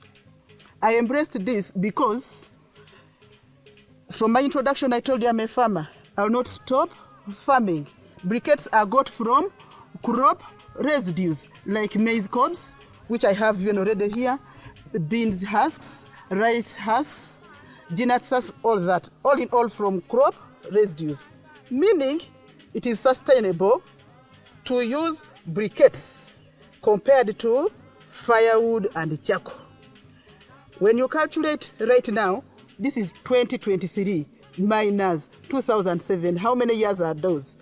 Over 20 acres of trees have already been cut off. Now, what will happen in the future after 50 years if we continue cutting trees? Right now, we are facing a problem of climate change. It is because of environmental degradation.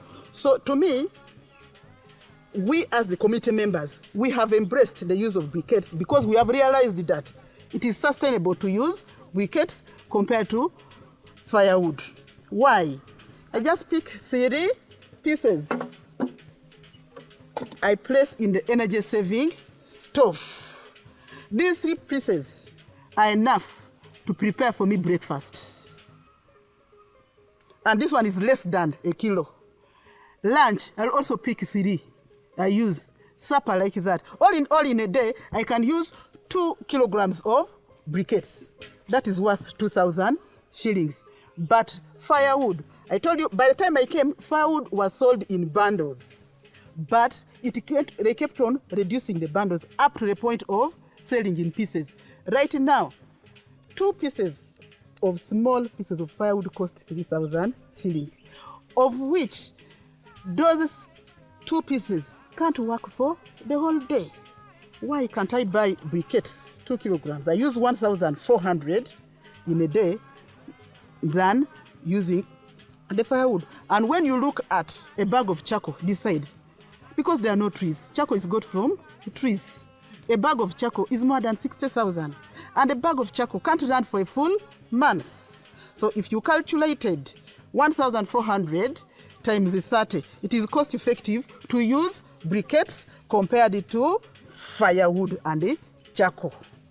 So to me, if briquettes are readily available, the committee is ready to buy because it was tested in groups. Even as I talk now, group members are saying, where are the briquettes? Please bring for us briquettes.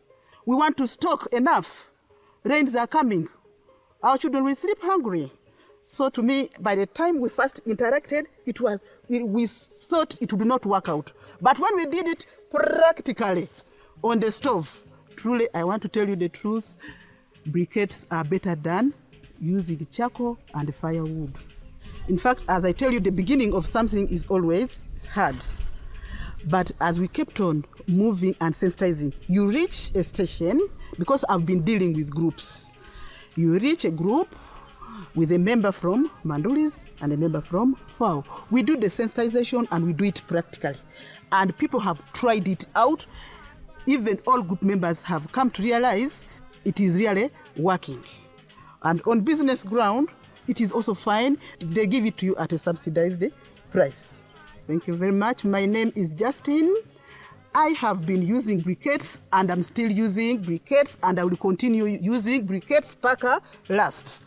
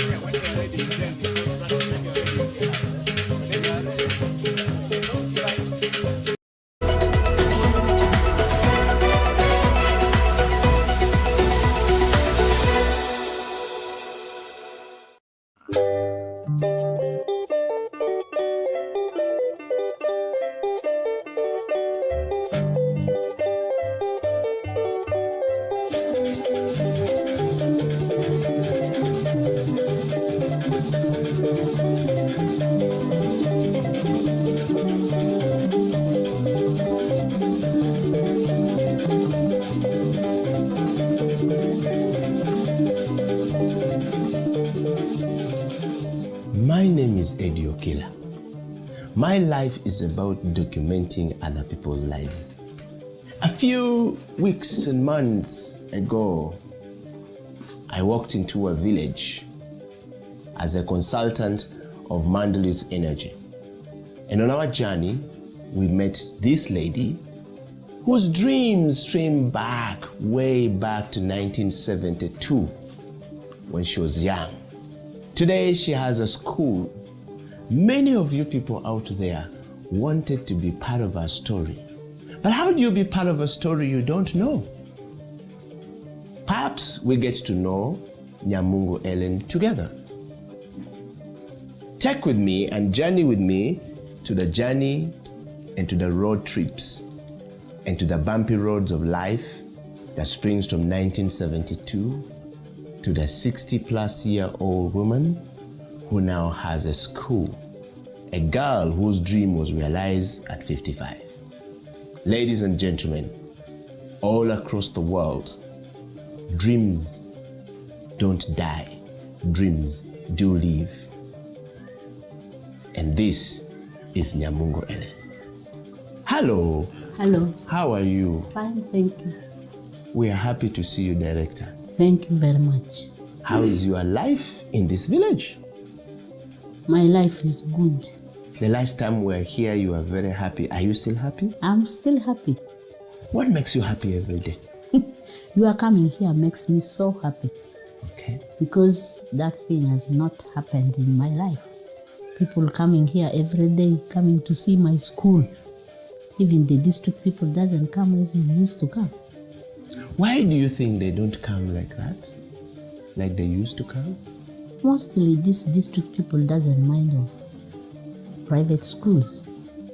They recognize primary schools better than the private schools. Okay. Today, Ellen, yes, we will call you Auntie Ellen, Jaja Ellen, because you are. We want to go back to knowing you. Who is Ellen Nyamungo? I'm Helen Nyamungo, who came from West Nile, particularly it is now Zumbu district. The sub-county is Alangi sub-county, and then the parish is Pasai parish. And we know Ellen. Take me through to Ellen, who was a child. What was growing up like? I was not growing in a good life, but I came up in hard life. My dream was I wanted at least to start a school. That was my dream when I was still young. Okay. I want you to tell us a little bit more about when you were still young and when you had a dream and what happened to your dream when you were young. When I was young, I was very active in everything in the school. I can sing, I can dance, I can do everything. And teachers liked me so much. And they thought that I will bring something in the future. That is what the teachers were telling me. And my dream was when I will grow up, I should have a school. And I should also drive.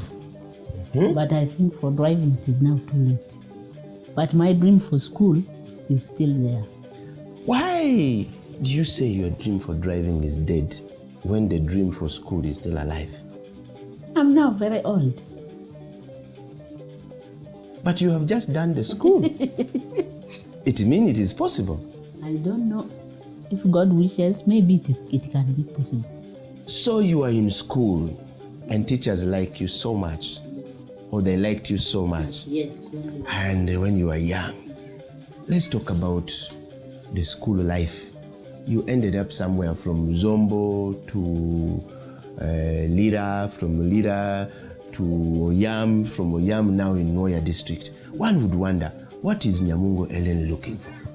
When I finished P7, I put my first choice in Town College. Then I got second grade.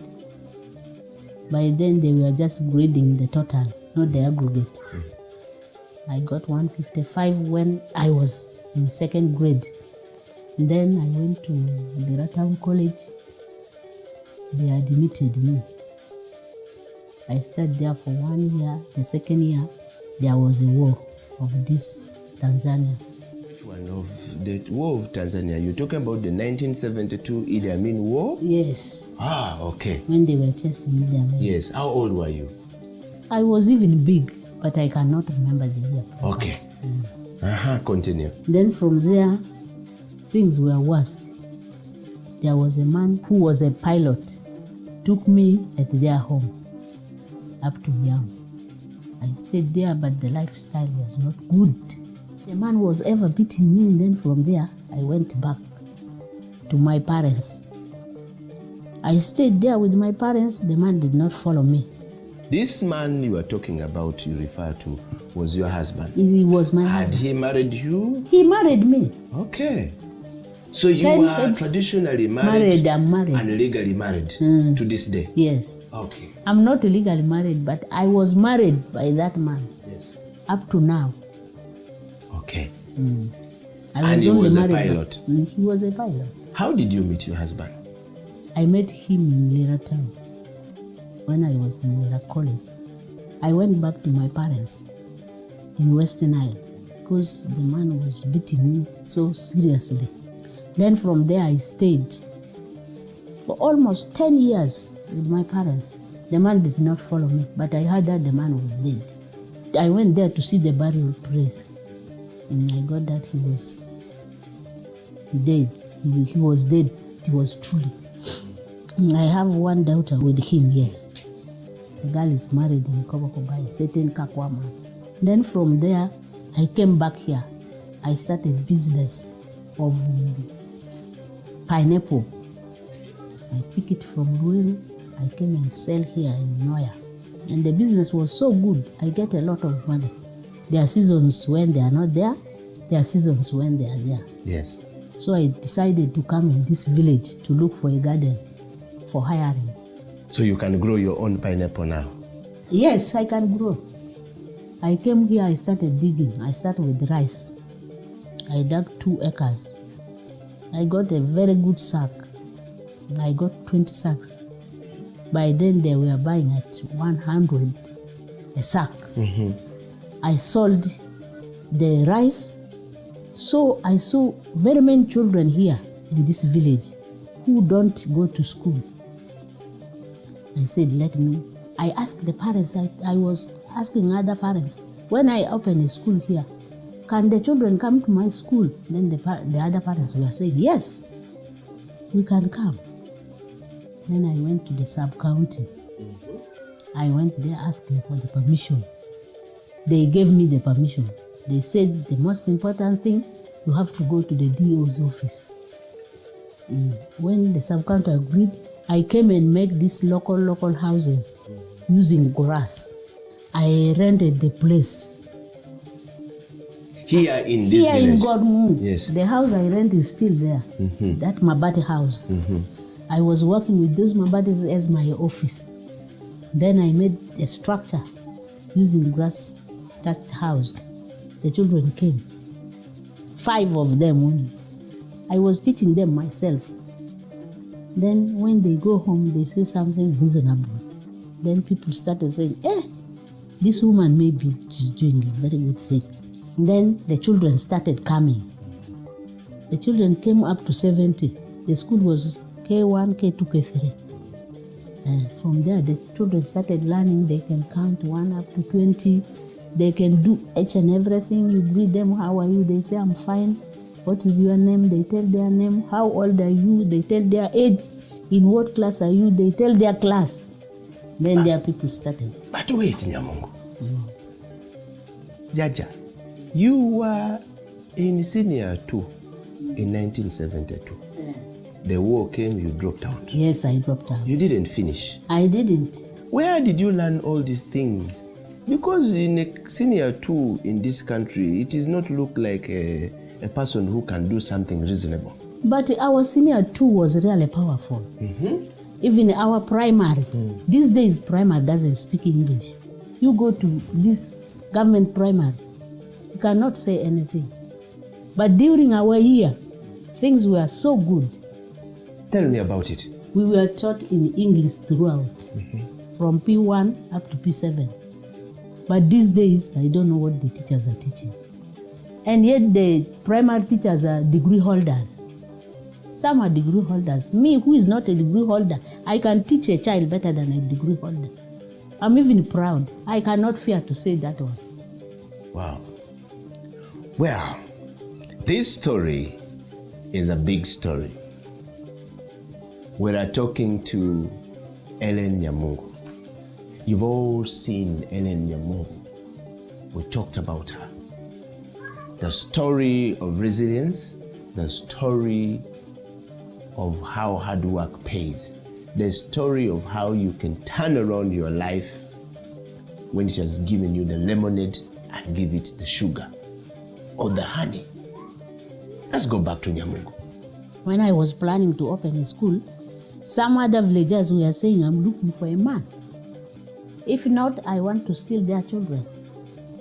If not, I want to steal their money.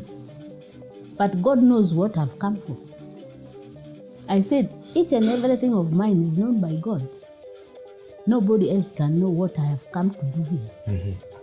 Mudding that grass-thatched house, I was doing it by myself. I just looked for somebody. You built it by yourself? I built it by myself. I just look for I just look for somebody who can put me the trees and put the by trees you mean the poles? The poles, yes. I mean. Okay. Somebody who can put me the poles, and then he put the elephant grass. And then I started mudding it myself. Where did you learn all these things from? I learned from my village. All these 5 classrooms was done by me. I just look for somebody to put me the structure, and then mudding, I do it myself. So let's go back to 1972. You were telling us how you built. I asked you, said this education was very good then. Today, it is not the case. And you talked about your husband being a pilot. Was he also affected by the war? Do you think he was beating you because life was difficult? Or what happened to him? Why do you think he changed? That was his lifestyle.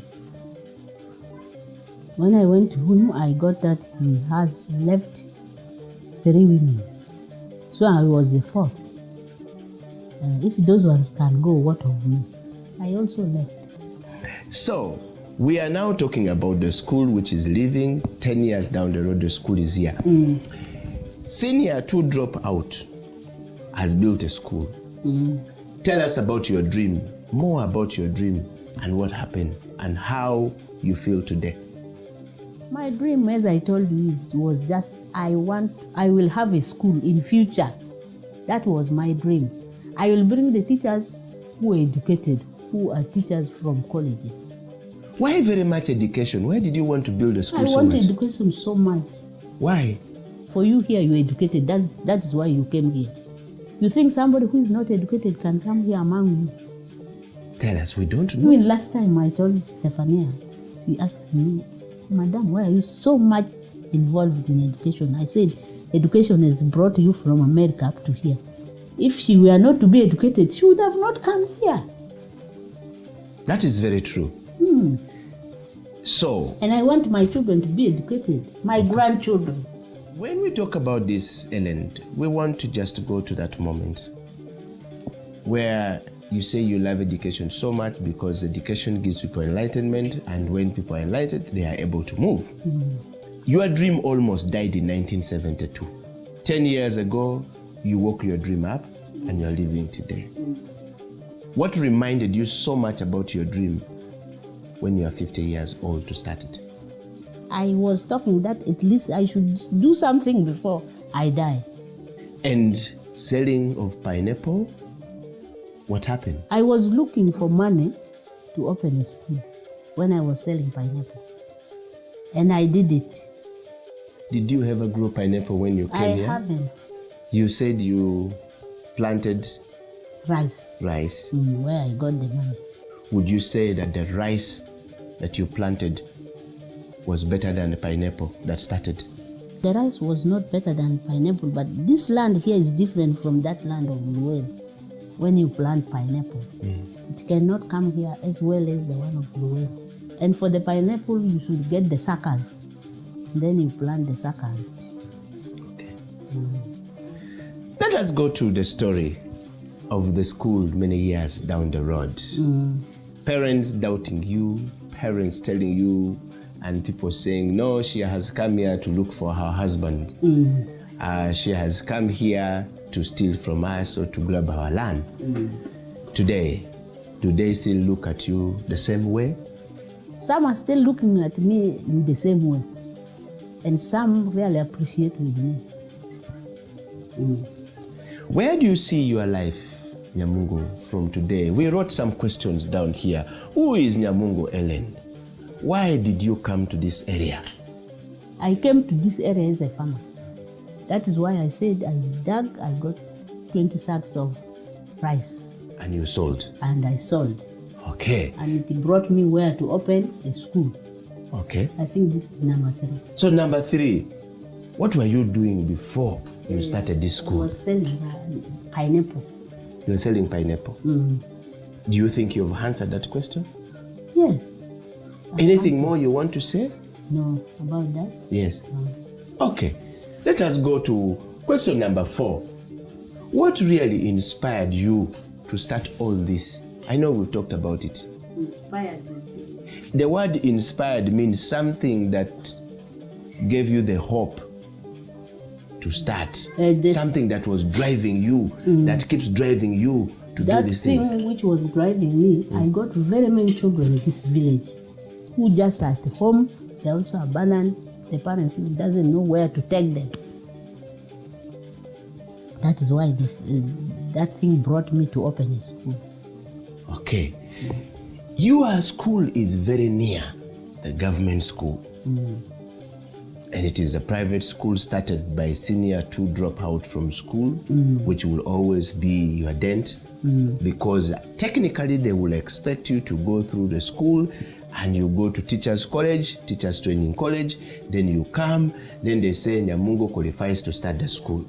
But right now, they will always say she dropped out but she started the school, she's successful. If you had failed, they will say Nyamungo has failed. But because you are successful, they don't know where to place you. I want you to tell us, what does that make you feel like?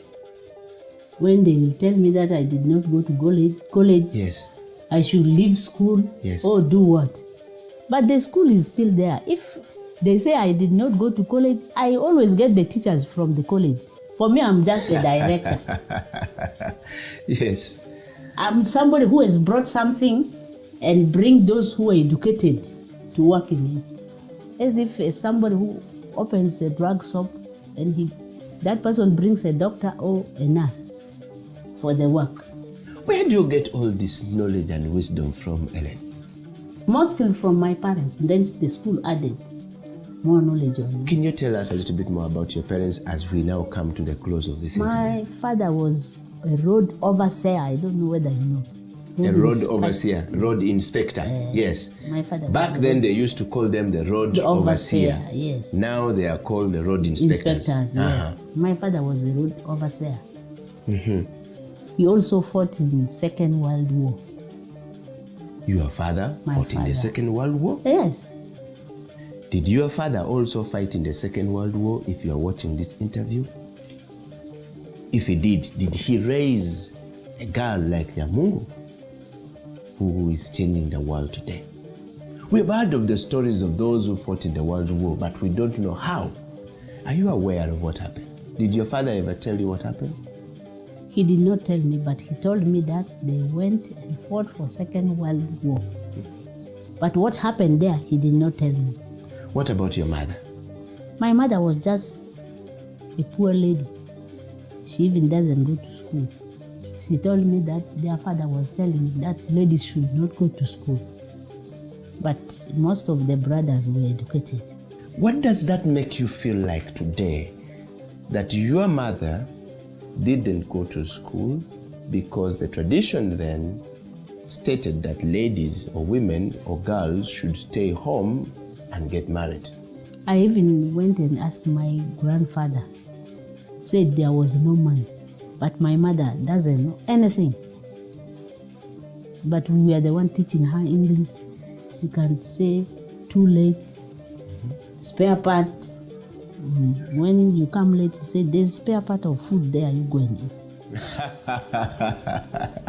And so you will have the spare part of food. Then I go and get the spare part of food that you eat. And I eat. Is your mother still living? No, my mother is dead and my father is also dead. Yes. We want to know from you. Years have come and have passed.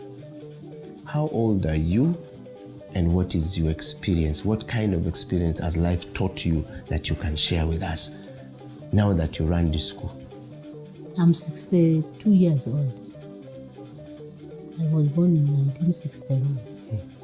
The experience which taught me is education, not any other thing. My parents taught me, then education added more experience than my father's experience and my mother.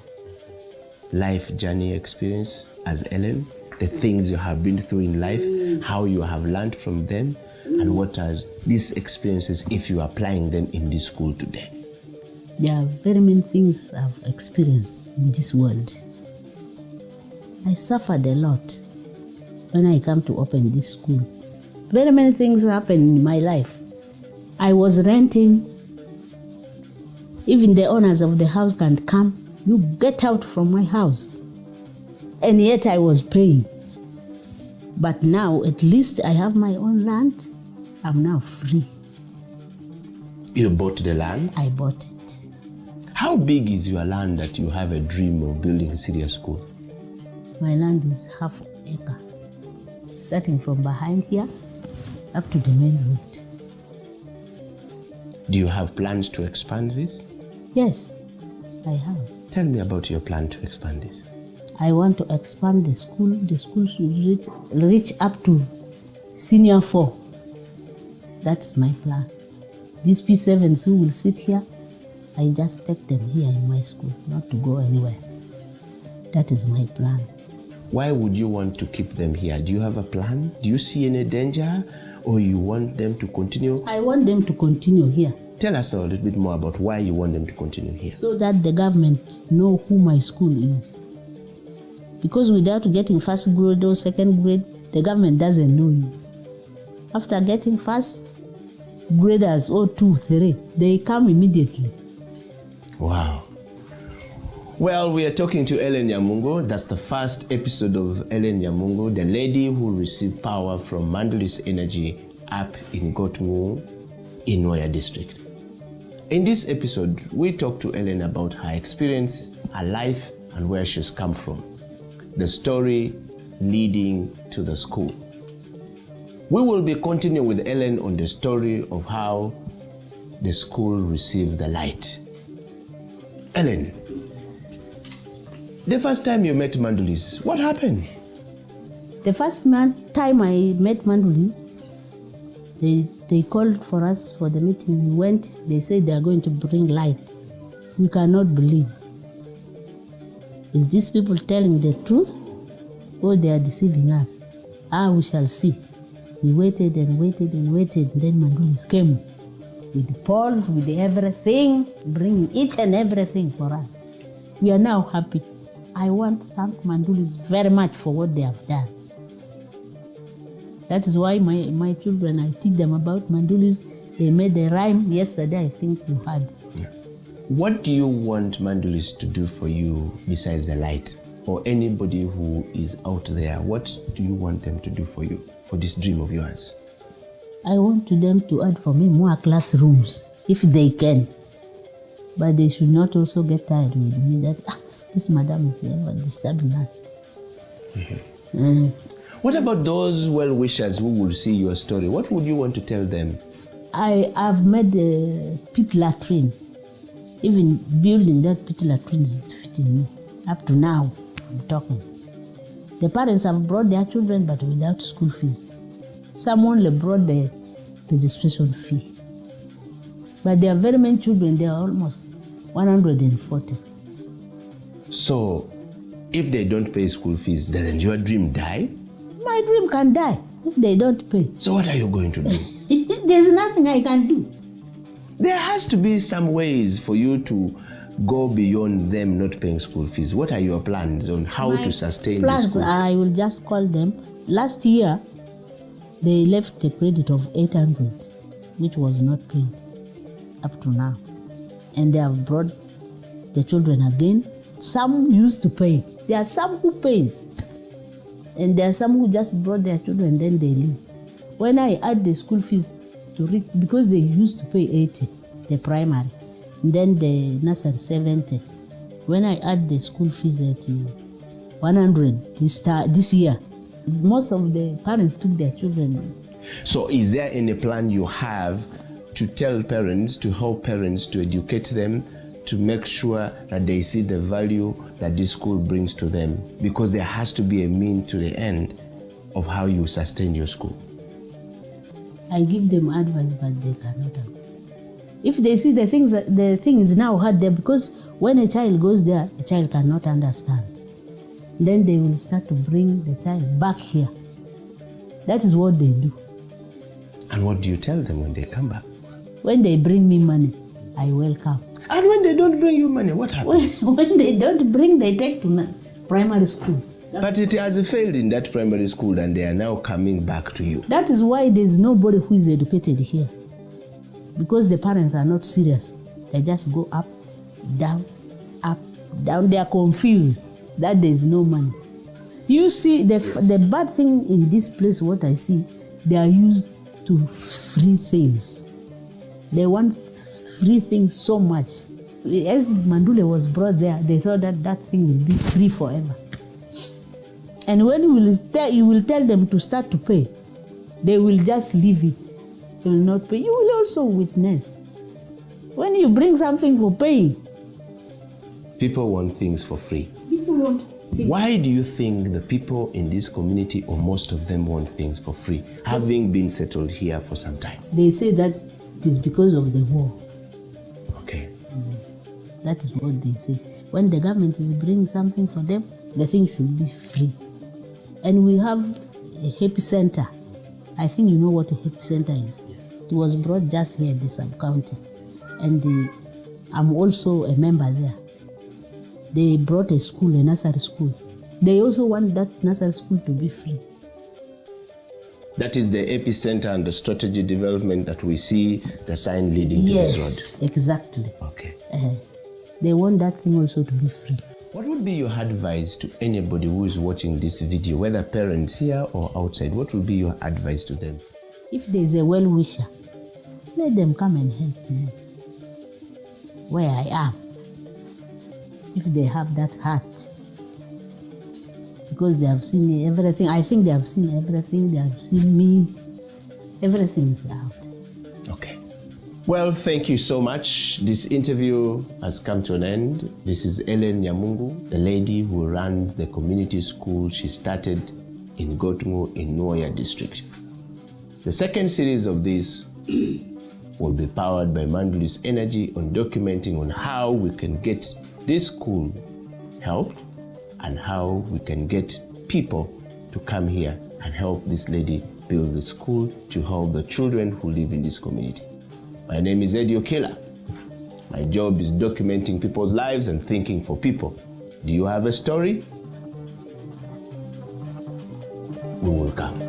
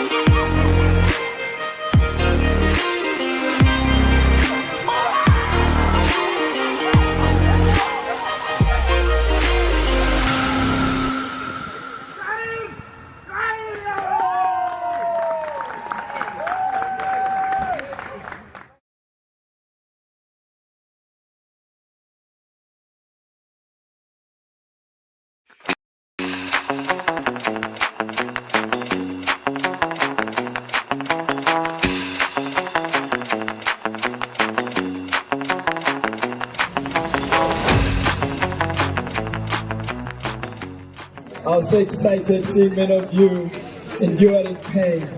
Many of people here come to run for different purposes. Others are running because they're fighting a disease. Others are running because they're fighting weight. Others are running because they're contributing money to their families. So it is important for us to cheer everyone. The people of Kasese, I want to thank you for being extremely welcome. You have shown the spirit of Uganda. We are Uganda.